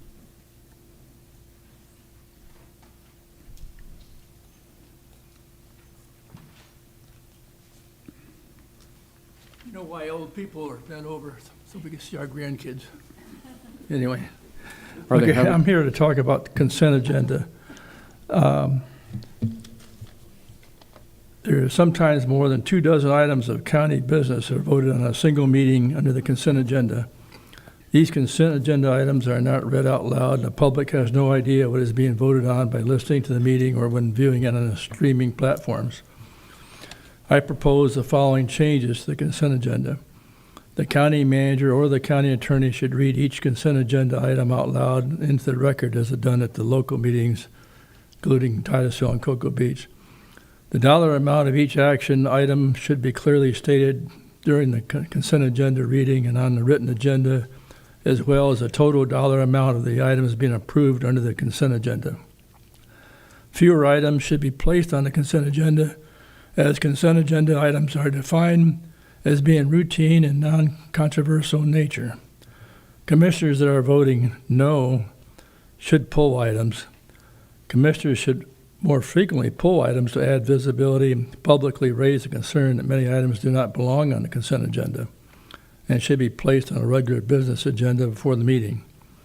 A brief statement could be read out loud at each meeting and placed on the projector that informs the public that background information for each agenda item is available online and on the county website. With a new commission, there's an opportunity to improve the handling of the consent agenda and to make more transparent to the public. These proposed revisions would make a difference to residents and can be implemented immediately. And if you can't do all of them, you can at least do some of them. Anyway, thank you for my chance. Thank you, sir. We appreciate you yielding back a minute. Hi, Commissioners. I'm very thankful for the Speak Up Brevard workshops. Many important issues are brought up by the public that you may not have heard of, and the information helps you make the right decisions for the county. My comments that I presented on the March 3rd workshop, please put the county public records online, were not considered in the staff response, and that the CEER rejection, I believed, is unwarranted. Staff should be looking at to see what more they can put online instead of justifying why they can't put all the records online. I think saving money by having fewer record requests would be a huge benefit to the county in a time when you are trying to find the budget money. This would be a benefit for everyone. Residents deserve easy, convenient, and no-cost access to their public records. Please put the county records online and make them easy to locate for residents. I, along with many others, will keep advocating to put the county records, public records online so that the public will be able to have access to their records. There is a lot of support by the public for this to be done, and I thank you for your consideration of this matter. Thank you very much. And then Lynn, I don't want to butcher your last name. You'll tell us when you come up.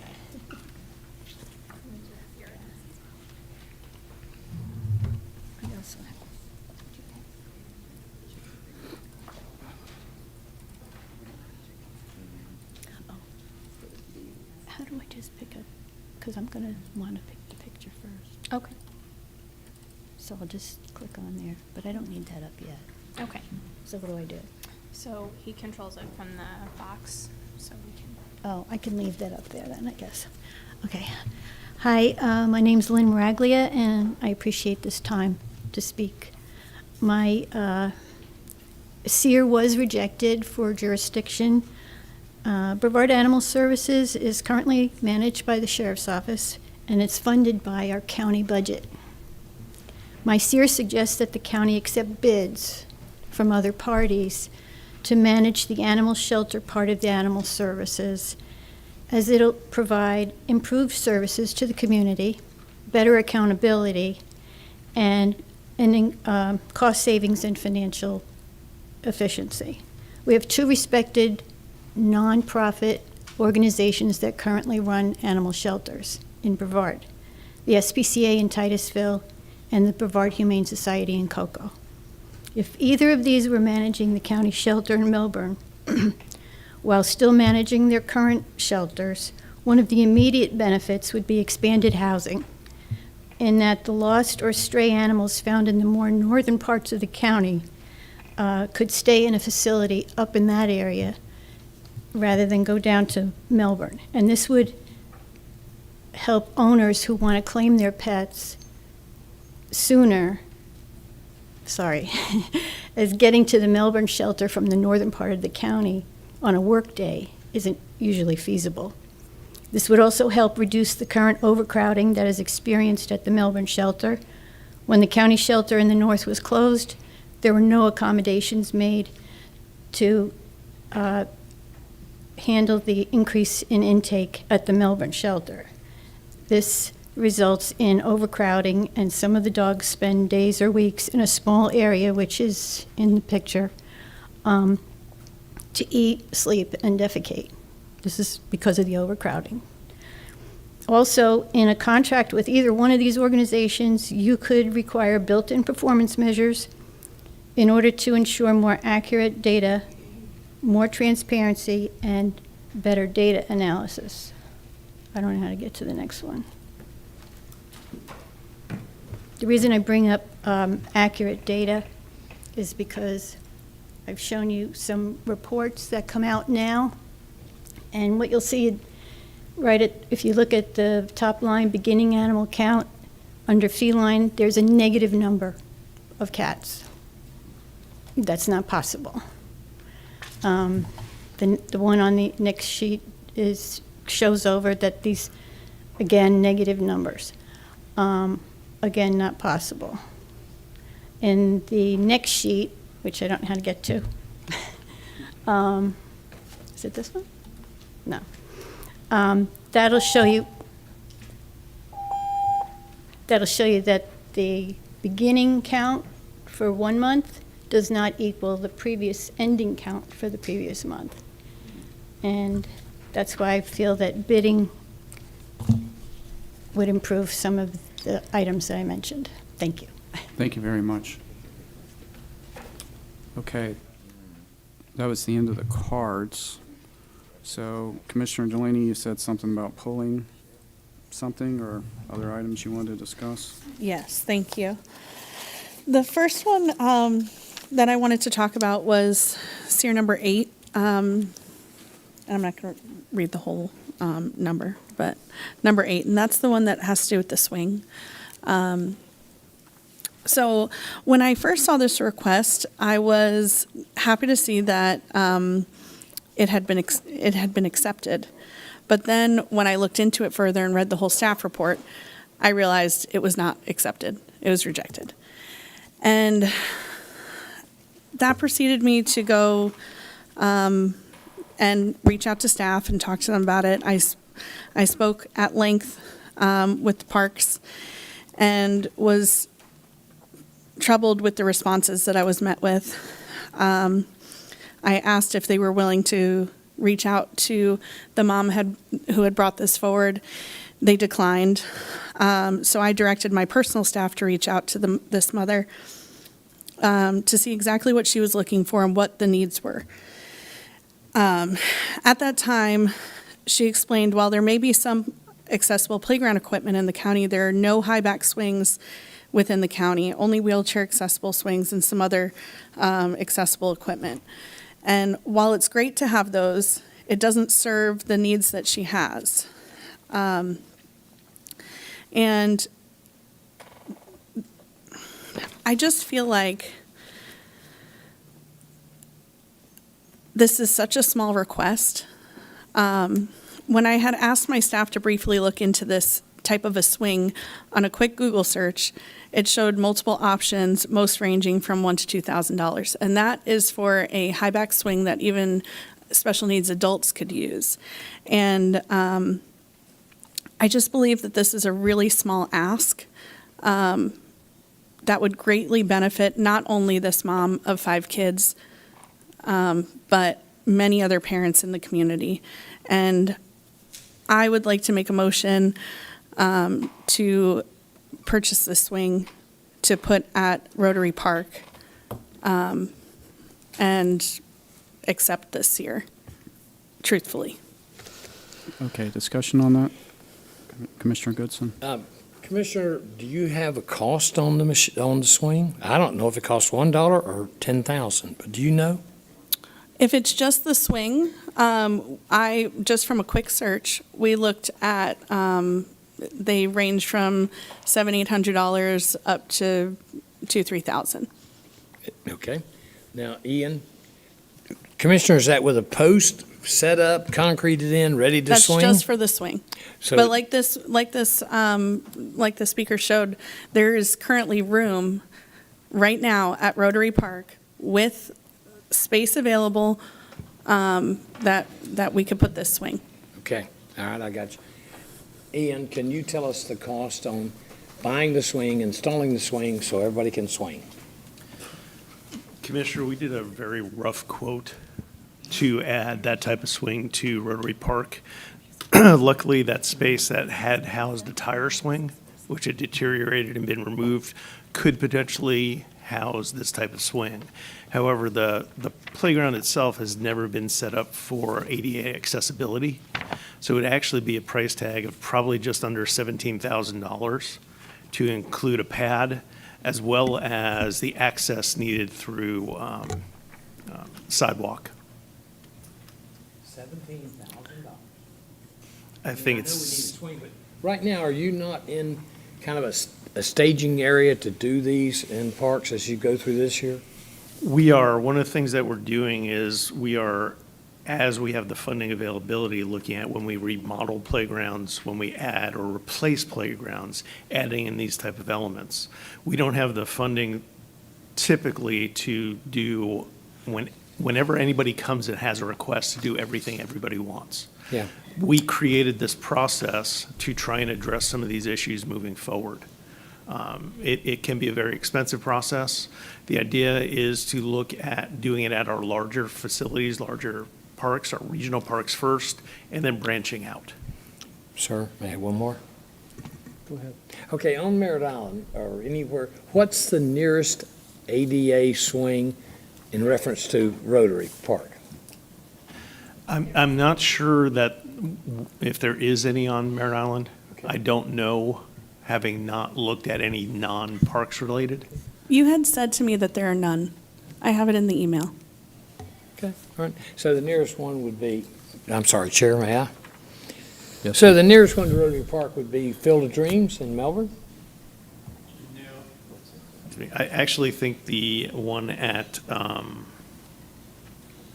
on, it's in here. I'm going to Not jump Space in. Coast Community Sports Second, Complex yes. might be the closest. Okay, okay. Thank you, Chair. Thank you, Ian. Thank you. Is that one of these, one of the high back seats, or is that a wheelchair accessible swing?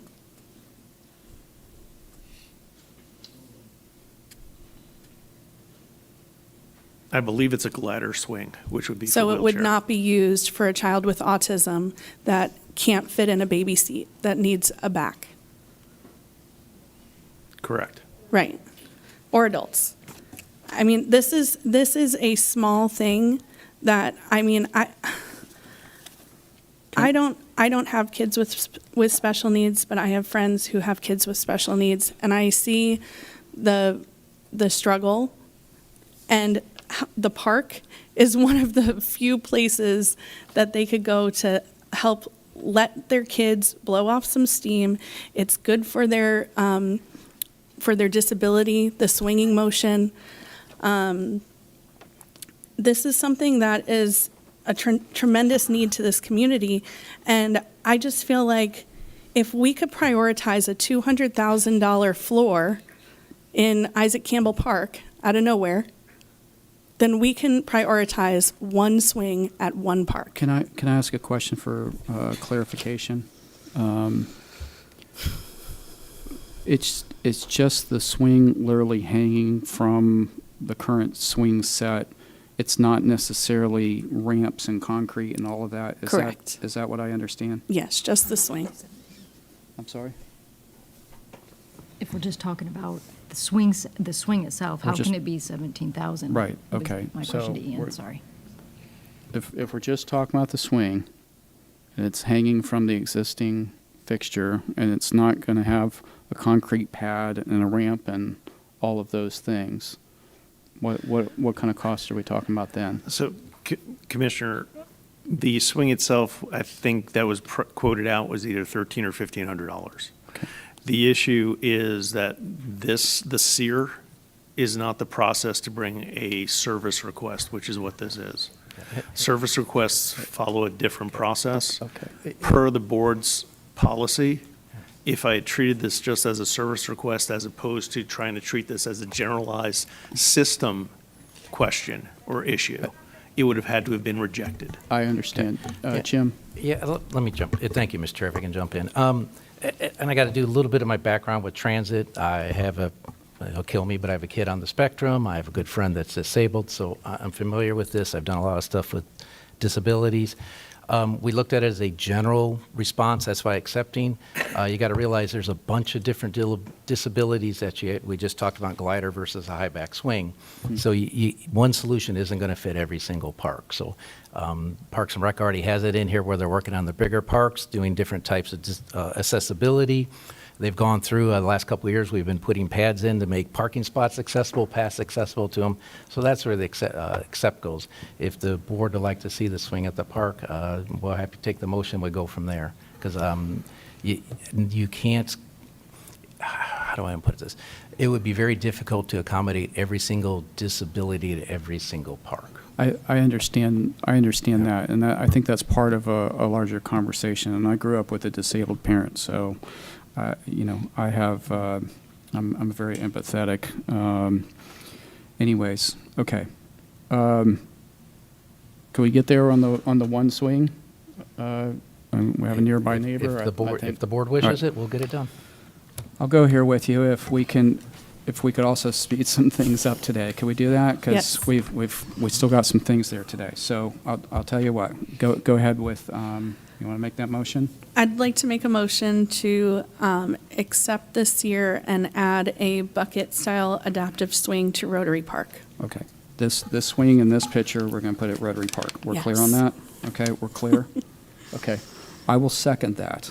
Okay, Thank you. so we have a motion by Commissioner Delaney. We have a second by the chair. Clerk will call the roll. Commissioner Delaney? Yes. Vice Chair Goodson? Yes. Commissioner Atkinson? Yes. Commissioner Altman? Yes. Chairman Feltner? Yes. All right. Now, on the rest of I-1, is there a motion for, or any other discussion on the rest of I-1? I'm so sorry. I do have other discussion items. I know that we're all trying to get through and get to the next thing, but this is something that the citizens have been looking forward to for months now. And I just really feel like we need to give them their time and have some serious thought and discussion. They deserve our discussion, and I just feel like we need to do that.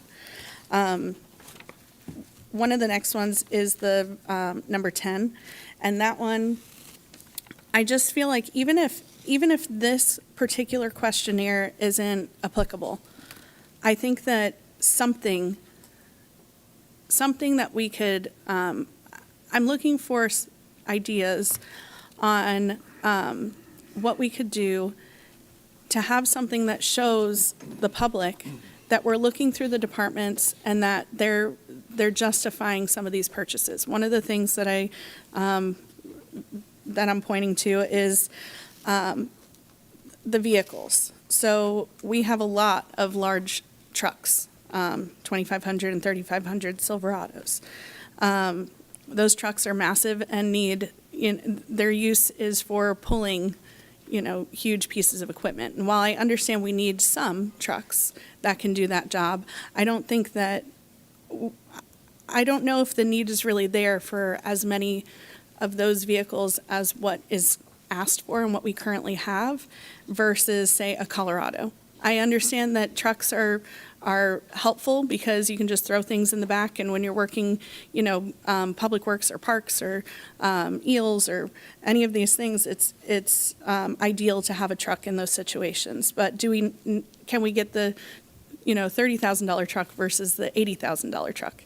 And so this is something that I would, even if we reject this today, it's something that I would like to bring forward in the future that I'm hopeful that we can talk about as a board to see what we can come up with to make sure that all of the tax dollars are being spent properly. Okay, Commissioner Altman, sorry. Well, I think we should get Cybertrucks. You don't have to charge them. There's less maintenance. They break down a lot more, though. I don't know. Elon, if you're listening, we're taking donations. If we're going to get into these, maybe they burn up a lot. Okay. But that's a detail. If we're going to get into that, I'm going to give my opinion. So I like Thank the you. electric Please. ones. Okay. Commissioner, I don't disagree with you, but I think that's something we would need to talk to all the departments about. I wouldn't make a decision on that today without talking to all of our folks that use those trucks daily. I'm personally a small car advocate, and so it's getting harder to even buy a small car these days. So, that's me. So I don't disagree with you on that concern. Is there, sir? Jim. Thank you, Mr. Chair, if you indulge me. As departments, and I'm looking at them out there, and department director for a long time, there is a lot of review of equipment, budget, everything, or equipment and different capital items that go in the budget.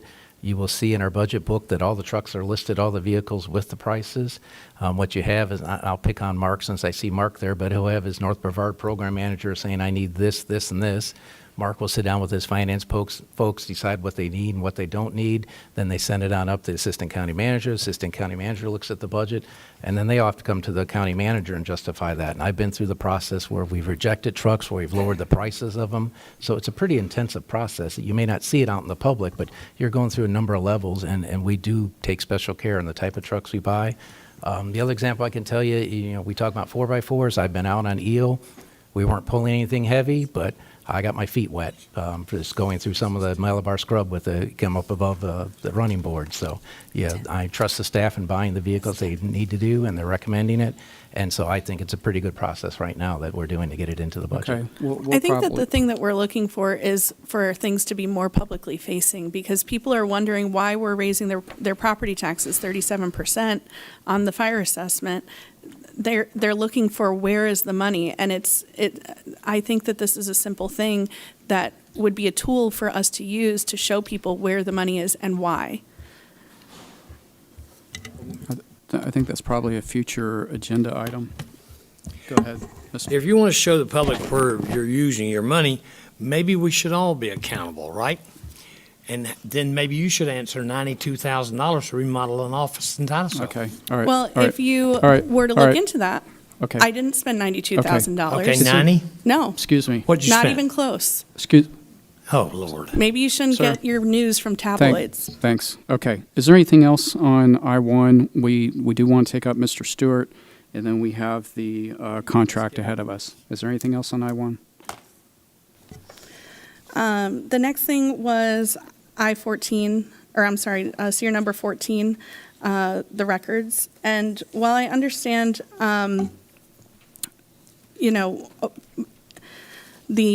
I think the word was Herculean task. I understand that is a huge task to put all of the records online, and we don't necessarily have the funding or the ability with our servers and things like that.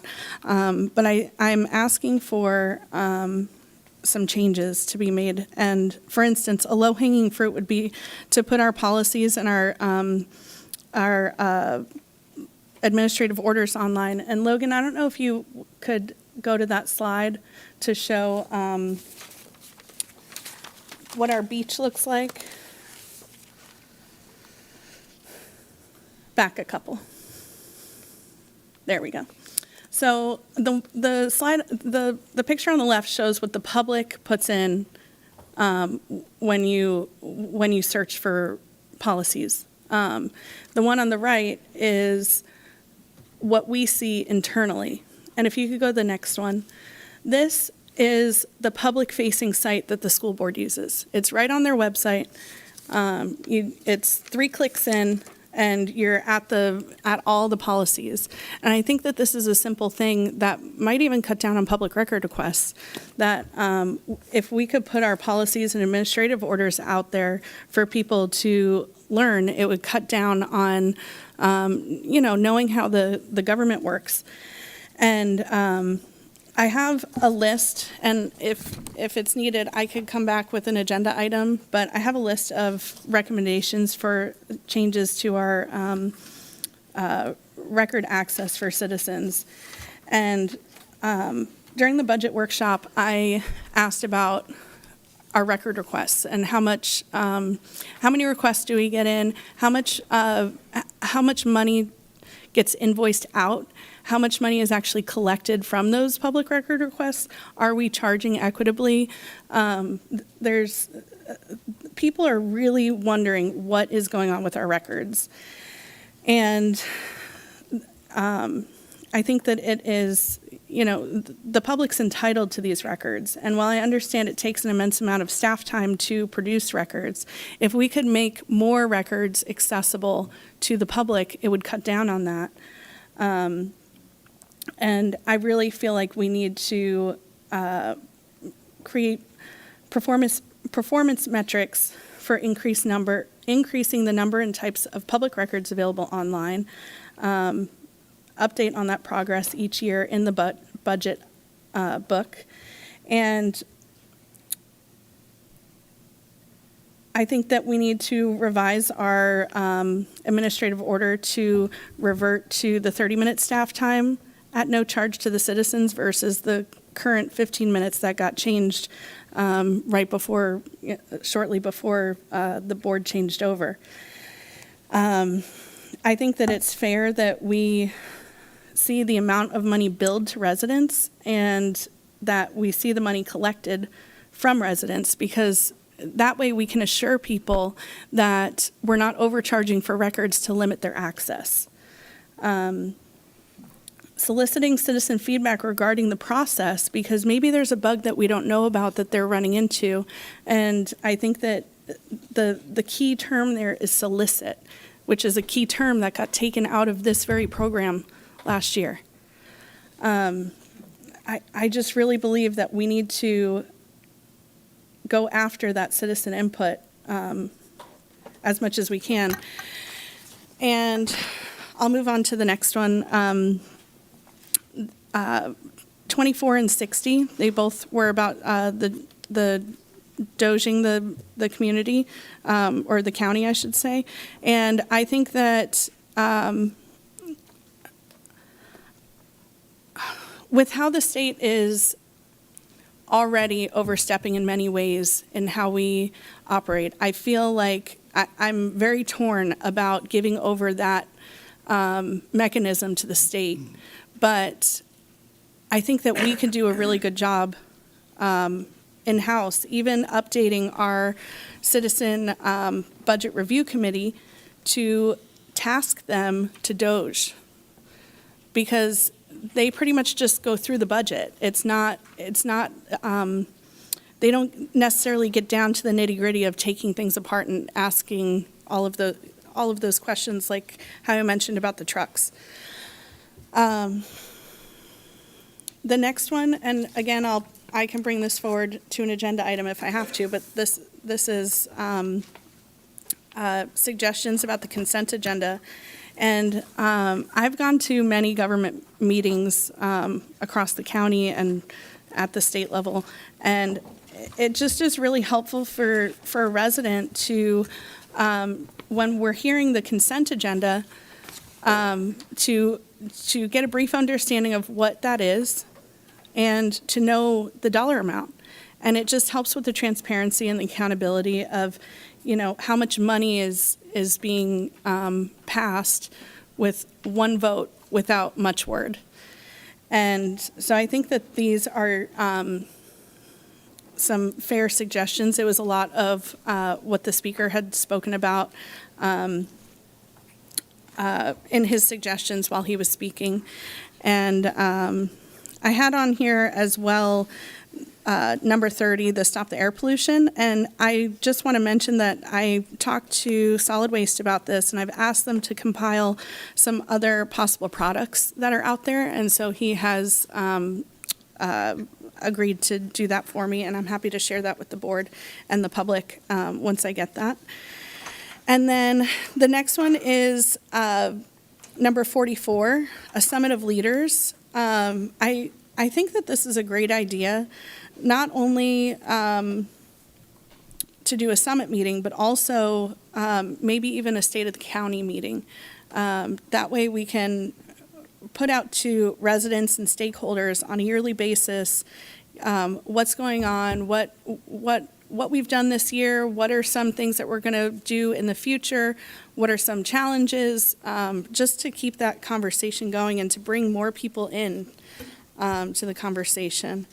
And then number 58. How many more do you have? This is it. I promise. Well, this is it. Okay, we're going to take a 3-minute break here as soon as you're Okay. done with that. Okay. Acknowledging speakers. So I just really feel like being somebody who came to government meetings, and you go before a board, and then a lot of times people are met with nothing other than thank you, and it's. I don't know what we can come up with, but I'm sure we can come up with something that can help residents feel like we have heard them, heard their concerns, and follow up with any questions they may have. And that's it. All right, is there anything else on I-1 by anyone? All right, we're going to take a 3-minute break, and then we're going to take up Mr. Stewart's item.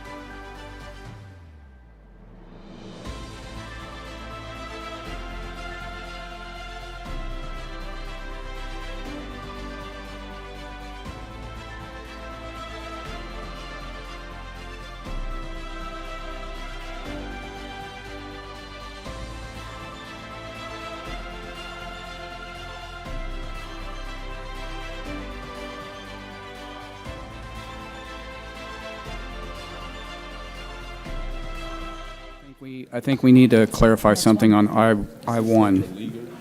Please, ladies and gentlemen, quickly. I'd like to move to accept the staff recommendations with the exception of CEER 20-25-008, which the board acted on separately. Separate. All right, we have a motion by Commissioner Atkinson. We have a second by Commissioner Altman. Clerk will call the roll. What were those tiers? I'm sorry. The number is 20-25-008.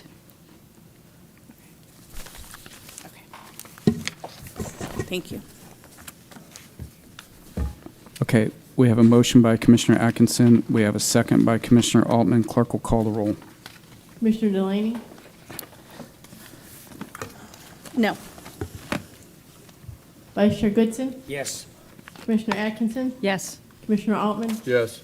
Chairman Feltner. Yes, we'll show that adopted. All right, we're going to go to I-3, and then we're going to come back to I-2 to finish up, okay? So, I-3, Morris? All right, this is a request from the applicant, Larry Stewart, who is represented by his attorney, Nathan Maloon, today for waivers from Section 62102C, Brevard County Code of Ordinances, to allow for the construction of a house on a property that is located on a county right-of-way but not a county-maintained road. When a property is located, in order to pull a building permit for a single-family residence, you must be located on a county-maintained road.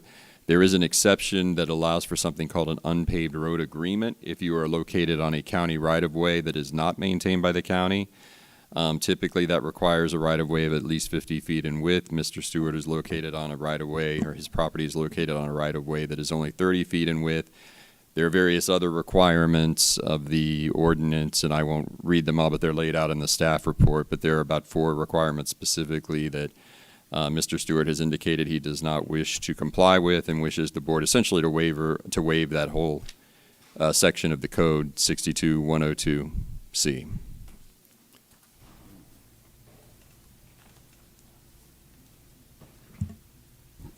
Are there questions for staff? All right, Mr. Stewart. Hello, Commissioners. So I'm here because I'm homeless. I've been homeless for 4 years. I haven't been able to live with my sons for 4 years because I've been stuck in a camper because of the atrocious action. It's attempted extortion, really, attempted against me from Brevard County. I've read your agenda briefing prior to this meeting, and I don't really believe that you guys are getting all the facts. In 2021, I sold my family's home, beautiful home, had a good family, had my children living with me part-time, as I am divorced.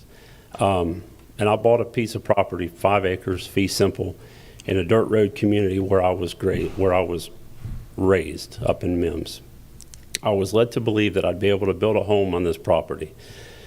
According to Florida State Statute 95.361, roads presumed to be dedicated. The roadway coming to my property, because it exists on a plat dedication signed by the chair of the board and the clerk to the board and filed in the county where the plat exists, it is considered statutorily dedicated. As far as the worry or the concern about it not being county maintained, there is numerous common law rulings that say that when a roadway exists on a plat, when a roadway on that plat gets accepted and maintenance begins on that roadway, any other roadway, if it's open and in use, falls under what's called implied consent. It also becomes considered county maintained. In 2007, you guys actually lost a case on this very issue. It was case number 05-2007-006251. And the court ruled in favor of the applicant based on that existing common law decision.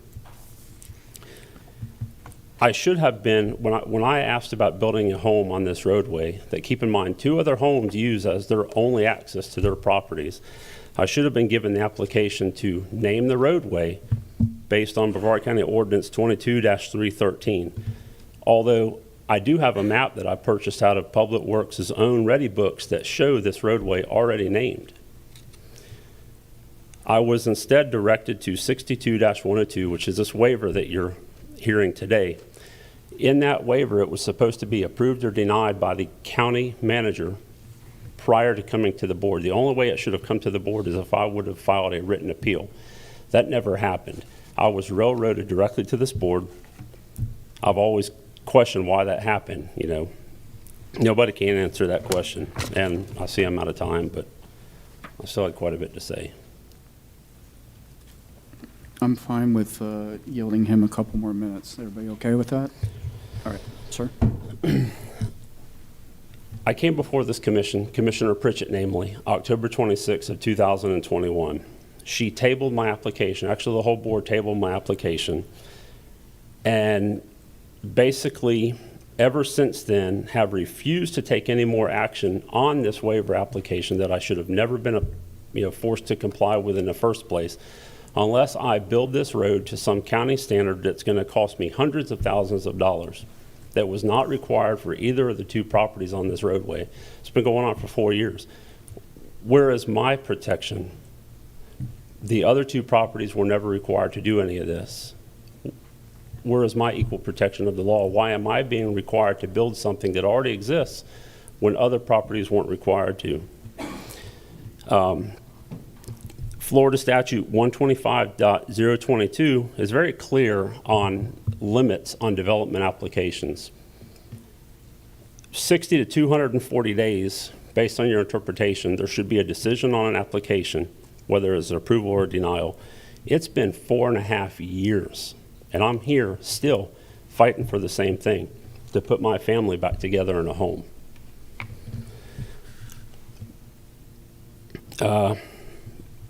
During this process, there was a takings application that was filed in front of this commission under 62-507.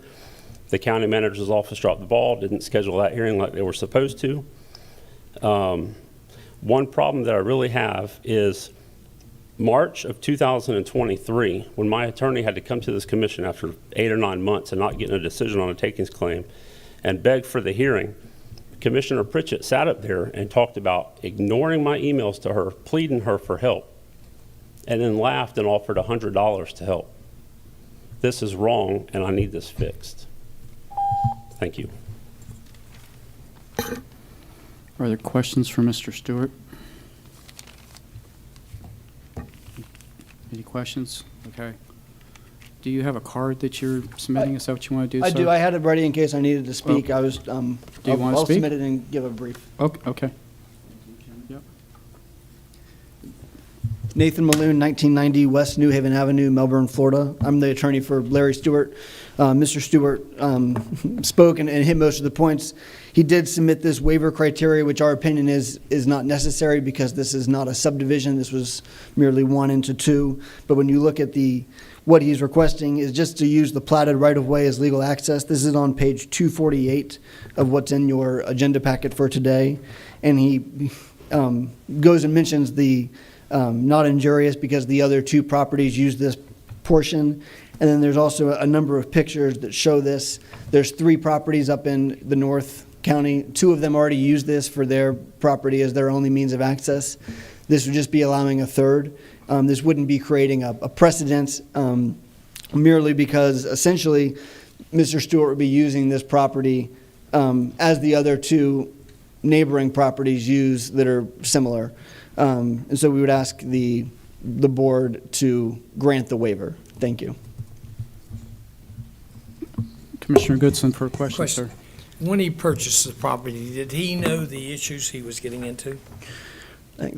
Commissioner, I think that's a loaded question because I think he knew that there was an issue with needing a waiver and was led to believe, and I think we can have Mr. Stewart come up and speak to that if that would be helpful. He knew that there would be some issues and he would have to get this, but he was led to believe that they were routinely granted. He didn't know that he would run into the issues that he did, which I believe were due to because who the seller of the property was and He was led to believe by who? I'll let him answer that. So I was led to believe by Brevard County staffing, probably namely the Public Works Engineering, when I called And I started the process asking, hey, what would I have to do to build a property here or to build a home? I was already into contract and purchasing the property. I'd already sold my family's home. Had I not purchased the property, I would have lost it. Now, how many times have you sued the county and lost? So I've only filed one lawsuit in my entire lifetime. I typically don't believe in lawsuits. And I filed you one. lost that one to the county, right? Well, I wouldn't necessarily consider it being lost, sir, based on the grounds of why the judge dismissed the case, and I feel more comfortable letting him. Well, if you'd have won, you'd be building your house by now, right? Yes, sir. Okay, so I understand. All right. Thank you, Chair. Morris.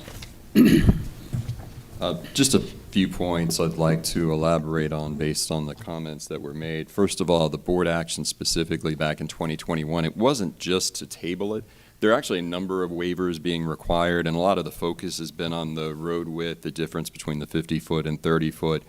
But there are other requirements of the code section that Mr. Stewart has indicated he's not interested in complying with any of them, primarily constructing a road to county standards within the existing right-of-way. But what the board actually did in 2021 when they tabled it was they did that to give Mr. Stewart time to bring back information so that staff could administratively evaluate the waiver request.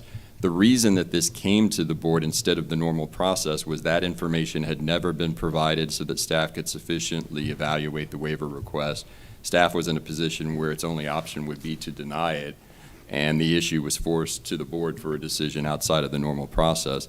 What the board specifically directed or suggested that Mr. Stewart do in order for staff to process that request was table it to give him time to show how the road could be constructed within the 30-foot right-of-way with additional easements of the right-of-way, including necessary improvements, road drainage and utilities, and this will provide staff the administrative authority to review and approve the plans if appropriate, including a waiver of engineering standards.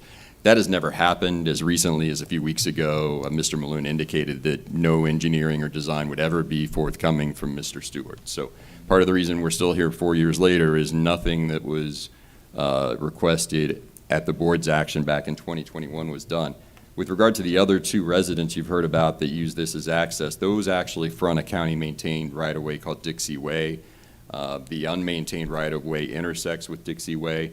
They were able to pull building permits based on fronting Dixie Way. They have constructed driveways onto the unmaintained right-of-way, but they do have legal access to Dixie Way, so they meet the code criteria. And then finally, with regard to precedents, a big reason we're here and staff just cannot approve this is because there are hundreds, potentially thousands of similarly situated properties that if we were to say, none of the code applies, go do what you want without complying with one single thing within the code, it would be very difficult to say no to all of those other very similarly situated properties. I would like to hear the attorney respond to that. Yeah, so first, to Commissioner Goodson's question, the case was dismissed without prejudice based on a lack of ripeness, which is why we're here this afternoon to kind of get it to a point where it's ripe and the court would have subject matter jurisdiction. I view the without prejudice as essentially as a, look, this is a jurisdictional issue, it's not a on the merits issue. Second, this information has not been required of anybody else. Essentially, what was requested goes outside of what the code requires. And what's being requested in Mr. Stewart is outside of the code. I could get into it, but it's in our, we have hundreds of paragraphs of allegations that we've alleged in the amended complaint that again was dismissed due to a lack of ripeness. So would love to sit here and essentially litigate the issues, but I think that's why we have the hundreds of pages of complaints, and I think that we'd go well into the evening if I went into all of those today. I appreciate mindful that. of the time, I don't want to do. I appreciate. I have a question, though. Okay, I think she reached for a light next. Yeah. Okay, so Commissioner Atkinson and then Commissioner Altman. I'm not sure which staff this is for, but just if we said yes to this request, are we violating our own codes? I think it's extremely inconsistent with the code, yes. I mean, it's different than the waiver, the type of waiver he's asking for is not contemplated in our code. Okay, If I thank you. could add to that, Commissioner. So this is not a one-off and it's not peculiar. We spent a lot of money on Sorrel, and to blatantly just move forward with an untreated, unpermitted road is, I think, in the face of many of our requirements. And, we are amenable to waiving certain requirements, but not the entire code, as was previously stated. There's a 50-foot minimum requirement explicitly in 622956, and as well as Exhibit 10. And it says all road types require an engineering analysis prepared by the engineer of record. They are blatantly not wanting to follow that. We believe that we can get to a solution, but they have yet in 4 years provided a single piece of information that staff has requested so that we can evaluate it. Commissioner Altman. I think that answers my questions. How long is this road to get to the house? I'm just curious. Approximately 630 feet. 630 feet. Yes, and the code allows the waivers as long as it's less than, I believe, 1,320, so we're under half, not a mathematician, but I think that's about half. Eighth mile. 660 is the eighth mile, right? So I you're under believe that. so, yes. Okay. Have y'all priced it out, what it would cost to build the county standards? I believe it was in the tens, if not hundreds of thousands, and that was back in 2021. Prices have only gone up since then, so it would likely be in at least the hundreds of thousands of dollars. Do you pass other privately held properties to get to your house? Get to Mr. this Stewart, lot? you might be the better answer for that. I'm sorry, sir, you said, do I pass other privately? Right. I pass two other properties. When you turn off of Dixie Way, Yeah. which is a county-maintained dirt road, there are two other 5-acre parcels. Both of them use this roadway for their sole means of ingress and egress to their homes. They don't use Dixie Way. One of them's completely fenced off. So to answer your question, yes, sir, I passed two others. And I did provide some level of engineering. I had a nuclear density test done along this roadway that showed the compaction or an LBR value. And it met or exceeded the existing requirements. As far as, can I talk about 30 feet? As far as the issue between 30 and 50 feet, this is a roadway that was platted and accepted in 1937, April of 1937, and has been in use since the mid-60s. I've got aerials to document that. Maintenance of Dixie Way didn't begin until the 70s. The 30 feet, to widen it to 50 feet, at my expense, I would have to have my neighbors agree to sell 10 feet by 600 and some feet, dedicate that back to the county. I don't have the powers of eminent domain. If it needs to be widened to 50 feet, that's on you guys to do that, not me. To follow up on that as well, I think if the concern is about emergency vehicles accessing Mr. Stewart's property versus the other two, they're going to use that same road that they access rather than Dixie Way in doing that. I apologize. I can't turn that off. So essentially that these emergency vehicles would use the same road to access these other two properties, and if that's the concern, they'd also be able to reach Mr. Stewart's property.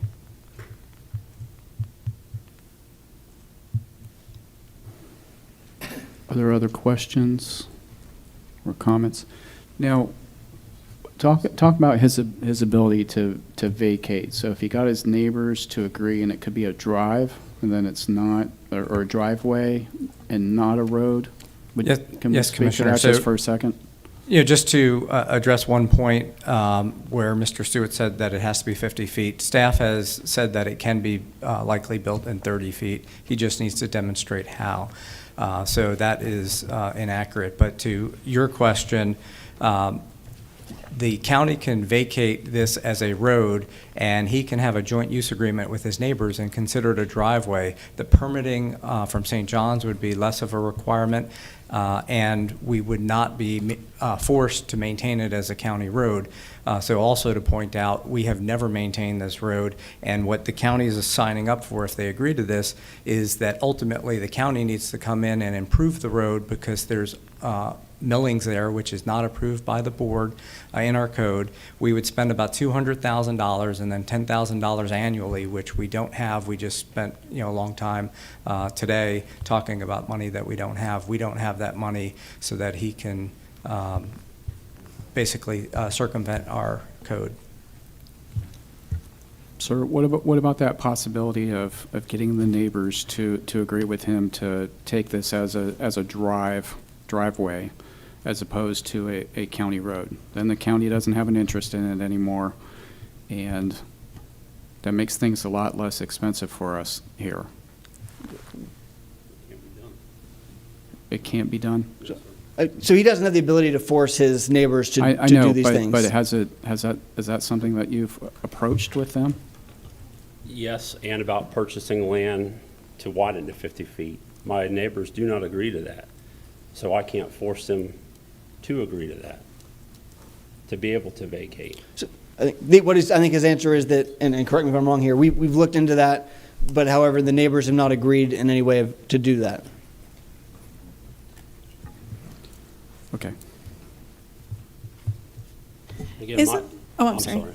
Isn't there a way that we can come to some kind of agreement that we aren't responsible for the maintenance of this road? Isn't there some kind of contract or something that we could put together that would make Mr. Stewart liable for the road? Not effectively. We've done that before. In the past, there was a form that property owners would sometimes sign prior to the unpaved road agreement ordinance, which stated they wouldn't request that the road be maintained, but because the road is county-owned, inevitably, if not sometimes in some instances, the same people who signed the form would come in and request their district commissioner do something about the road because potholes, had formed or it was too dry or too wet.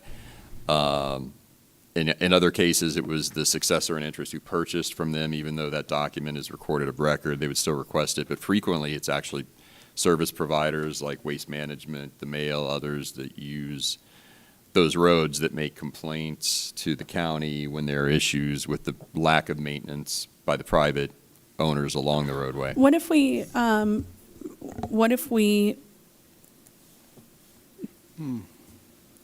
came to some kind of agreement where this is Mr. Stewart's, and we could come to some kind of agreement where, say, he has to agree to allow those two properties have access and the county to have access. We can't do that because the way the law of vacation works, the vacated road would go to those abutting property owners adjacent to Dixie Way, not to Mr. Stewart. If I could just add, though, while we would do that, and Mr.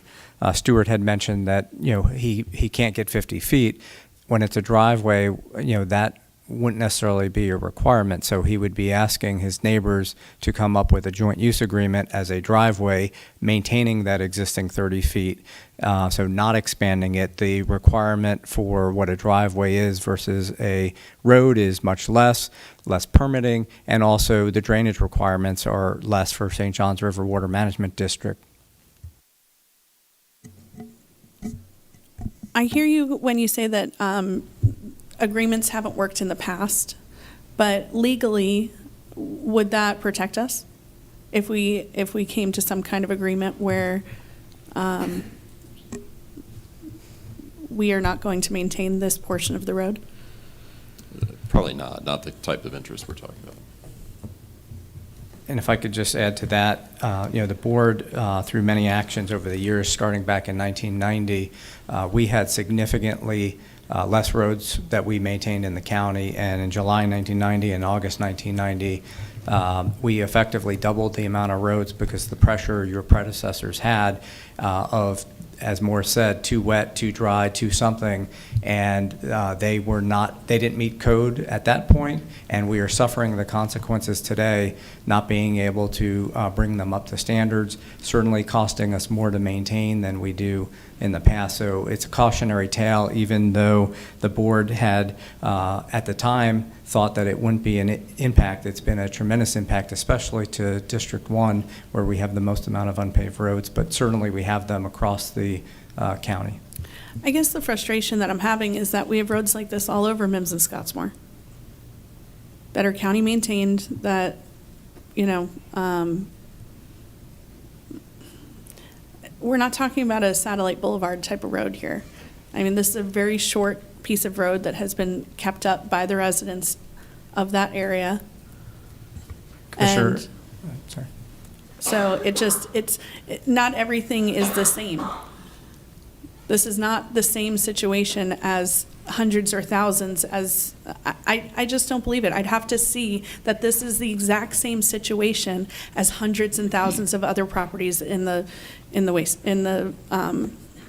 curtain just waiting. I feel like it's a boogeyman. And I don't think that it's fair. And when we allow, neighborhoods like Sherwood to get passed, but here's one family with one house on a 5-acre lot, it just doesn't make sense.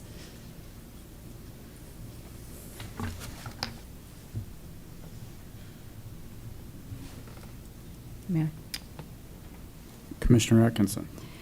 I just want to understand timing. So Mr. Stewart was purchasing the property, hadn't purchased it, or had, when he came to staff and was asking about this information? Commissioner, he had not purchased it. I believe he was under contract. This was when he came to the board in October 2021. Staff had already met with him, and my engineering team explicitly told him what was needed, despite what is being said today.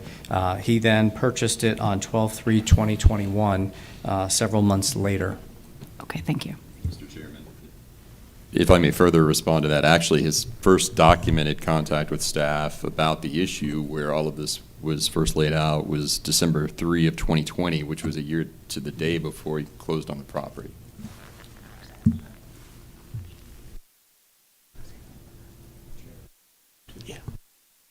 Commissioner Goodson. I'd like to make a motion to deny the request for the waiver. Okay, we have a motion by Commissioner Goodson to deny the request for a waiver. We have a second by Commissioner Atkinson. Clerk will call the roll. Commissioner Delaney, No. Vice Chair Goodson, Yes. Commissioner Atkinson, Yes. Commissioner Altman, Yes. Chairman Feltner. Yes. Thank you. Thank you.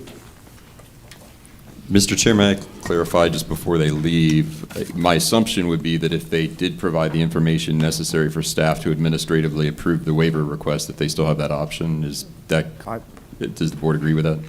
Absolutely. Yes. 100%. All right. We're going to I-2.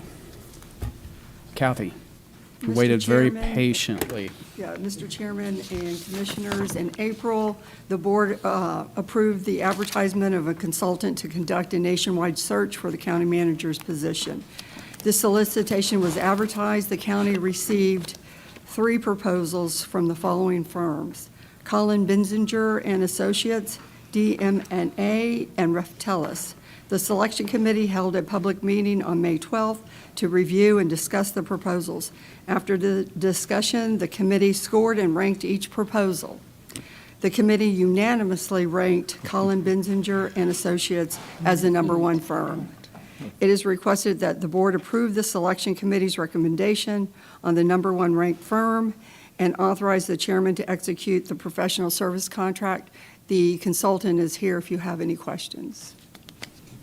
All right. Questions on the item? I have a question. Okay. Commissioner Delaney. On page 15 of the proposal, second paragraph, they talk about tools that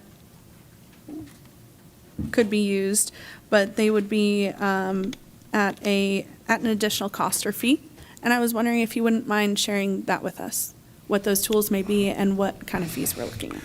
Some of our clients want to have psychological assessments, things like that. Frankly, over the years when we've used those tools, they've validated our recommendations. By the way, Colin Benziger and Associates, I apologize. So we don't feel that they're worthwhile. They're not a cost-effective ad, shall we say. However, some clients want to have them, and if they do want to have them, then we are quite willing to facilitate their use. However, we don't want to pay for them. So if you want to use them, we're great with that. Okay. And so would that be even like a DISC assessment? Is that one of those tools that you're talking about, or would that? We would be willing to look into whatever assessment you wanted to use. I don't think I'm not advocating for that. I'm just wondering what Yeah. these tools may be. Frankly, it's been so long since we used one that I don't remember the name of it, but it was something like Profile, something or other that we used. And okay. We've used management inboxes, we've used Myers-Briggs. It just depends on, what particular issue our client wants us to address with the tool, and so then we go out and find the right tool. Great, thank you. Any other questions? Okay, I don't have a card on this one. Is there discussion on the item? Commissioner Delaney. I just wanted to, I'm not sure who put together the contract, but I just want to say thank you because I see a lot of my concerns have been put into the contract. So whoever did that, I appreciate you. I'm in support of this. So I'd like to make a motion to approve. Okay. We have a motion to approve by Commissioner Delaney. Is there a second? Second. I have a second by Commissioner Altman. Clerk will call the roll. Commissioner Delaney? Yes. Vice Chair Goodson? Yes. Commissioner Atkinson? Yes. Commissioner Altman? Yes. Chairman Feltner? Yes, we'll show that approved. Congratulations, sir. We Well, thank look you. forward to working with you. Now, there's just one administrative matter I'd like to mention, and that is, I understand you're on break for June and that you'd like to have an administrator on board by the 1st of October. We do like to start our process with one-on-one meetings with each of the commissioners. Would it be possible to do those next Tuesday? If not, we can do virtual meetings too. I know I'm kind of putting you on the spot. We can, well, that's okay. We can each contact you with our schedule after this meeting. Is that, we're all agreed? We'll get back to him quickly. I'm not going to be gone the next free. Tuesday, so I think I can make it work, but I can't speak for everybody, okay? I understand, and I appreciate Okay. it. Thank you. All right, we'll make it, And we'll thank make it you for work the somehow. award. All right, sir. Thank you. Thank you. Okay, I have one card on public comment. Sandra Sullivan.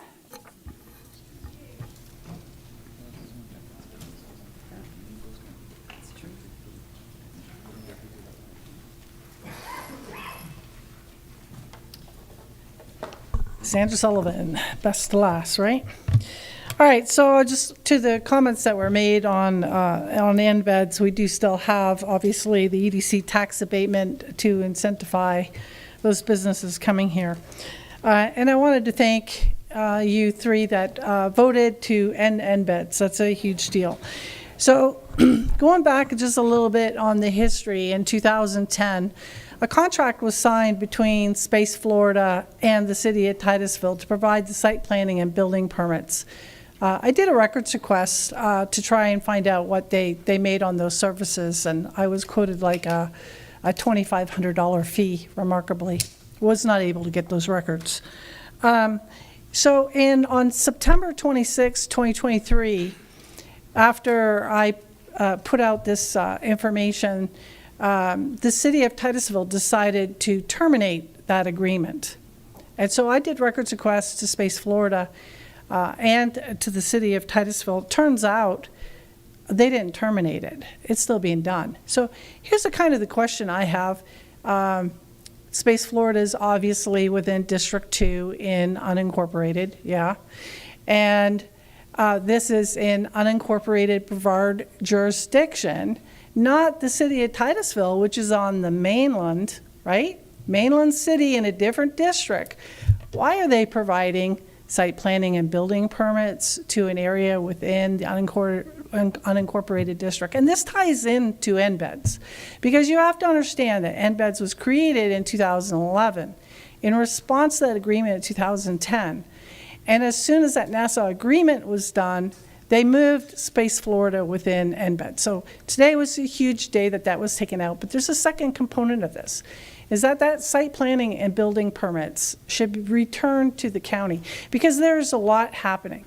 We had just in one phase of Blue Origin, $7 million worth of fill brought in, and it is now from the hydrology report that was $500,000 report paid for by the county, shows that is no longer in the floodplain, shows that that is increasing the flooding in the area. And there's a meeting coming up with District 2 regarding the increased flooding in the Broad Acres area. And Space Florida doesn't want to pay for any of it. This is a county responsibility portion. And so I ask you to take the second step, because there's liability here for the county according to your own incorporation study that the county paid for, that this is $5 to $10 million a year in unfunded liability coming from the increased flooding from Space Florida. So I ask you to take some action on that, and I thank you again for your vote today on embeds. Yay. Okay, commissioners, quickly in board report, and then Morris, you have something for me? Okay, all right. Let's just, Jim, board report. No report, Mr. Okay. Chair. Mr. County Attorney? No report, Mr. Okay. Chairman. No, sir. Okay. Commissioner Atkinson? Just thank you to staff who's been helping me. Okay. Commissioner Altman? No report. Okay. Commissioner Delaney? No report. All right. Okay, hold on. Let me read it. Get this right. As authorized by Section 286.011, paren 8, Florida statutes, the Brevard County Board of County Commissioners will now commence an attorney-client session discussing litigation strategy and settlement negotiations in Brevard County Circuit Court, case number 05-202-CA-015474-XXXXX. Attending the attorney-client session will be the county commissioners, except for Commissioner Altman, the county manager, the county attorney, our outside litigation counsel, Alicia Gonzalez, and a court reporter. The attorney-client session will be held in the county manager's conference room on the third floor of this building. The estimated length of the session is 1 hour or less. Hopefully it's less. I will now entertain a motion to temporarily adjourn and reconvene in the county manager's conference room. Move to approve. What's that? Motion to approve. Okay. Okay. We have a motion. We have a second. We all agree? Yep. All right. We're going to see you there in 10 minutes, 2:30 sharp. The opinions expressed by any member of the public during any period of public comment do not necessarily reflect the views or opinions of the Board of County Commissioners of Brevard County, Florida, Space Coast Government Television, or the program sponsor, and are solely those of the presenter. The Board of County Commissioners of Brevard County, Florida, Space Coast Government Television, and the program sponsor hereby expressly disclaim any and all responsibility or liability for any defamatory or slanderous statements expressed by any member of the public during any such period.